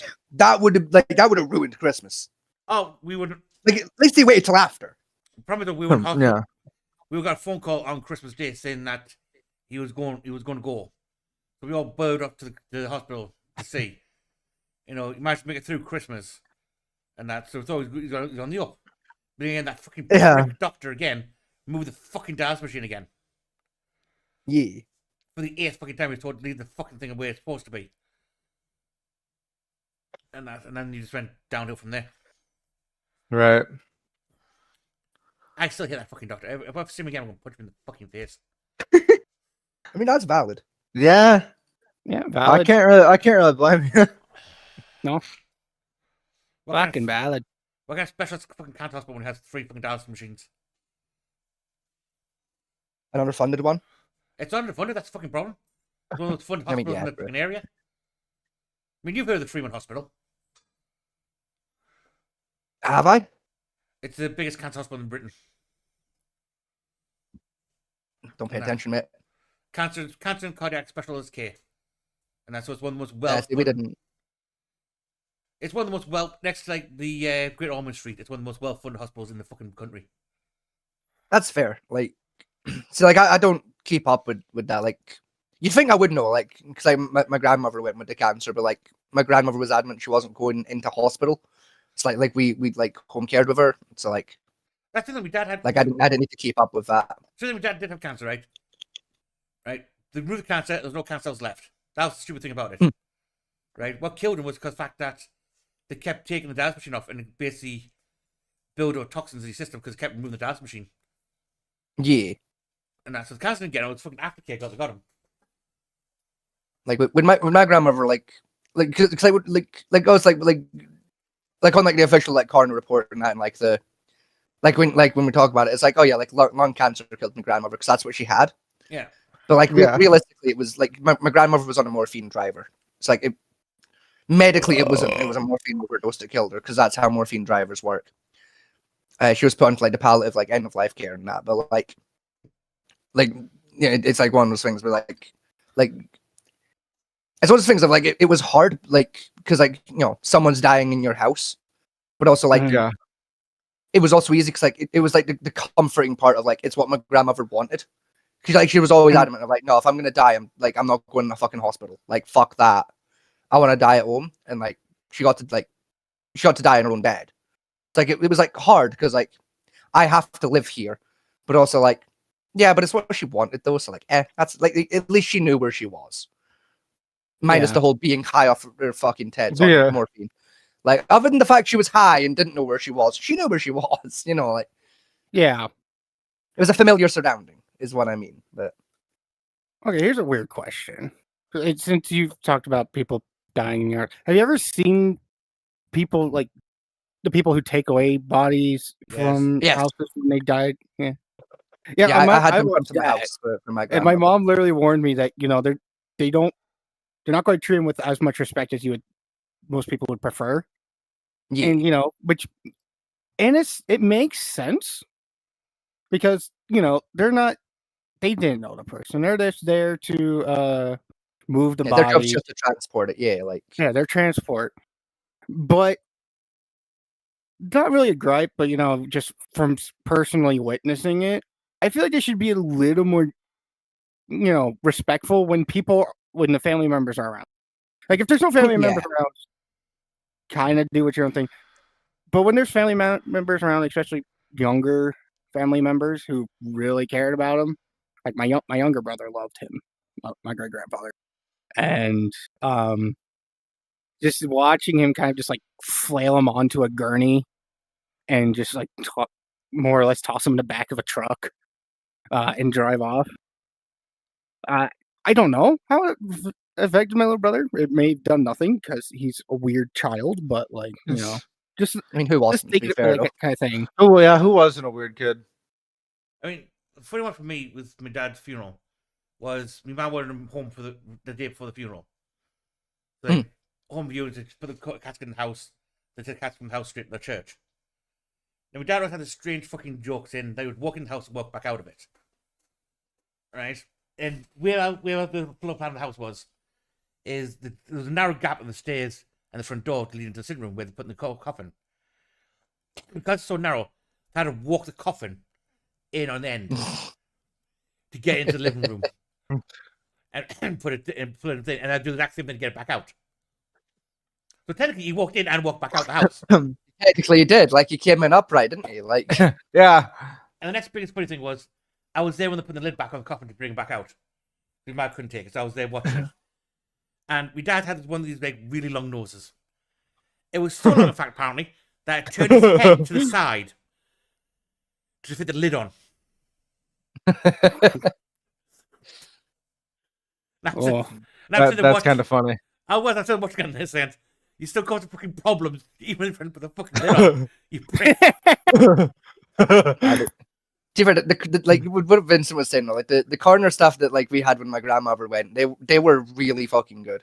We had great coroner stuff. Like when they came to retrieve my grand's body, like they were so good about it. Like because they had a hard job, like a little bit. Like when my grandmother went, she weighed like a fucking feather. She weighed fuck all. But like it's Yeah. still like it's a dead body. It's still like dead weight. Yeah, like, fucking, like- my great grandfather had the same issue. I think he was Yeah. less than 100 pounds. Yeah, my grandmother was a stick when she went. Like, but because of the morphine and that. But like the house, like in my mom's house, like the staircase is like kind of like it's a bit narrow. You can fit like a dude and a quarter up the stairs. So it's like there wasn't enough space for them to get the gurney up. It's like what they did is they basically just didn't bother with the fucking gurney. They just brought like the bright orange body bag. It's like we use orange ones here.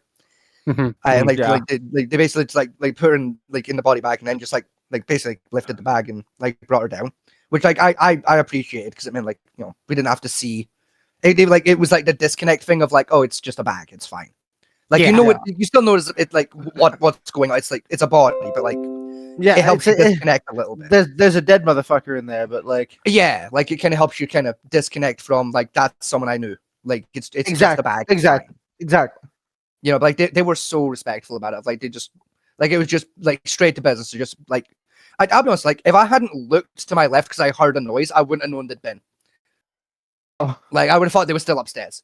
Fucking they- stealth. Fucking stealth. Literally, they came down those stairs so fucking quietly. They just left the front door open so they could get in and out. They were up the stairs, got what they had to do, like out of the way, out of the door. Not a fucking peep. Not a fucking peep. Right? They were because they knew like we were still like mourning and like we were still processing that shit. They didn't want to get in the way of that. They were just up the stairs, did what they had to do, back out the door.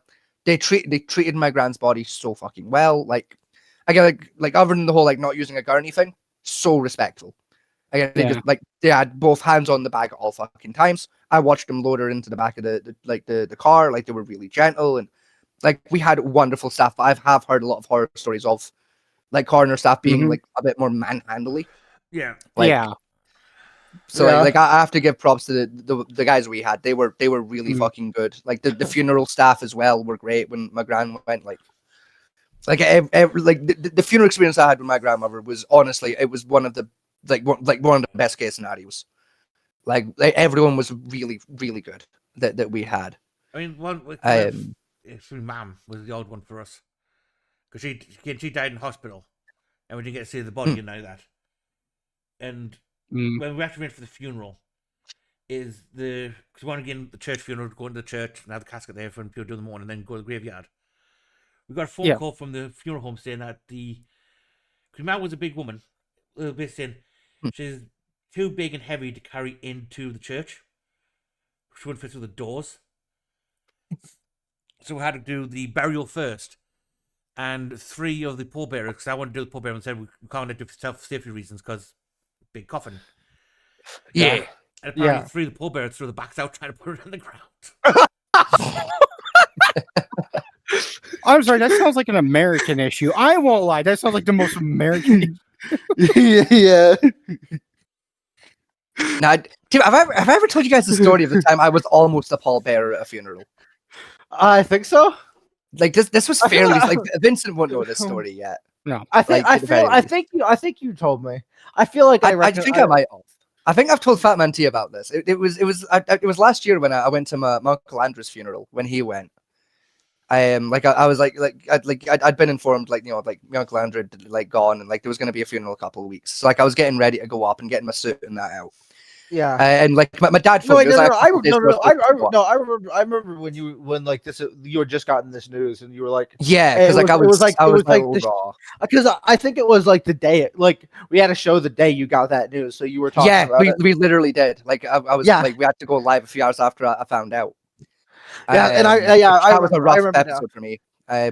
But I got a phone call a couple days before I'm supposed to leave off, like from my dad, and he's like, "Hey, so odd question, you ever carried a coffin before?" And like Who the this fuck is- starts a conversation like that? yeah, like and this the thing is like it's my dad, right? So I have to lie. So I was like, no, like I've never carried a dead person before. No, never. Like what do you think I am? Like some kind of A a drug criminal? dealer? Yeah, like I had to lie my ass off because like my dad doesn't know 90% of what I've gotten up to over the years. You know, so like he's like, okay, awesome. Would you like to? And I was like, okay, who have you fucking killed? Like what? Like, and he's like, no, like it's like with your Uncle Andrew's funeral, like your Uncle Stuart's like done his back in, like we're down a pallbearer yet where he wants to know if you'll do it. I was like, yeah, fuck it, like I'll be a pallbearer. And she's like, cool, like she wants me to let you know though, like she's asking around a couple other people, so you might not have to, but like like it's looking like you might have to, so like be prepared. I was like, awesome, Yeah. right, and like Fat Man T can account to this. Like I have shit shoulders. I got shit joints in general, right? I got no upper body strength. I am a kitten, right? And Fat Man T can confirm that I have no fucking shoulder strength because I currently have 2 torn shoulders. Yeah. Right, I tore one shoulder on Sunday, as like you guys will remember, because I turned wrong in my chair, and I tore the other one because I moved wrong while fucking sleeping. Right, it's great. I am a 99-year-old man. Right, so I was like, I got to pre-prepare for like the fact that like I'm about to put a whole ass coffin on like one of my shoulders. Right, it's like I had like a nice suit picked out. I had like my thin like summer suit picked out. I put that back. I got like my thicker winter suit out. Because like it's got like really thick padding. It's basically a fucking gambus, and it's great. And I was like, that'll take like some of the pressure off the coffin thing. Like it'll be wonderful, right? So get that suit out, get it like cleaned up, and that put it in my case, right? Go up to do the funeral, right? Like up to my dad's, right? Like day of comes, and like keep in mind, like I've still got it because no one's told me otherwise. Still got in my head, I'm gonna be a bearer. I'm gonna have to fucking carry this fucking coffin with like a bunch of my uncles I barely know. It's gonna be fucking weird. It's like I might fucking collapse because like my shoulders suck and so do my knees. Like I don't know how much Uncle Andrew weighs. Like, can I even take like 1/6 of his weight? I don't know. Like fucking he's vaguely skinny, but like he also had a lot of muscle mass. He might be dense. Who fucking knows? Right? It's like I'm stressing out, right? It's the day of the funeral, right? We're at like the pre-funeral where like you have a couple of drinks. Right? Well, you're the funeral pregame. Yeah, literally the funeral pre-game, right? You go to a bar, you have like a couple, you go to the church, you do the funeral, you go to another bar, you get fucking eradicated, right? Yeah. That's how we do funerals in Scotland. It's the best, right? You have a pre-wake, a funeral, then a fucking wake. It's awesome, right? So we're at the pre-wake, right? I have a couple of pints in me, right? I'm in I'm in a big like winter fucking suit, right? Inside a pub with a fucking log fire. So I'm dying. Right? I'm fucking sweating. Right? We go to the church, right? Because it is like winter. It's like early winter, right? So it's kind of cold. Go to church. They've got the AC on full fucking blast, right?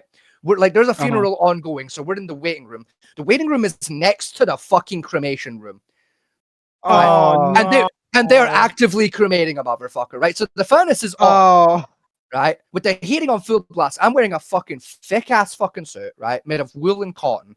I am fucking dying of fucking death. I'm stressed. God. I'm like, I've got heat stroke, and I'm gonna be expected to carry 1/6 of a coffin. I'm gonna fucking die. This is how I go. It's gonna be a death funeral, right? It's like, so it's like- funeral. Yeah, man, literally, they're gonna have to throw me in with him, right? So, like- Scotty's gonna steal the show. Yeah, Just like fucking literally. drop dead. Yeah, I'm gonna have a fucking heart attack, right? So I'm like trying to like hide the fact I'm dying, right? But like going outside to get fresh air, and just lying and being like, yeah, I'm just going for a fag. I'm stressed, which was true, but also like I need air. I'm sweating to death, right? So I'm stressing the fuck Joined out. now by stressing the fuck Congressman out, right? Rokana. Congressman, The coffin turns up in the hearse. I'm like, okay, fucking Domini Patritum Spiritu Filii tu Sancte, right? Time to die. Right, let's get it on. Gave myself the last rites in the church. Right? Fucking, loosen up my shoulders. Start approaching the coffin, and my Aunt Maureen just fucking grabs me by the chest. And is like, it's okay, son. 2 of the guys from the church are taking it. So you're fucking telling my ass. I've spent all day wearing my winter suit, sweating my dick off, right? Gaining heat stroke for no reason. I could have just worn the summer suit. And my Aunt Maureen had the fucking balls, and bless her for having the balls, to look me in my fucking baby blue eyes and say, and I quote, "Don't swear at a church, it's disrespectful of God," and walk away. Oh, she was nearly fucking garroted. Oh, I was so fucking mad. But also, fuck, she has a point. It is disrespectful to God. Fuck. This is a funeral. Shit. Like, That's why you step outside of the church and then you call her. well, no, every because you're name still of- on hallowed ground. You're still on fucking hallowed ground, didn't you? Ah, Right? shit, Fucking yeah, exactly. Right, so God can still hear you. Right? Fucking, you know, it's like I didn't get to watch begrudgingly from like the fucking like the second row at this funeral home, right, in this fucking church. Right, as like fucking 4 of my uncles and 2 fucking like lackeys that work for the church just carry my uncle like for me, and it's like. I'm wearing like fucking like 4 inches of fucking cotton and wool for no reason. For no reason. I'm bulletproof for no reason. Fuck. And the cherry on top to make it even worse, I didn't have to sit in that fucking church for 2 hours, still wearing that suit, with the heating still on full fucking blast. And you're always pumping away the Korean bodies on the side. Scotty was just Scotty was absolutely fuming that whole. I was a sentient puddle the entire time. Right? The only saving grace was the pub we went to for the actual wake. The central heating had broke. So they didn't have any heating. So the pub was actually nice and cold. Right? Now, some of you are thinking, well, why didn't you just take your suit jacket off? Why don't you just take off a suit jacket? That would have solved that problem. Right? I'll tell you exactly why. I'll tell you exactly fucking why I couldn't do that. Right? No, I was wearing a suit jacket. I was wearing a shirt. I was wearing a tie. On my dad's side of the family, though, not wearing your suit jacket during any part of a funeral, be it the pre-wake, the funeral itself, or the fucking wake, is a sign of extreme disrespect. So I would have been fucking jumped. So I had to wear my fucking suit jacket. The only article of clothing you're allowed to remove at a funeral for any reason is the hat. And you remove it when you are indoors. And that's only assuming you are wearing a hat. Which I was. I was wearing my my wool, flat cap. That was the only article of clothing I was allowed to remove for like 8 fucking hours. By the way, You got this case news just came in less than 20 minutes ago. oh. Congress has just enacted Article 20, Amendment 25. Oh? Yeah. Basically, Congress itself, they're trying to go people trying to move Trump as president. Oh, fuck yeah! Let's go, baby! That's just happened. Hell fucking yeah. It's like, is that an automatic he's gone, or like, does it have to go to a vote? Is there like a committee there's thing? a lot How of does it work? legal product. Yeah, there's a lot of shit. like. The fact they're enacted means It's essentially just it's the first step of 1,000. Yeah, I see. It's very difficult to force a president out of office. And Wait, usually the reason why it's done on purpose, but also it's never really done because 1, it looks bad, and 2, usually the president will step down themselves just to save the humiliation of trying to fight it and fucking failing. That's what happened Here's with my question. Nixon. Here's my question. Huh. What if Trump just locks himself in the Oval Office? it doesn't matter. They just transfer the power of office away from the White House. Yeah, okay, fair point. Him locking himself in a room would essentially just be, all right, well, the president is no longer available. Go to the next point of power, which would be vice president. Vice President, probably Yeah, move okay, the- fair enough. and probably move the Central Office Command to Camp David or something like that. And that with all the lines. Essentially, what Article 25 does, it gives Congress basically now petitions the Supreme Court to lock Trump's executive power capabilities. Mhm. Once that's What's up? Once that's done, essentially he's powerless at that point. Like, do you Eh? And then then it's legal power to actually remove him. And that. And they're doing this over because he's active threats and willingness to commit genocide. Which, valid. Like, those seem like good reasons to impeach a motherfucker. Yeah. Mm-hmm. So he's still got it could be 6 months to a year before he actually get him fully removed, but essentially the next few weeks they could basically get his executive powers he keeps like using kiboshed. So he essentially has no power in the White House. Yep. And he Yeah, loses fair. he That loses makes control of the sense. Marines at that point. Oh, hell yeah. About fucking time. So this is going to be an interesting, unveiling story. Especially since Oh, yeah, that's gonna be. since 5 hours ago, he went back in the White House pulpit and started blasting Starmer and Macron for not backing him up for during the Strait of Hormuz incident. Come as violence, and he's going to destroy NATO. Apparently. Not I see. backing him up. So what I'm hearing is I should expect like a nuke to hit London in the next like 2 weeks. I doubt because when Article 25 gets marked, he automatically doesn't lose extra power, but he loses access to football. Ah, fair, fair. That's smart, and that's exactly why I didn't think that would be the Yeah, case. because Americans are sore losers a lot, especially those in power. So Yeah. like, And also, don't my, have a my logic is also like Americans are fucking retarded. So like, I didn't expect you guys to have a good solution to that problem. Yeah. No offense. yeah, no, fair. I get it. As an American, I get it. Like all I'm saying, you motherfuckers figured out how to deep fry water. Y'all are pretty fucking special upstairs. Yeah, essentially, Yeah, we've- nuclear authorization heads goes to Congress at this point. Valid. Also, real quick, I'm just gonna go for a pee very quickly. I'll be 2 minutes, but I can still hear everyone. What were you saying, Vincent? Before? I was going to say that I'm going to probably be leaving here in 10-ish minutes. We're wrapping up soon anyway. And I think we've Yeah, I got my Twitch stream to deal with. It's midnight anyway over here. You got what to deal with, Vincent? Twitch stream.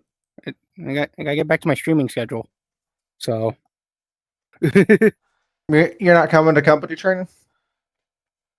no, it's Nah. company training today. Shit. Yeah, company training's always on Wednesdays, you dumbass.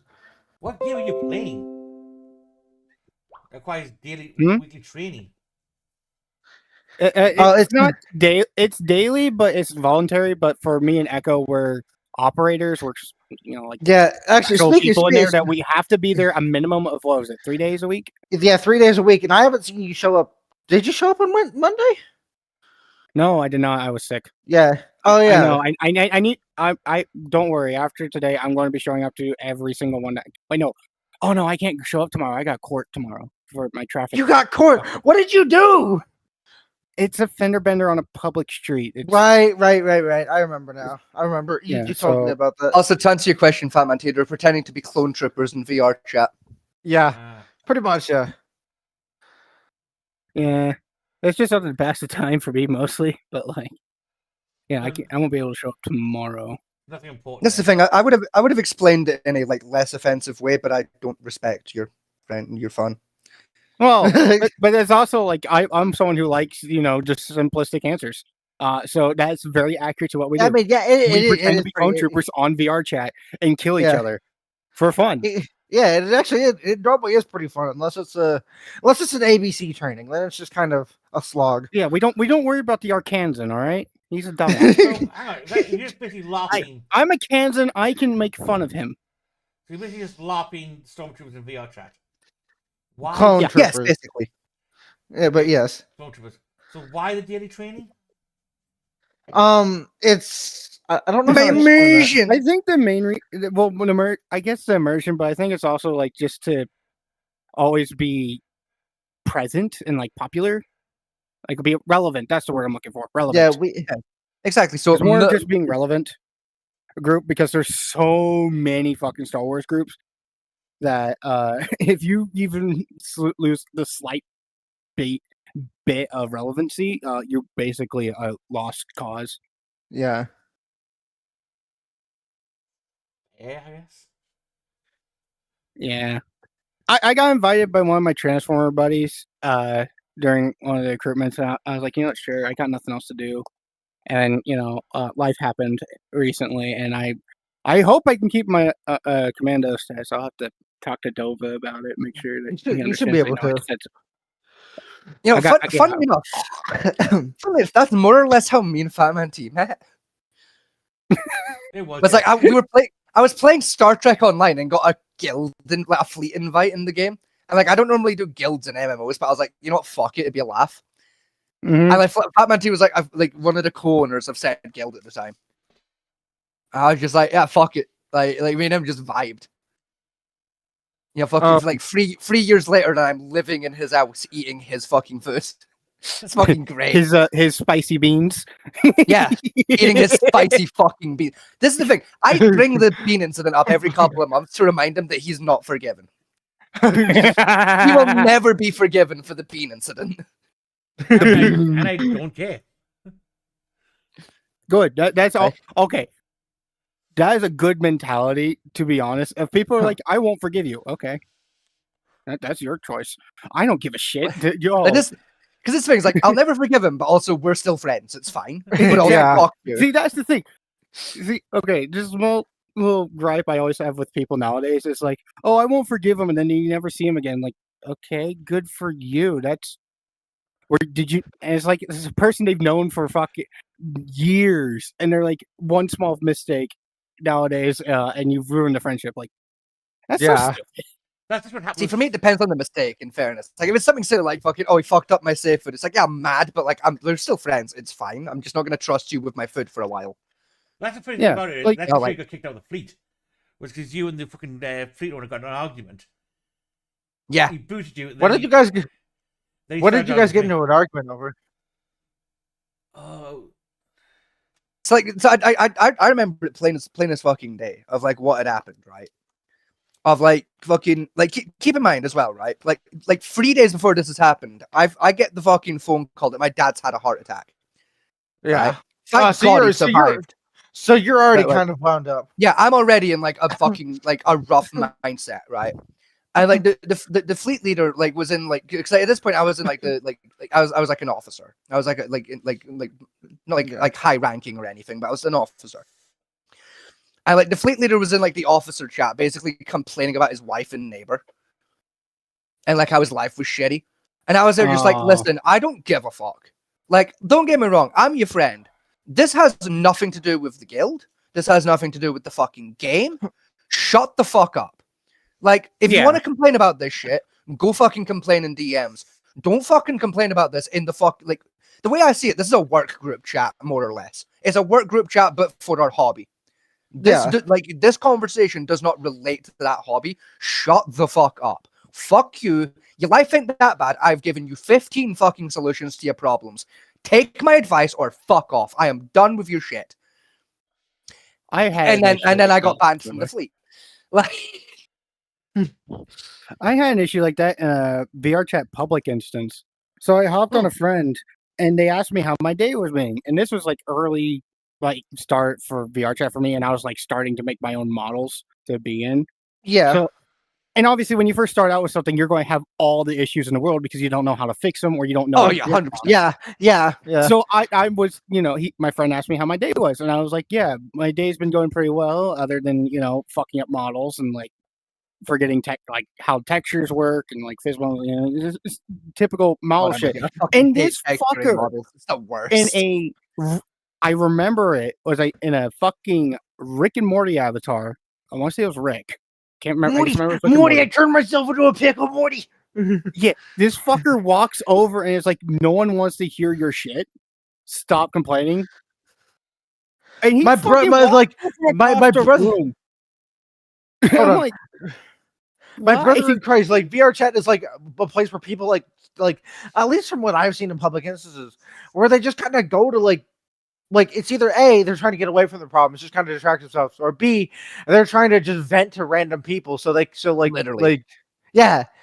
Yeah, like I get where his mindset's coming from, right?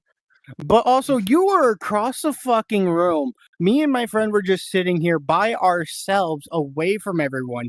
You happened to hear me complaining, and we're like, "No, that's not allowed." In a public instance, Like, and then yeah. he fucking rallied everyone else in a public instance to kick me out. What the fuck? Yeah, He no, did that's that like because I like told him that bullshit. I'm. This is my friend. He asked me how my day was, and he's like, "I don't care. You don't complain." I'm like, "It's a public instance. It's not even a group public. It's just a random public instance I joined up because my friend Yeah. was here." And then and then next thing I know, you've been kicked from the instance. I'm like, what the fuck? Yeah, like, with ours was I got a message from the leader to unfriend Vegas and block him and everything. I went no. No. Yeah, if I got banned. Not to get banned straight away. If we start the podcast up, That a few weeks Yeah. later. And the Frida came back on after doing the podcast, saying, "Oh, I want to start doing a podcast for the Star Trek content." And I went, "Okay, I can help with that." Yeah, but you gotta stop doing the other one. Focus on this one. And fuck that. No, I saw that one first. Nah. That's my attention first. I can do another day, but I'm not do this one. Then about 2 weeks later, I just got banned. Straight, I was like, "Fuck it." Fuck them, you know, like. Yeah. Because that's the thing is like I mean I would have been mad with the fleet leader if they'd complain like a pop like where like the lower enlisted could see as well. Mhm. Because again, like it's for intents purposes, it's a work fucking thing. Like it's a work group chat. That's your personal life. Like don't mix these two fucking things. Go away. You know, but it's like if I was just like in the fucking game and like in the public chat, someone was complaining. I don't give a shit. Like that's like fair enough. You know, but like if I've got like I'm in a fleet and there's a fleet group chat where we're supposed to be talking about how to run the fucking fleet, and we're just complaining about our day-to-day life every fucking day for 6 fucking weeks. And it's the same fucking complaints every fucking time that you have given countless solutions to that they're clearly not doing. You lose your temper a little bit. Why? Mm-hmm. What's stupid thing about it was he kicked me out and lost half the reason I was there was I was doing the fucking builds. Yeah, you're the one doing all the fucking math. I do have to bounce now. Fat Martina, Yeah. Scotty. Same. Yeah, no worries, guys. Just let me know. I got 20 minutes to start my shit. So Yeah, no, Woohoo. but like I say, we're gonna wrap up in a second anyway. All right. Yeah. it's time to kill myself into zombie gaming so I can get my progress. Woohoo! All right. Have a good one, you guys. Vincent, Got are you you guys. coming to company or no? No, I will not. All right. I'm streaming from 7 to 11. It's going to be 4 hours. So 7-Eleven. That a was 4-hour stream off the back of a 3-hour stream. Fucking hell, you're brave. You must hate your vocal cords. God, we've done worse. We've done like 15-hour streams before. okay.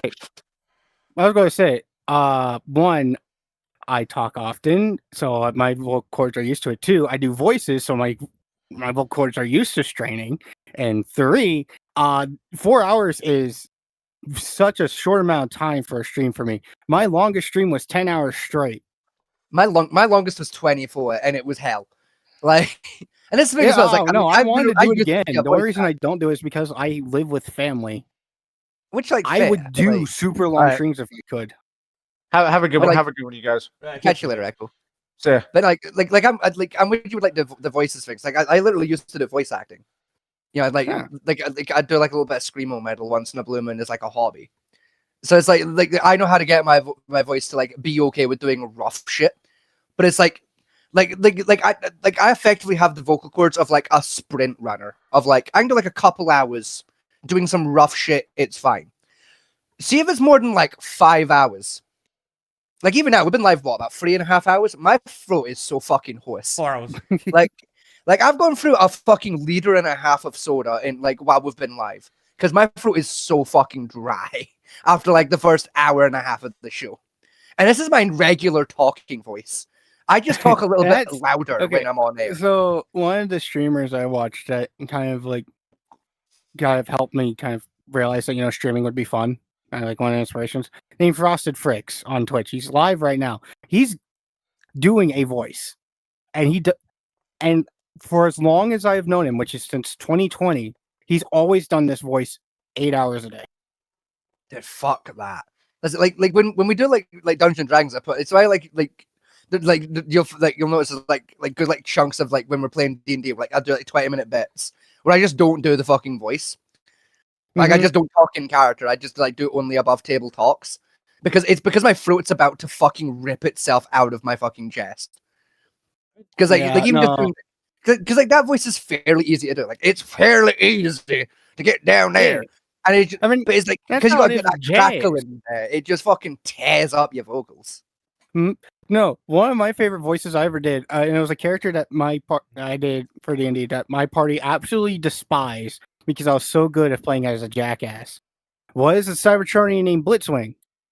And I would keep getting out of the voice because I was essentially talking with the back of my throat to do the voice. So, it's kind of straining. and you it's gotta really annoying. strain up and Mm. like I'm with And you. these sessions would go on for minimum 3 hours, and I would not get out of character. The only time I get out of character is when I would fucking get up or talk about something else that was not needed.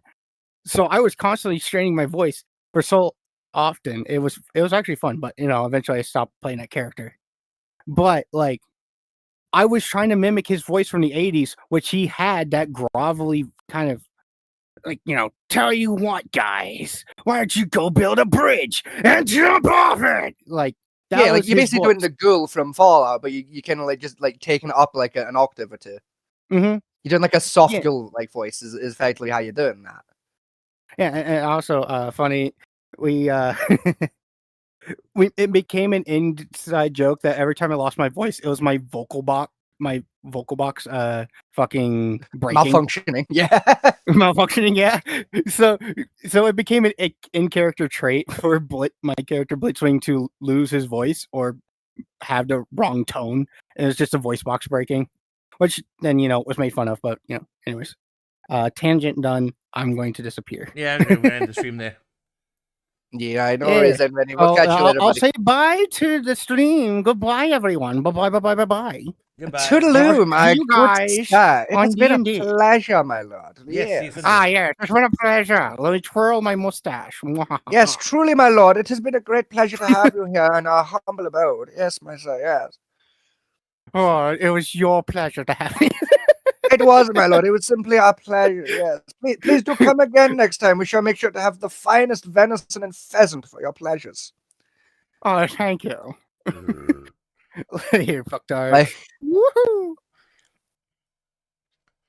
So everyone, yeah, we ended the stream for tonight because we've been going 4 hours now. We're Yeah. back Friday with our usual shenanigans of just bullshit. And that's by that time Artemis 2 have landed.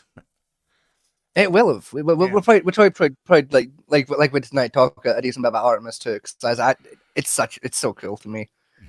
And we're back Sunday for D&D again. Hopefully finish off more with Echo with Cave before we Yes. start the party's university arc. Hell yeah! Unironically, I'm looking forward to the university arc. Yeah, I had no- Unironically, it sounds like such a fun side quest. I'm low-key really excited to do it. yeah, I had no intention of ever doing, but see the question I've got in the This is the thing. You made the cardinal sin of being a dungeon master. You gave your players something shiny. See, the question I was going to ask about the university arc is, I was going to ask the party when we come around, if they want to keep the characters, move on to the next thing with them, or if they want to start with brand new characters, right? Because I was going to start with brand new characters. I was going to use your university arc to like as session 0 to get the people introduced to the characters. somewhat. Yeah. The new ones, so they'll like meet the college and all that, and the whole reason to go to the town in the first place is because the university sent them off on a monster quest as part of the curriculum, and end up in that fucking poor town and getting raped over by the dragons, type thing. See, I'm halfway considering as an idea of like basically like let Cole Kelly do the university arc, and then because I'm still umming and ahhing about like whether or not I want to keep Cole Kelly around for like the next campaign. And like if I decide to like bring a new character in, like basically have Cole Kelly sign off, be like, no, I'm actually enjoying like education. Like basically I would be like Cole Kelly does like his term and is like, no, I can actually see a future for myself now. I think I'm gonna stick around. Yeah. And then like have basically like have my session, like character session 0 be the first session of like the follow-up campaign. Like that's what I'm currently considering. It would be Like if I swap characters, but we'll see. yeah, because it would be easy for me if everyone get new characters and started at level 1 again, and have to try to raise the ranks of all the monsters at the beginning of the session for the Tyranny Dragons. But if you want to keep your characters going through, I don't mind that either. You know? Yeah, I'm considering like swapping up to a new character. Like, so I think that I think it would be like quite like a nice sign off to like the first campaign of like every character I've had so far has had like a really tragic ending. Yeah. and it's like finally the last character gets a good send off. They got a dick. Like it means like the campaign itself gets a happy ending because like One the survived. little mini like the mini story I've like told with these characters accidentally that ends with a happy ending. Yeah. You know, it's like it basically ties that that collective story that wasn't supposed to happen together. Of like this story of tragedy has ended with like someone breaking the curse, and Yeah. like I think that'd be kind of neat narratively. It's like I'm heavily considering the idea, but like I'll play it by ear. Like we'll see how the university arc itself goes. Yeah. You know, like if I get to the end of it, it's like no, I'm really enjoying playing Cole Kelly still. And like yeah, I'll keep him around. Like if I get to the end of it, it's like nah, this is the right time to retire this character. And like yeah. Because that's basically what happened with Faber Phoenix. It was like when Faber Phoenix died, it was one of those linchpin moments with the character. It was like it's why like I took the risk with like in the fight of like I went into it knowing full well I might fucking die. There's a good chance like Faber Phoenix is done for now. But like I'm okay with that. It's like a spot in his story where I'm okay with him going now. Like I'm happy either way. I wanted to follow Phoenix Rocks. I was enjoying the character. So was I. I was having a lot of fun with Faber Phoenix, but it was also like one of those things of like it's why I had like the speech pre-prepared for like the next episode. It was like the thing of like I had it in my mind like as I was going into like that last bit of the fight of like if I die, like I can do a really nice thing storyline wise of like acknowledging that like Nugget's like the last remaining member of like the original like party. You know, like he's like the only one left that like remembers anyone that came before. It's like I can do this really nice passing of the torch moment. Yeah. It's like I'm okay with it because narratively it ties in really nicely. It works, but also like I'm still gonna be sad because I am enjoying the character. You know, like but like that's always my thing. Like if I'm gonna like risk a character's like existence is like if this story ends right fucking now, will I be okay with that? Yeah. Does it tell like a good enough story? If yes, then yeah, I'm gonna gamble it. If it's like no, I'm not ready to end this character, then I'm not gonna risk my character too much. You know, like I'll risk damage like most of the time. It's like I'm not gonna risk outright death. Whereas like with Fire Phoenix, it was like, oh yeah, this fight's probably gonna kill me. Okay, if I survive, but I'm probably not surviving this. Like that fuck attack I it. made against you is I was trying to kill one of the characters because I was really low in health. Hmm. And I was like, oh, it's probably going to miss because Fire Phoenix has got decent like, AC and Yeah. even if it does hit, it won't take like thing. I was like, nat 20, fucking nat 20. It's like, Yeah. oh, you bitch. Nat 20, crit damage, max damage. Fuck. Yeah. Boomf. Just wipe out. Yeah. Fuck. 'Cause I was enjoying the idea of like the like, not paladin story where you know usually you go get the paladin like, oh, I've done some bad past, I'm using this as my redemption thing of becoming a paladin. Yeah. I like that about people like the cleric that was doing it instead. Yeah, like they kind of like found their religion like after like a bit because the story's gonna be they're searching for their salvation because like they did these like horrible things and like basically they were shunned and the only person that like showed them any kindness afterwards was a priest and like they entered the clergy and like they're now on a quest to redeem their soul and like it was gonna be like this whole thing but Hence why at the same time where I'd managed to sow enough of the seeds like people knew that was a story and then. You know, when he went, it was like, okay, I can do this really nice. I can't finish that story, which is sad, but I can finish a different story and kind of finish the story of the original group and pass the torch on to its last member. which is why I set up the whole like afterlife protection type thing. Hmm. Because that would be a nice way to round up. Nice way to like give it the spotlight for a second. And Yeah, and I thought he got redemption because they say the goddess took him into a cave. yeah, you know, like, and that's why I kind of like I don't know if anyone caught it at the time. I kind of played like the kind of thing of like Faber Phoenix being like this wasn't the afterlife I thought. Kind of like having like a little like for a little second like revealing you sound like a little emotional crisis of like this wasn't the plan. I I was supposed to go with the Bright Lord, and this isn't that Yeah, kind of a thing. But like you're kind of like realizing like as he's saying of like there's more important things to worry about right now. yeah. You know, kind of like just having it be like a little couple second notion, and then okay, in a business real quick, because that's kind of like what that character was like. I'm going to be emotional for a quick second, and then we're going to get to business.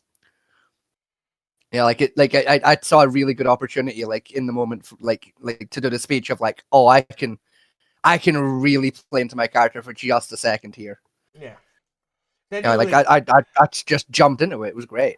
I did like it was written with the Britain Blight Lord, but the way I was trying to get the story across was like the help with the Raven and stuff like that. Yeah, You know, the Raven Queen made the best option. it did. Yeah, And again, beauty system, not an evil goddess, not a good goddess, it's more ambivalent. yes. You know, good life, good death type shit, and everything in balance. So I thought when I'm doing it, like, Father Phoenix shouldn't have too many qualms over this being his final resting point. Yeah, because like it's yeah, because like the Raven Queen's whole thing isn't too dissimilar to what like the Bright Lord's like whole idea was either of like, you know, like as long as you live your life for as long as you can as a good person, yeah, you're good. Like, and it, like again, because he had like that darker past, he fit the dichotomy with the Raven Queen quite nicely of like, you know, an equal balance. I've done good, I've done bad. Like, but like I did bad, and I'm now trying to do good and make up for it. Like everything. So like with the first campaign, his like character wise and story wise, like with like the stuff we've been workshopping, like behind the scenes, and it's like it's all falling into place so nicely. yeah. Just through pure happenstance and shitballing. Because like 90% of the stuff that I do in a session, like story wise and like character, like with my characters, like I don't have scripts and shit. Like I have like character notes that I'm writing as I'm going. Of like an idea pops into my head. Okay, we're gonna try it out for a second. Okay, it didn't really work. Okay, how about this? Okay, Yeah. that worked. You know, like, and then once it works, I write it down. It becomes officially that's a canon part of that character. Like, You know, like there's certain bits of like my character backstories that were always intended to be there. Like with Fabric Phoenix of like he accidentally killed like a family while doing a job. That was always like part of that character's plan. With Gold Kelly, the backstory with like the not so great Favor that I've been kind of hinting at. That was always the plan. Like when I first like made the character yeah, of like the reason he's got all these scars. When you see him, you would initially think, oh, it's because of all the adventures he's had. No, it's like because of the really brutal training he had to go through with his abusive piece of shit Favor. yeah. I've You know, like, but, like yeah, like with Cole Kelly, it's the thing of like, yeah, his father was abusive, but it was still his fucking dad. So like, he's not ready to see that it wasn't okay. But he's like the story slowly. I'm slowly playing the story as like Cole Kelly coming around to realizing like what his dad did wasn't okay, and like I'm having a lot of fun doing that story. Yeah. With that character. But And I said like that's really like, except with the Raven Queen one. Again, that was something that ad libbed in at last. I thought of it a day before and ad libbed it in because I thought it'd be a nice segment, a nice emotional segment for farewell.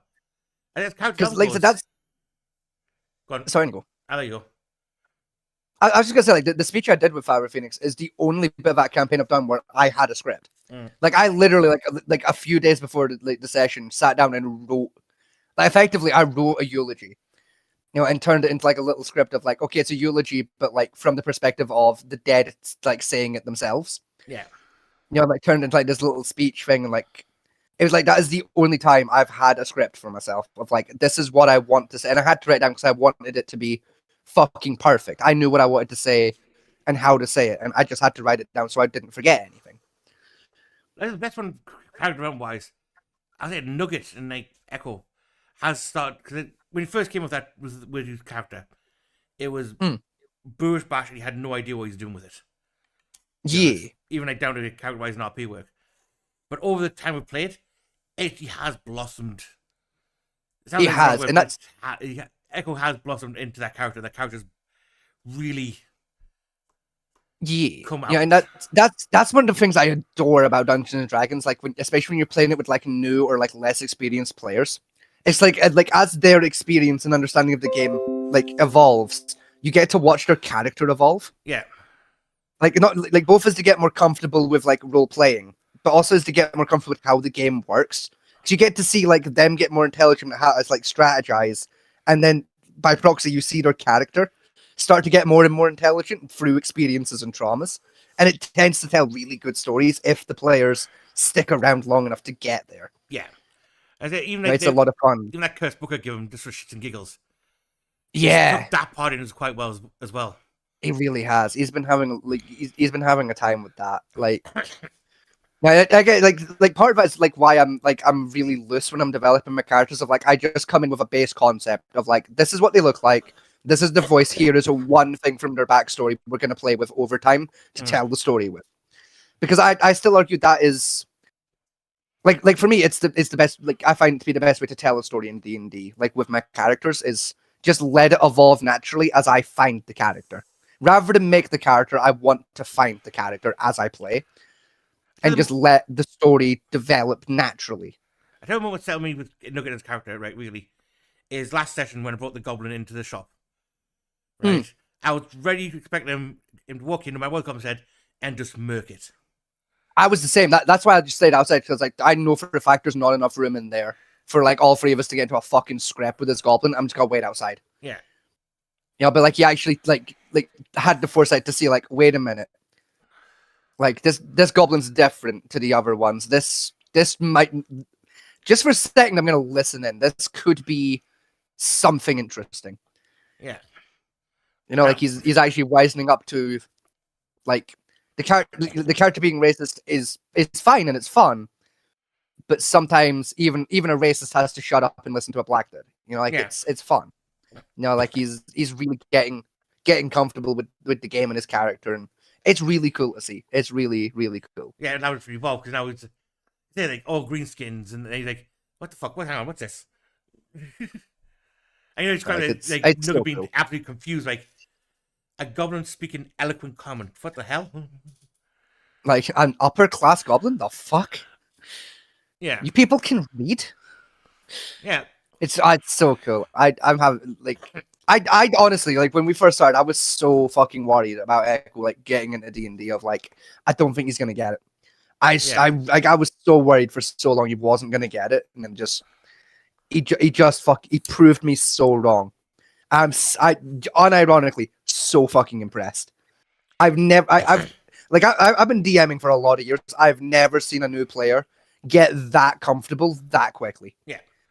And even, Like it's he annoying. just figured his shit out. It's not like when he puts the rest of the party in deal with his fucking sneezes.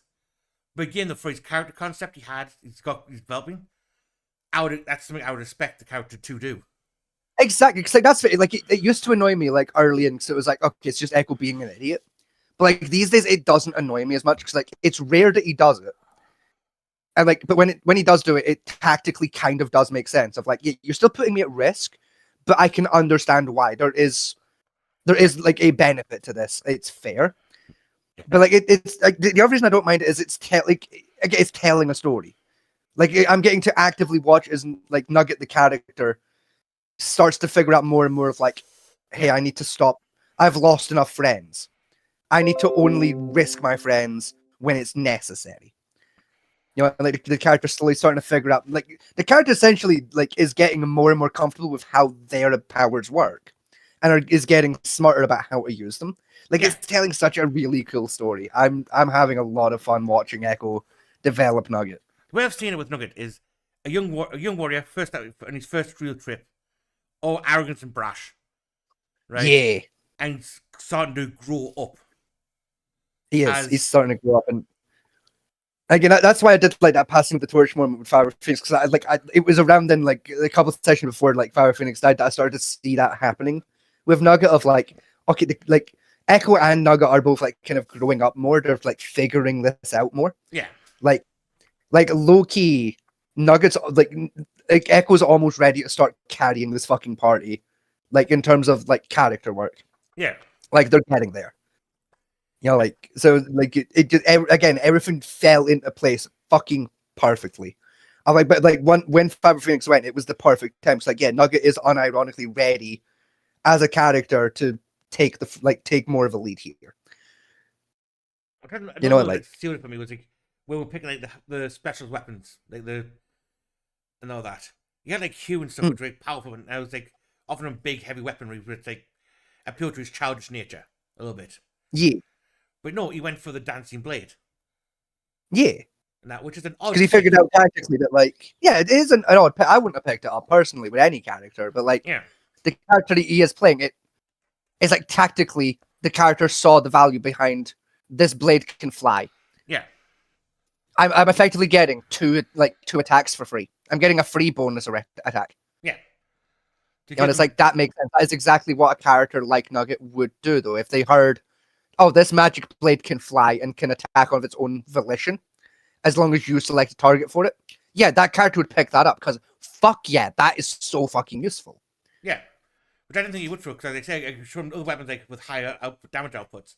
I thought I'll go for one of these, and like, hang on, it's not much damage output, but I get 2 attacks per turn. Exactly, like it's effectively a support drone. Yeah, And it's like it makes perfect sense.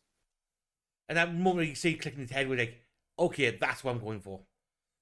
Yeah, it was so cool. It was Yeah. so cool. Like it's been a fucking delight. Yeah, like, and that's part of why like I'm considering like swapping out Cole Kelly like at the end of the university arc of like Mhm. Echo is straight up. He is ready to fucking lead this campaign going forward. He like as a player, he is ready to like take the forefront fully and be like not be like the main character, but you know what I mean. Yeah, Be like kind of like the head of the squad. And like I know with like Cole Kelly and like because it's just how I am in general with RP, I tend to be like a bit more kind of like brashing up front of like no, like you're being a fucking moron. This is how we do it. Yeah. Because I play a lot more confident characters that like because I'm a more confident player. You know, it's like it kind of like my instinct naturally takes over with that a lot of the time. So it's like that's part of why I'm considering swapping out Cole Kelly at the end of the university arc of let it, like if I start playing like a less experienced character who's a lot more shy and is like more of like a back off support character, yeah, then like Nugget can actually take the forefront and like we can start telling an even more interesting story with luck. Dave, look at You know, like of what we'll do. Everyone will keep the characters and Nugget, and everyone's sounding character. Everyone keep Nugget around. Right. What we'll do is we'll like nerf him a little bit. Like give Yeah. me getting injuries, so he's back down level with everyone else. But what we'll do is let him keep Hound. The sword. let him keep his gear and that. Yeah. And that. Probably not all of his gear, but I'll let him keep Hound. Because I think that'll, tactically wise, that would make sense in the storyline for it. I think the story's got, he gets to keep using it. And that, but like I say, I do hope he will pick like a different class to try. And not just fighter. In the new campaign. And that's just to, I mean, it would be spread his nice, but wings. also like but I'm also, yeah, like, say, it would be nice, but like I don't think he's ready for that. I don't think he is, like- but again, I do want to see Nugget still be there and keep growing. As a Yeah, character. I mean, I do as well. I absolutely do. Like, and I want to keep seeing Echo grow as a player as well. But like, Mhm. like for me, it's like I didn't pick up a second. Like my first like player class was Warlock. And like I played a Warlock. I played exclusively Warlocks for about 4 fucking years. Yeah. Because like I was like still figuring out the game. I was figuring out RP. Like it wasn't until about 4 years of playing where like I felt comfortable and confident enough to like, okay, I'm gonna try a new class. No new abilities because like I understand how Warlocks work now. I'm ready to expand. Yeah. Like my like combat wise, what I'm doing. You know, I started playing with the other classes more. Like you know, like a lot of players, like especially again with new players I've played with over the years, it's like it's usually a good year and a half before they start feeling comfortable enough to move into a new character, like with a new class and like a whole new everything. Mhm. You know, like and even then, there's more experienced players than me where like they'll play exclusively one class because that's their class. They like that class, Yeah. and that's fine.